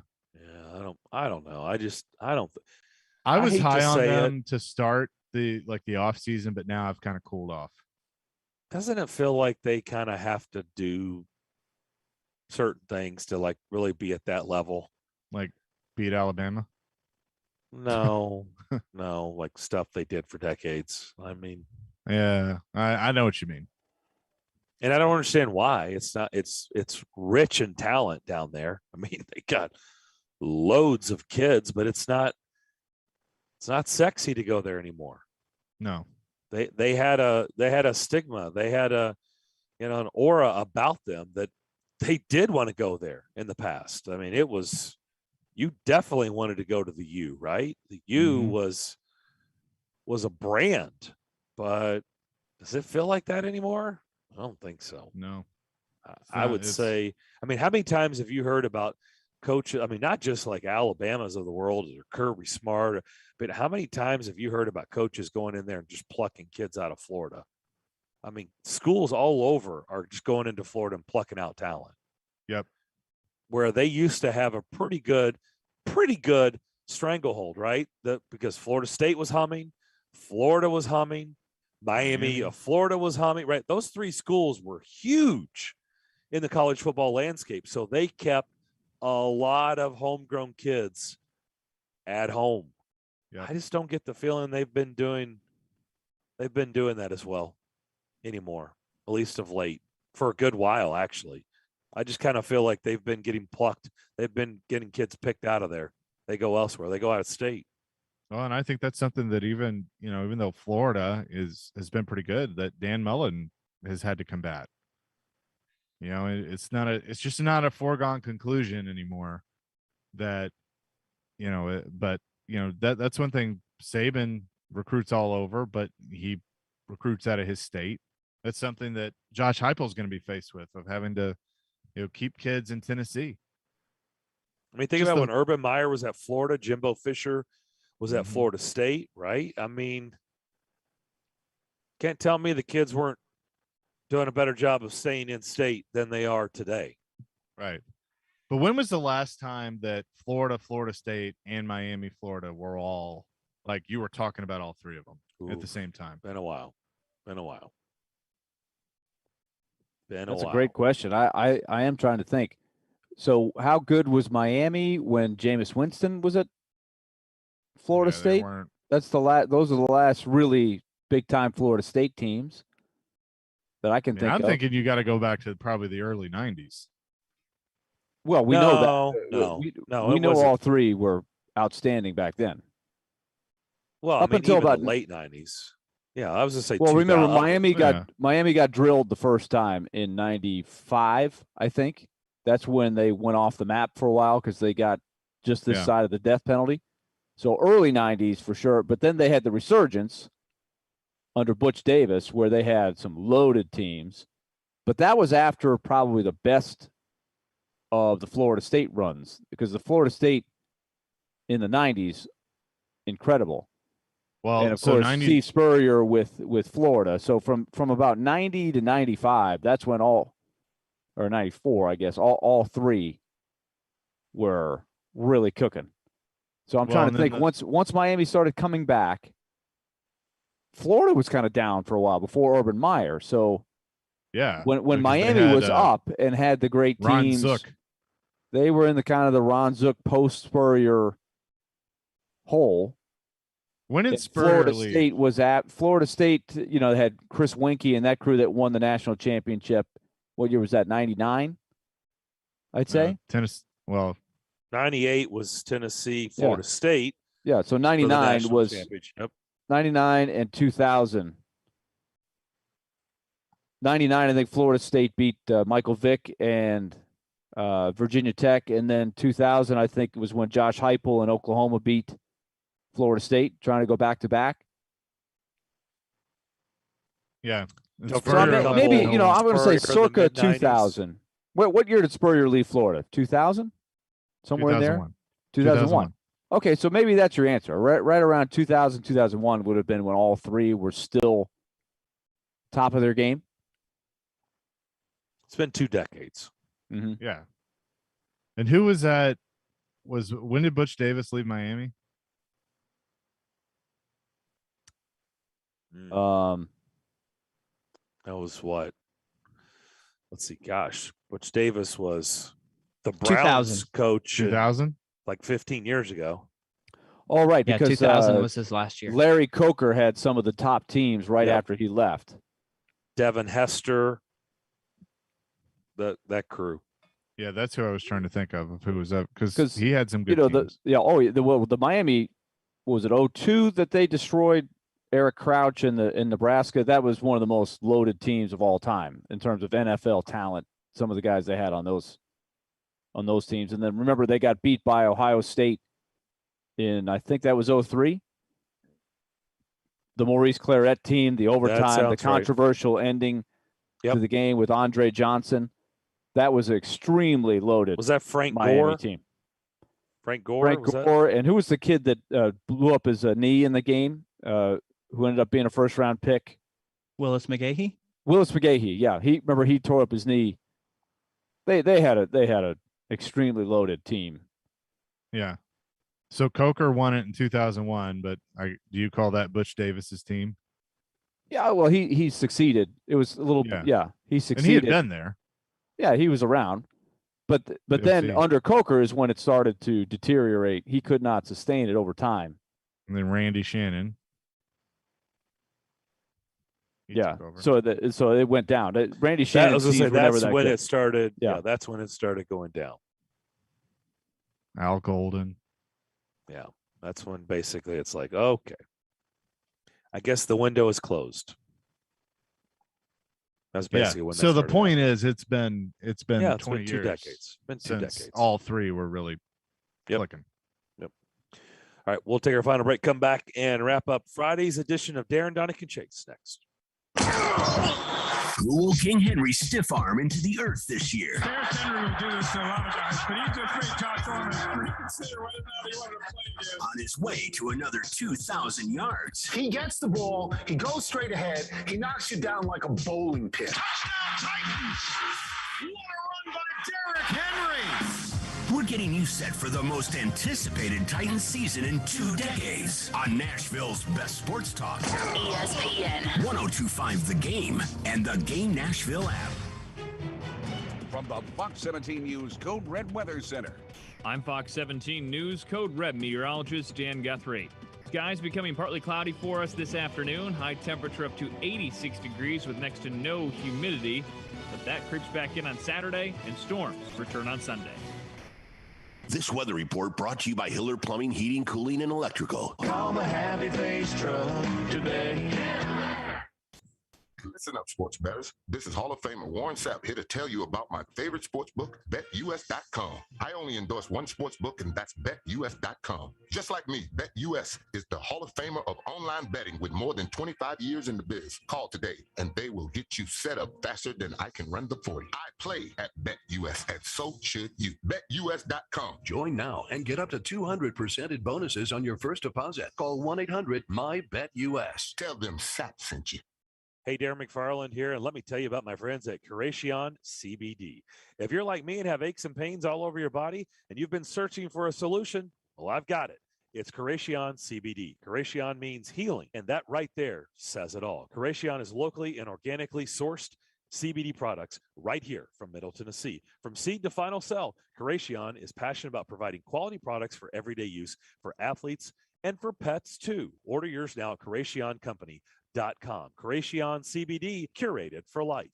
312 Pizza Company is a proud sponsor of your Nashville Sounds and is home to the best pizza in Nashville. That's why we're voting for them as the best pizza in town in this year's Best of Nashville by Nashville Scene. Voting is live now through September 7th at midnight. Vote for 312 Pizza Company as the best pizza in Nashville at 312pizzaco.com or by going to nashvillescene.com/BON. 312 Pizza Company, Nashville's authentic Chicago pizzeria.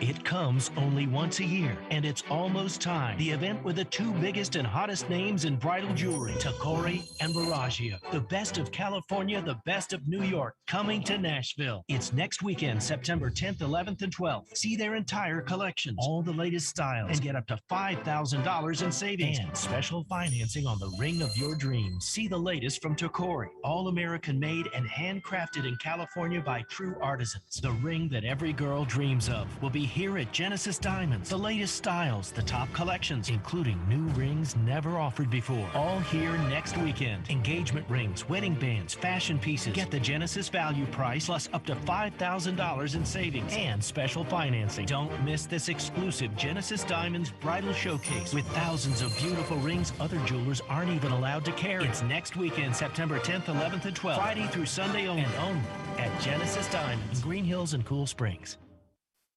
Jared Stillman, Dad, why are we doing this? Because I said so. That's how Mike Vrabel is running the operation, at least with the fans. and Company. Getting the "because I said so" answer doesn't give us anything. Tune in Stillman and Company for your drive home. Weekday afternoons from 2 to 6 on Nashville's best sports talk. ESPN 1025 The Game and the Game Nashville app. Interact with Darren, Daunic, and Chase. Call or text the show at 615-737-1025. Driven by WilsonCountyHyundai.com.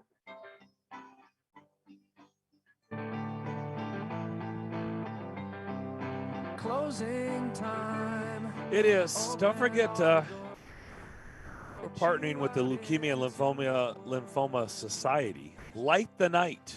It's going to be a cool event, which is Light the Night brings light to the darkness of cancer through hope, research, support, and patients and families through this inspirational nationwide movement. You know, we've talked about this in the past. We raise awareness and fundraising for groundbreaking research and treatment options to eliminate cancer. Nashville's Light the Night will take place on November 5th at Nissan Stadium. You can register and learn more about lightthenight.org/TN. So that's where you need to go, lightthenight.org/TN.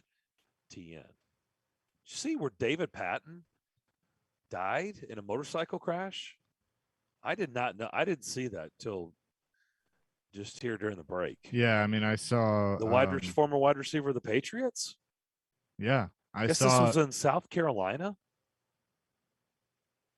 Yeah, I saw that Belichick, I guess, made a statement about it, but yeah, I hadn't seen that either. And for those who are trying to have their wheels turn about the name, David Patton was on some of the early Patriots teams with Tom Brady and Bill Belichick at the beginning of the great run. He was the first dynasty. Didn't he win 3 Super Bowls? Yeah, and he had a great role in all of them, and eventually was signed as a free agent by Floyd Reese and the Titans. And unfortunately, he had an injury which just never healed right, and it had all kinds of problems with the rehabilitation, the surgery. Some things went wrong. It went sideways. I think you're thinking of David Givens. That's a different guy. Oh, I'm thinking of David Givens. Yeah, this is David Patton.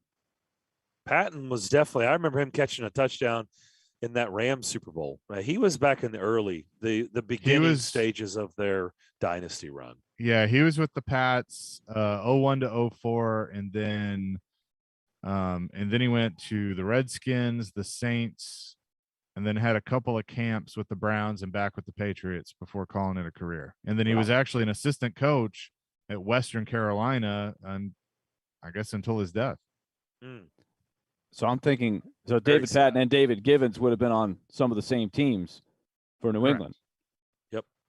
I should have had it click when I was reading about him. 5'10", 190. David Givens a lot bigger than that.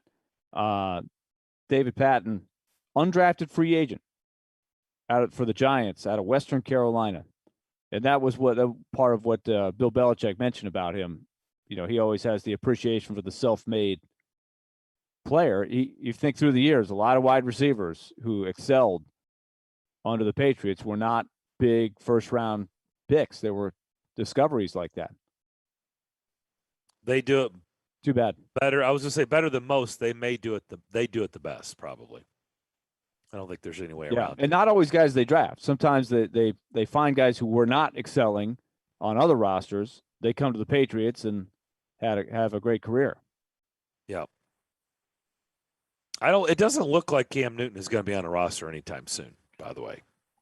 Because what's interesting is his departure out of New England has a lot of coaches being asked the question that have to answer it, which I'm sure is frustrating, because I saw McCarthy was like, yeah, we're happy with what we've got. I mean, they got Will Greer. They just added him. So, but I love McCarthy's. Like, I'm sure he's still got a long career, a lot left of football left in him. I don't think so. You know what's Ron crazy Rivera about that though?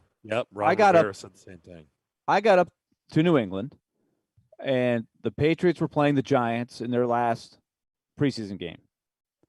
I watched Nesson, New England Sports Network, the next morning. And a guy that we had on our show, and I can't remember his name, the analyst, he was a player there. They had a long discussion about, the excitement about Mac Jones, but he he Matt was saying Chatham? Matt Chatham. That's exactly what it was. Matt was saying, this is great that Mac Jones is playing well, but Cam Newton is going to be the starter. And I don't think he was alone. There was not a lot of speculation at all. They're going to cut Cam Newton. It was, hey, is Mac Jones challenging Cam Newton? So I know the vaccination status is a big question that a lot of people have, the underlying part, which I wonder. But I'm just telling you that Cam Newton was playing well in those preseason games, well enough that the analysts were saying he should start in game 1. It may not have been game 8 or game 10. Eventually, Mac Jones was going to take over. But for him to get cut and then nobody wants him, and where most people were saying he was going to be the opening day starter for the Patriots, that's a really crazy story. How about Keyshawn Johnson having Cam Newton ahead of Ryan Tannehill on his quarterback list? Didn't he have him like the 11th best in the NFL or something like that? I think so. It's just outside the top 10. Yeah. How'd that work out? Gives that show a lot of credibility, doesn't it? Well, but what is him a lot. What is the vax factor here? I do wonder. Because Carson Wentz also, didn't he come out and say, I'm not going to get vaccinated? And then he got COVID on top of the foot problem. Yep. It does make you wonder how's it going to unfold there? Kirk Cousins did the same thing, didn't he? I think he said he wasn't. I think Lamar Jackson, right? Yeah, Lamar Jackson, who I believe had COVID twice. Yep. Yeah, he's gotten it a couple times for sure. We do know the protocols are going to be different for those players. So So what was the factor? Was that a factor for Belichick? I don't know. It does make you wonder. Well, and Belichick, bristled at it and was very Belichick about it, pointing out that some of the guys that they've had, issues and have gotten it were vaccinated, and that it's not a exact science. And so he's not going to come out and say, yes, it led into my decision. But I just wonder if it did. I kind of think it might have. Don't you? How could it not? Yes, right. How? It's not like Bill Belichick is the only one that's been doing that. Like, you can't tell me other rosters were not affected by that. Well, around the league, when the PA investigating Urban. Oh yeah, he got his hand slapped. Like, dude, don't say that stuff publicly. Don't come out and don't tell everybody that. Like, just keep it in house, all right? You can't do it because what did he think was going to happen? Right. So yeah, it's factored into this stuff for sure. So it's going to be interesting. It'll be by the way, less than a week away from that Thursday night game. Bucks and Cowboys to start the NFL season. 6 days away. Let go. Remember, we will be live all day Monday here on ESPN 102.5 The Game, starting at 6 a.m. Our show, Robbie and Rex Road. Robbie and Rex Road at 6 a.m. We'll have our show, Stillman and Company. So all throughout the day, 12 hours of live shows on Labor Day. Don't forget, if you're looking for a game to listen to tomorrow when you're driving around or whatever, 11 a.m. kickoff, Penn State, Wisconsin will be on these airwaves. So you can listen on 102.5 The Game for that as well. Good stuff as always. Enjoy your hopefully long weekend. Check us out on Monday if you can. Continue to be safe. We'll be back with you Monday morning.